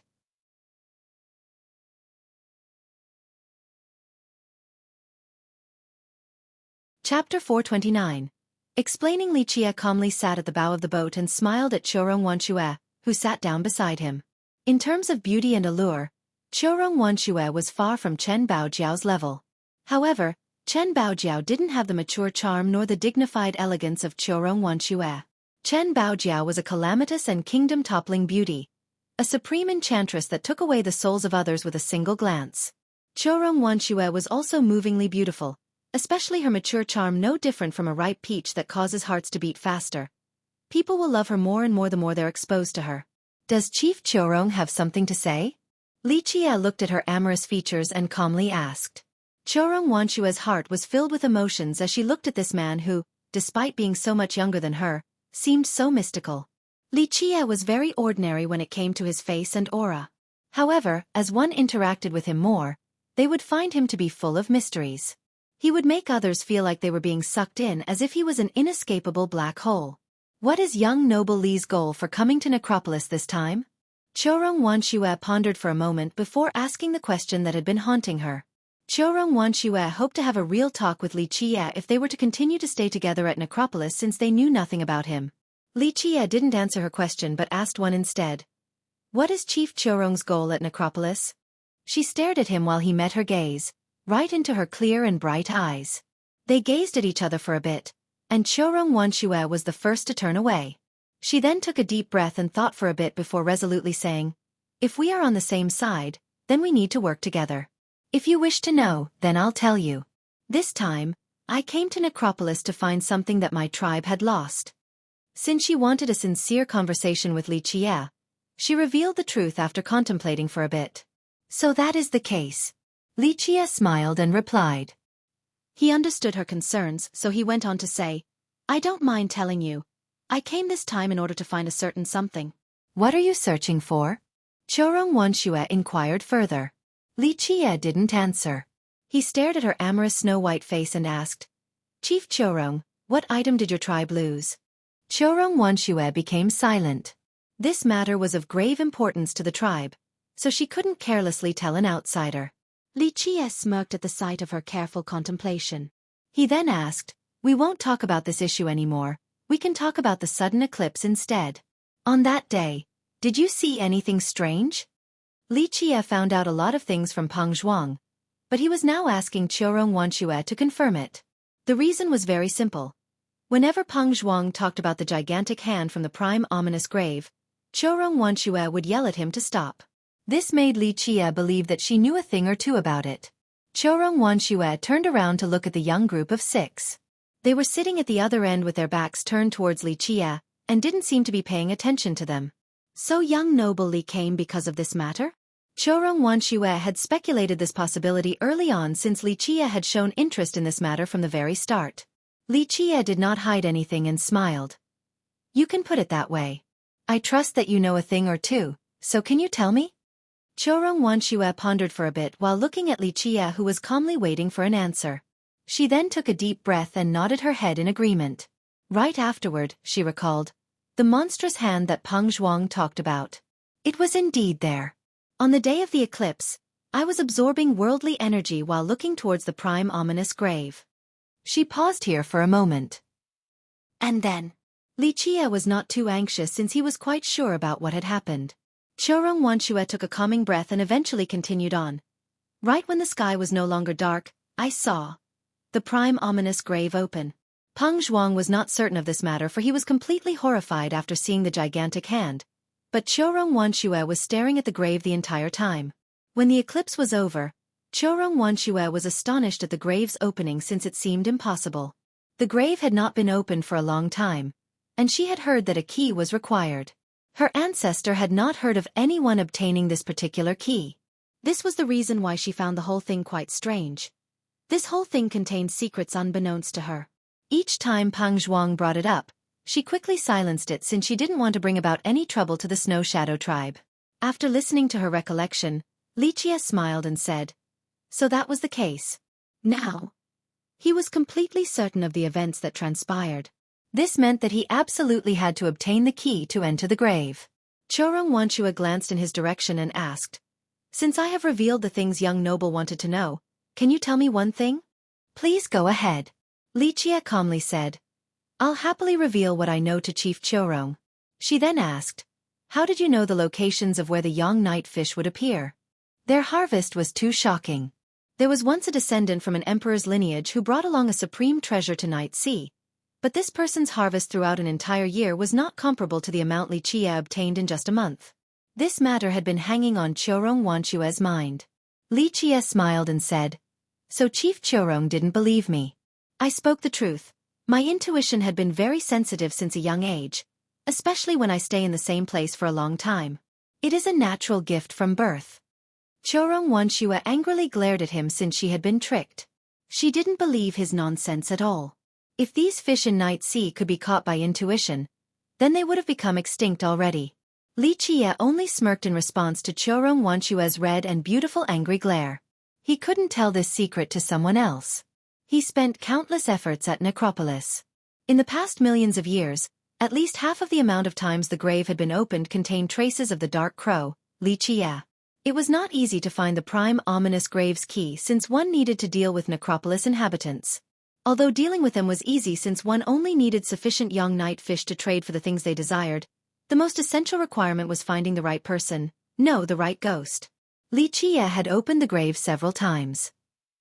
Sometimes he was alone, sometimes he had companions. However, each time required a huge amount of young night fish. Because of these fish, Li Qie had studied Night Sea for a long time. He had even stayed at Necropolis for a generation. It could be said that currently, no one in this world understood Night Sea and Necropolis better than Li Qie. Qiurong Wanxue said in exasperation, "Young noble Li, even if you don't wish to speak the truth, you don't need to come up with such an excuse to fool me." As the chief, she had always been shrewd and careful, but this time, being tricked by Li Qie had done quite a number on her. "Oh, it seems that I have hurt Chief Qiurong's feelings," Li Qie startlingly exclaimed. "If that is so, then I should try to compensate to further amend our relationship. It is my fault for not noticing your affection earlier." "You Chorong Wanshue's tender breasts swayed up and down like a powerful wave as she glared at Li Chia. She couldn't help but grip her fists. This little demon was too arrogant. He even dared to tease her. This was too much. Before, she felt that this little demon was very well behaved. But now it was clear that it was all an act. He was just a wolf in sheep's clothing. Li Chia was carefree as always and was unafraid of her fury. He looked straight into her eyes while putting on an innocent appearance. Li Chia's pretentiously pitiful appearance made Chorong Wanshue helpless since it stopped her from acting out. While they were speaking, Peng Zhuang and the other youths were whispering to each other about the two. Peng Zhuang softly muttered, "Heh, I feel that Brother Li and our chief are quite a match." "No way." The female disciple tilted her head and replied, "Brother Li is about our age, but our chief is a bit older. The old saying goes, age is not a barrier." Peng Zhuang mischievously went on, "I feel that our chief holds Brother Li in high regard. Do you guys not see it?" She had been lost in thought while looking at him.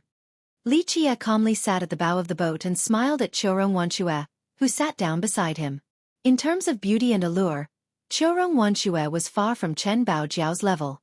However, Chen Baojiao didn't have the mature charm nor the dignified elegance of Chorong Wanshue. Chen Baojiao was a calamitous and kingdom-toppling beauty, a supreme enchantress that took away the souls of others with a single glance. Chorong Wanshue was also movingly beautiful, especially her mature charm that was no different from a ripe peach. It would cause the hearts of others to beat faster and faster. People would love her more and more from further exposure. "Does Chief Chorong have something to say?"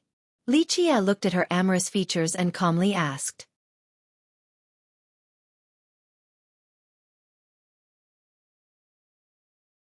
Chapter 430. Scoundrels plot. If Chorong Wanshue knew that her focus on Li Chia had been misunderstood by Peng Zhuang's group, she would definitely go insane. "I think that is true," another disciple added. "How about after we return to shore, we give them some time alone?" The 6 of them deviously grinned. They wanted to encourage and match their chief and Li Chia together. How would Li Chia and Chorong Wanshue feel if they knew about this mischievous matter? Today was the last time the group of Li Chia released their nets. "Pull them up." After a month had elapsed, the group was quite in sync with each other. With his command, everyone pulled up their nets.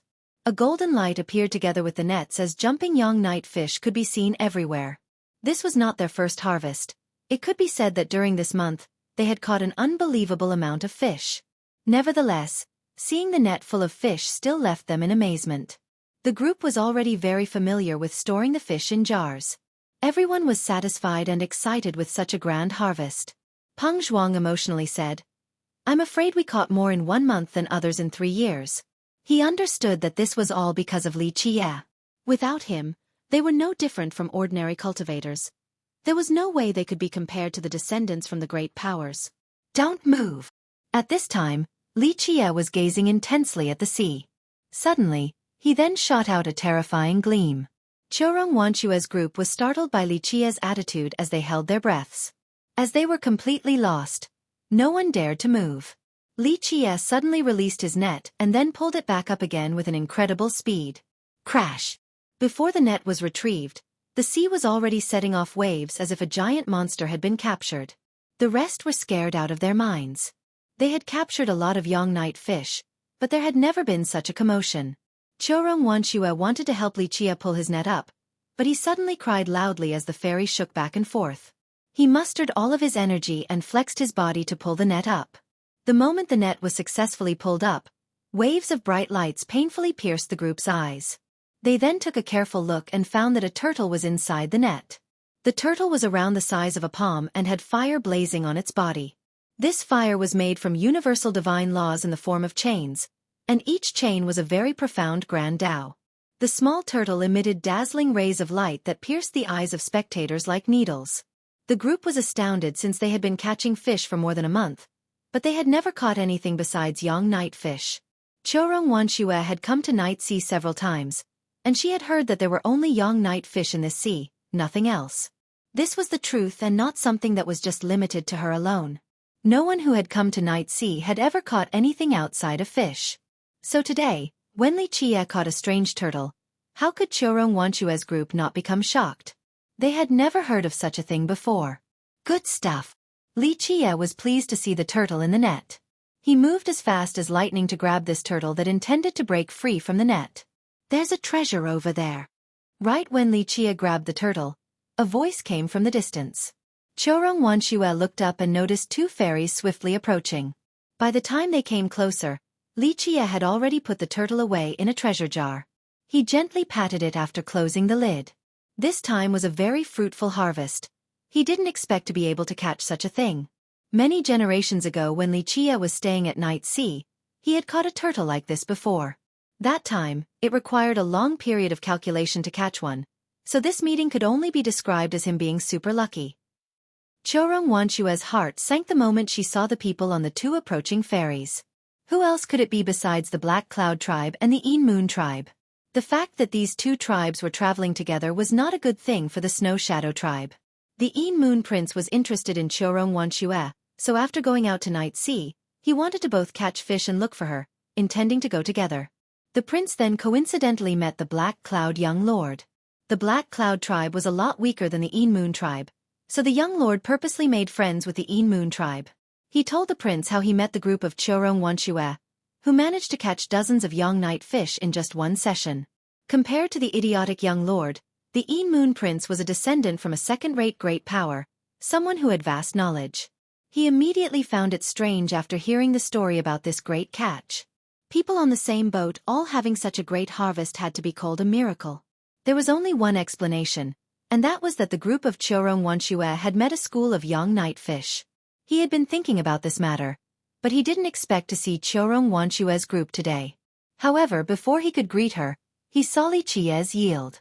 Catching the turtle caused his heart to tremble. He had never heard of anyone catching anything besides fish in Night Sea. He immediately understood that this turtle was amazing. An absolutely world-shocking item. Necropolis always had legends about its amazing items. Even though the Een Moon prince didn't know what this turtle was, an existence that lived in Night Sea amidst the night fish must be marvelous, so he immediately wanted it. The Een Moon prince clapped his hands and smiled.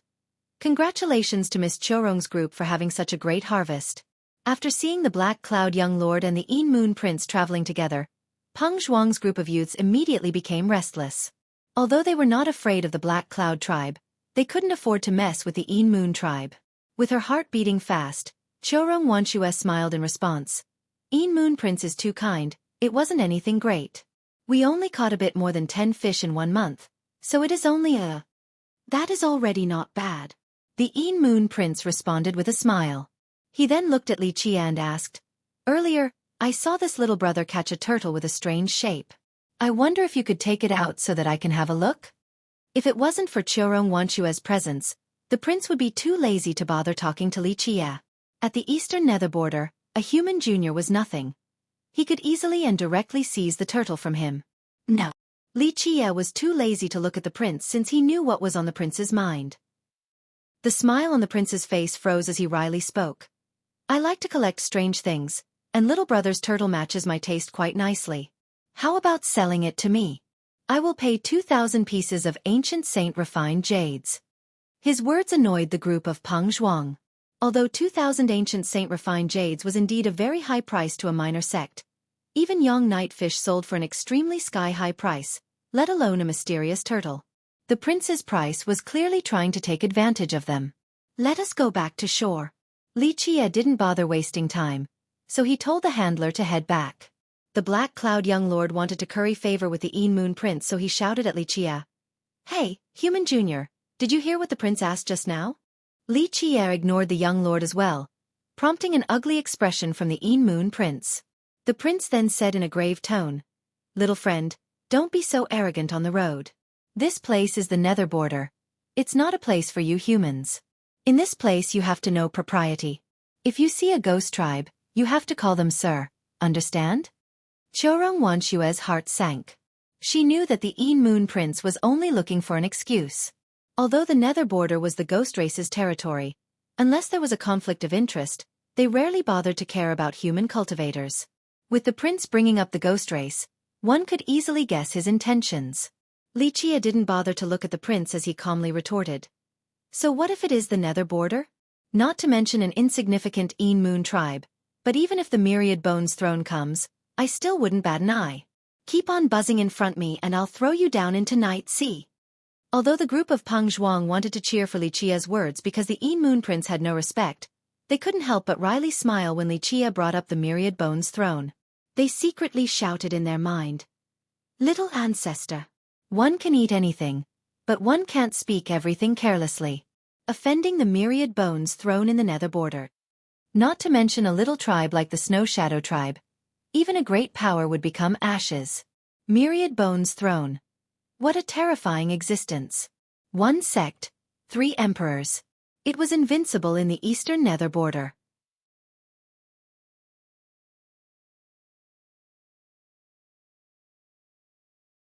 Chapter 431. Plenty of excuses to frame someone. Qiurong Wanxue didn't know what to say and could only reveal a bitter smile. She hated the Moon Prince's group, but Li Qia's attitude was too arrogant. He even offended the myriad bones throne. If the throne heard these words, it would bring about a disaster. She wanted to stop him from speaking, but it was already too late. If his words were made known to the public, then having 9 lives still wouldn't be enough. The Moon Prince's expression turned cold after hearing Li Qia's response. Although the Moon tribe was a second-rate sect at the nether border, they were still a monstrous existence compared to the human sections. In the sacred netherworld, outside of the southern distant cloud, human forces at the other regions were very weak. Second-rate human sects were already considered quite powerful at these places since first-rate human sects virtually didn't exist. In the Moon Prince's eyes, a human junior like Li Qia was but an ant, so how could he not become furious in the face of such blustering? The prince then angrily shouted, "Fool! The nether border isn't a place for an ant like you to boast." His blood energy surged like a tidal wave. He didn't make a move and let his blood energy soar towards Li Qia to turn him into a mist of blood. An ant like Li Qia could easily be crushed by a single finger of his. The sudden attack from the prince left Qiurong Wanxue with a bad expression. Li Qia also narrowed his eyes. "Do not fight on my ferry." At this time, the handler weakly stated. Although his words were quiet, they carried quite a weight. The Moon Prince's expression greatly changed as he withdrew his blood energy that attacked Li Qia.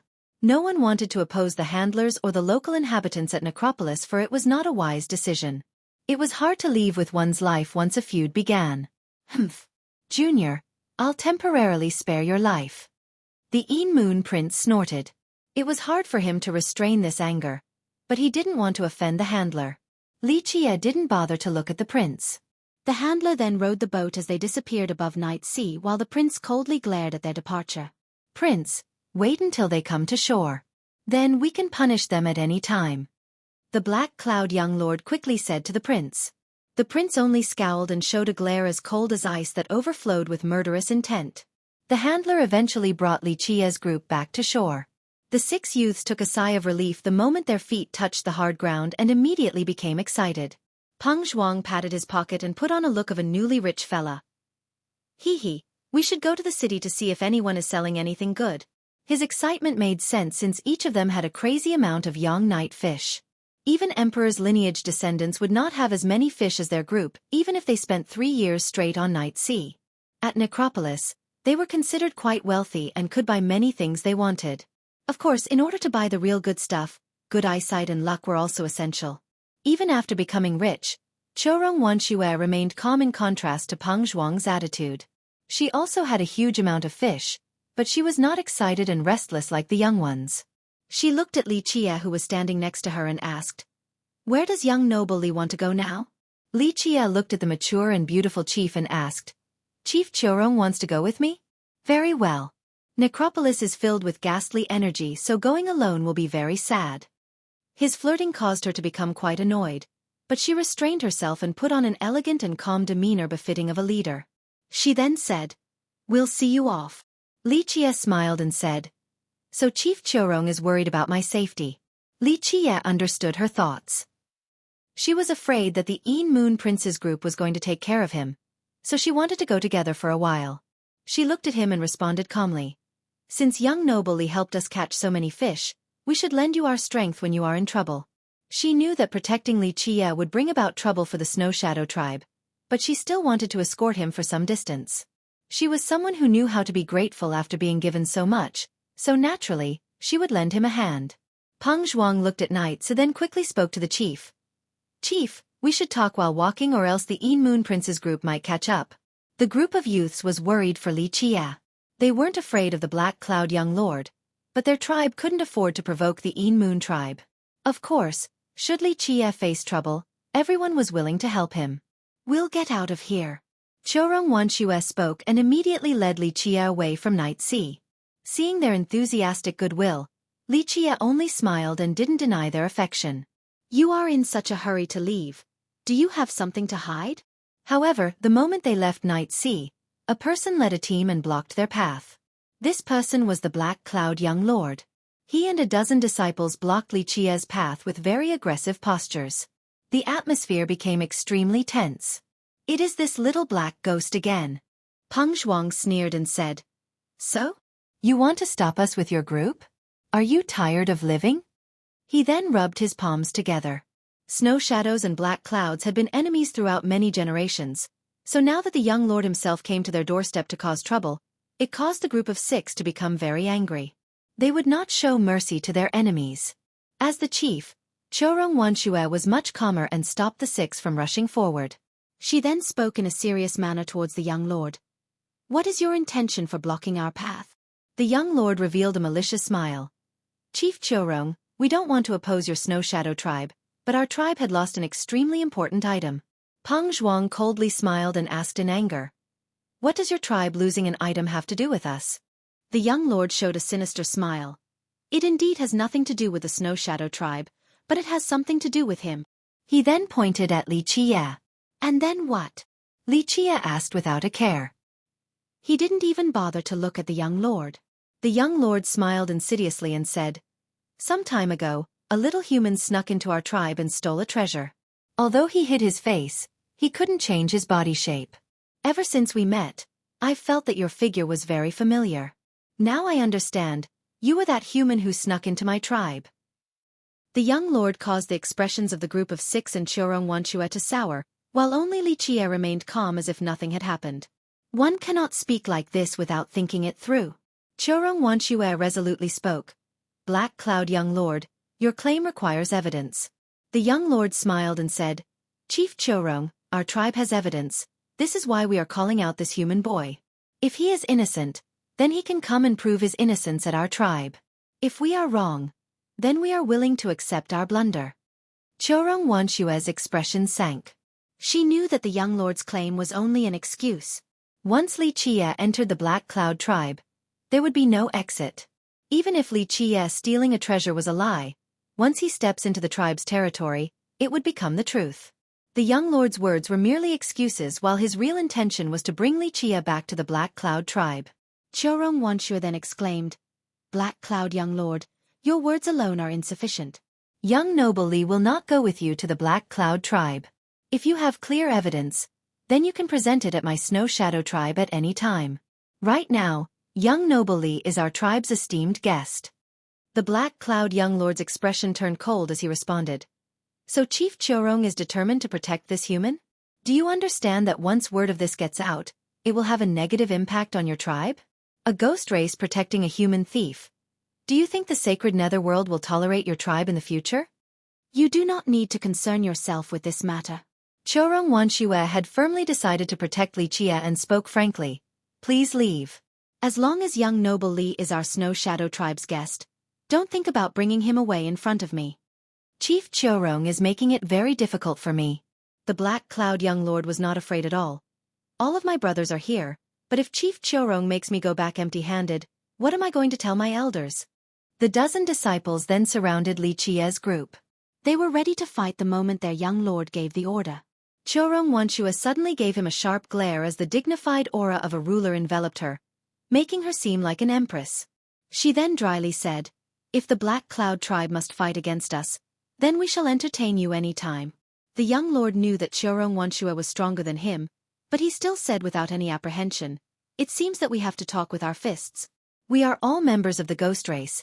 There is no need to be so tense. We should be unified with each other and coexist in peace.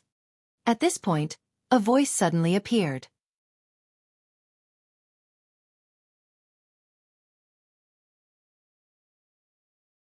Chapter 432. Massacre. The Een Moon Prince led a group of Een Moon disciples closer. Chorong Wanshue immediately became alarmed after seeing this. His arrival was definitely not a coincidence. She finally understood why the Black Cloud young lord showed no fear. Li Qie smirked as he noticed the approaching Een Moon Prince and his fellow disciples. He was not angry at all. Trivial schemes and plots like these couldn't enter his sight. Li Qie had once plotted against this entire world, so this little play from the Een Moon Prince was merely a trivial trick to him. Chorong Wanshue revealed a chilling flash in her eyes as she asked in a grave manner. Een Moon Prince, your Een Moon tribe wants to interfere with this matter as well? The Een Moon Prince smiled with the confidence of a self-proclaimed cool romanticist and said, Miss Chorong, I am the descendant of the Een Moon tribe, so I will not be biased towards either side. I have heard the conversation between you two. Although Miss Chorong might think the accusation is merely a one-sided allegation from the Black Cloud young lord, if someone actually stole the Black Cloud tribe's treasure, then I cannot easily let this go. Right, Miss Chorong? The Een Moon Prince confidently said. It is also understandable that Miss Chorong doesn't want to let the Black Cloud young lord take him away since young noble Li is a guest of your tribe.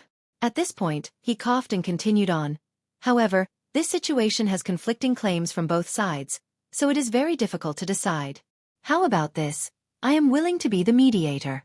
If young noble Li didn't steal anything from the Black Cloud tribe, then please take out something as assurance. What do you mean take something out for assurance? A Snow Shadow disciple couldn't help but interject. The situation was not favorable for Li Qie with the sudden involvement of the Een Moon tribe.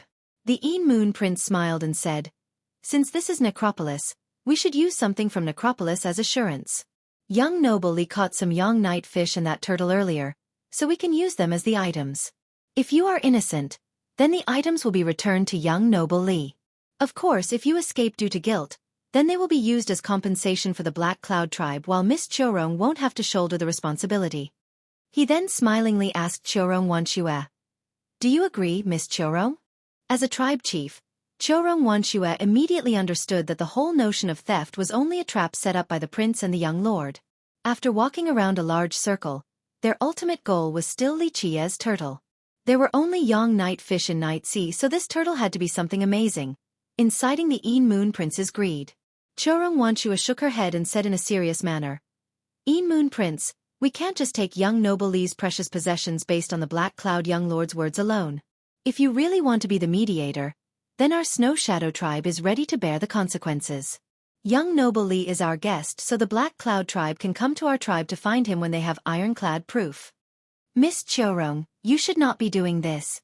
The Een Moon Prince shook his head and said, I trust you, but this doesn't mean that I trust the human. If he doesn't want to take out something as assurance, then he has to follow me. Peng Zhuang's young group of 6 were outraged as they glared at the prince. The prince clearly wanted to frame Li Qie.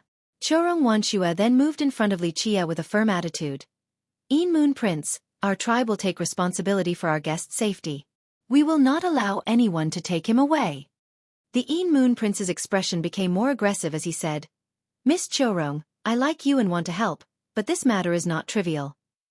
If you keep on wanting to protect a human thief, then even if my heart was willing, the elders of my tribe would question me. If your tribe keeps on opposing the entire ghost race, then there will be no place for it in the sacred netherworld. At that point, it would be even more difficult to settle this matter, and you would have to pay an even greater price. Are you threatening me? Chorong Wanshue angrily exclaimed. Although the Snow Shadow tribe was weak, this didn't mean that they didn't have their own dignity. Li Qie looked at Chorong Wanshue, who was protecting him like a mother hen protecting her baby, and smiled. He then tapped her shoulder and leisurely said, Chief Chorong, leave this small matter to me. But, Chorong Wanshue worriedly said. Li Qie waved his hand to stop her. Then he stepped forward and lazily stared at the Een Moon Prince's group. He began to slowly speak. I give you 2 options, scram or I'll personally kill you. Be smart and run away, because if you truly anger me, I'll massacre your entire tribe. Peng Zhuang's group was astounded. Li Qie was too arrogant and overbearing. Meanwhile, Chorong Wanshue was also taken aback and started to worry. Li Qie had completely dropped all formalities in front of the enemy. To Chorong Wanshue, the Black Cloud tribe was nothing, but the Een Moon tribe was not easy to mess with. The prince didn't only represent himself, Behind him was a powerful tribe, the force of a country. The Moon Prince snapped after being provoked by a human junior. Fool! You chose to ignore the path towards heaven and picked the unwelcoming gate of hell. With that, his blood energy soared along with the aura of an expert. But before he could finish his words, his neck was already gripped by Li Qie and was propped up high. Li Qie's speed was too fast and no one saw his actions clearly. They only noticed the prince being suspended by Li Qie's hand. Stop! The Moon disciples shouted in horror after seeing their prince in trouble.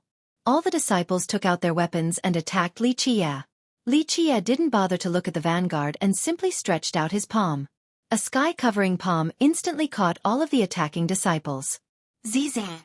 The disciples who had their weapons ready didn't even know what had happened before and their treasures were rendered into a puddle of blood by Li Qie. This sudden development shocked everyone.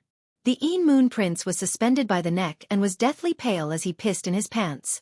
If you oppose the ghost race, the sacred netherworld will not tolerate you. The Moon Prince's heart was pumping with fear as he stuttered. Li Qie stared at him blandly and leisurely smiled. Oppose the ghost race? A little tribe like your Moon tribe is not qualified to be my enemy. Moreover, so what if I oppose the ghost race? Not to mention mere ghosts, even if they were gods and immortals, I would still kill them without mercy if they blocked my path. The Moon Prince was scared out of his wits, but the words couldn't come out in time. Poof!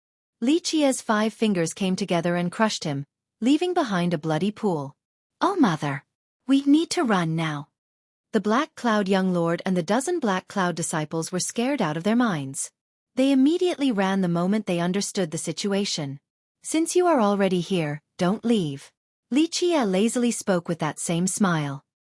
He then flicked his finger, and the escaping group couldn't make it further than 2 steps before they were turned into a bloody mist. Opposing me is not a wise decision. After taking care of his opponents, Li Qie patted his palms and smiled. To him, this was only a trivial matter. Xueqi and the group of youths were horrified. So many were instantly annihilated by Li Qie in just the blink of an eye. The young lord and the prince did not have the power to resist Li Qie's might. They were mere ants. No, they weren't even ants before him. Even after a deep breath, Xueqi still struggled to calm her shivering heart. The Black Cloud young lord was one thing, but the prince was a real royal noble. He was a bit weaker than her, but not by a lot. Such a powerful royal noble was not even an ant and was without the ability to resist before Li Qie, who crushed him by hand. How could Xueqi not become shocked?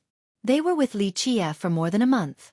Although his young night fish catching ability was very magical and she indeed felt that he was very mysterious, this was limited to night sea. From multiple angles, he looked nothing like an invincible expert. Li Qie's appearance was very ordinary and he seemed even younger than Peng Zhuang's group.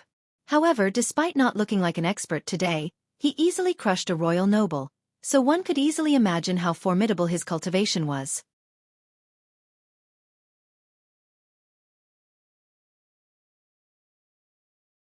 Chapter 433. Follow me. The young group of 6 were stunned for a long time. The Moon Prince, a royal noble, was crushed to death. This was too terrifying. They stared at Li Qie witlessly without being able to say a word. So it seems that I was being a busybody.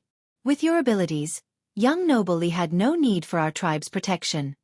Xueqi calmed down and wryly smiled. The other disciples also started to encourage her. Yeah, Chief, with Brother Li's protection, you will be able to go to more places inside Necropolis. Maybe our lost item is inside a particularly dangerous area. The 6 young ones wanted to match Li Qie and Xueqi together. Xueqi then stared at them and asked, "What about you guys?" She was very tempted since she needed such an opportunity. The current state of the Snow Shadow tribe was quite undesirable.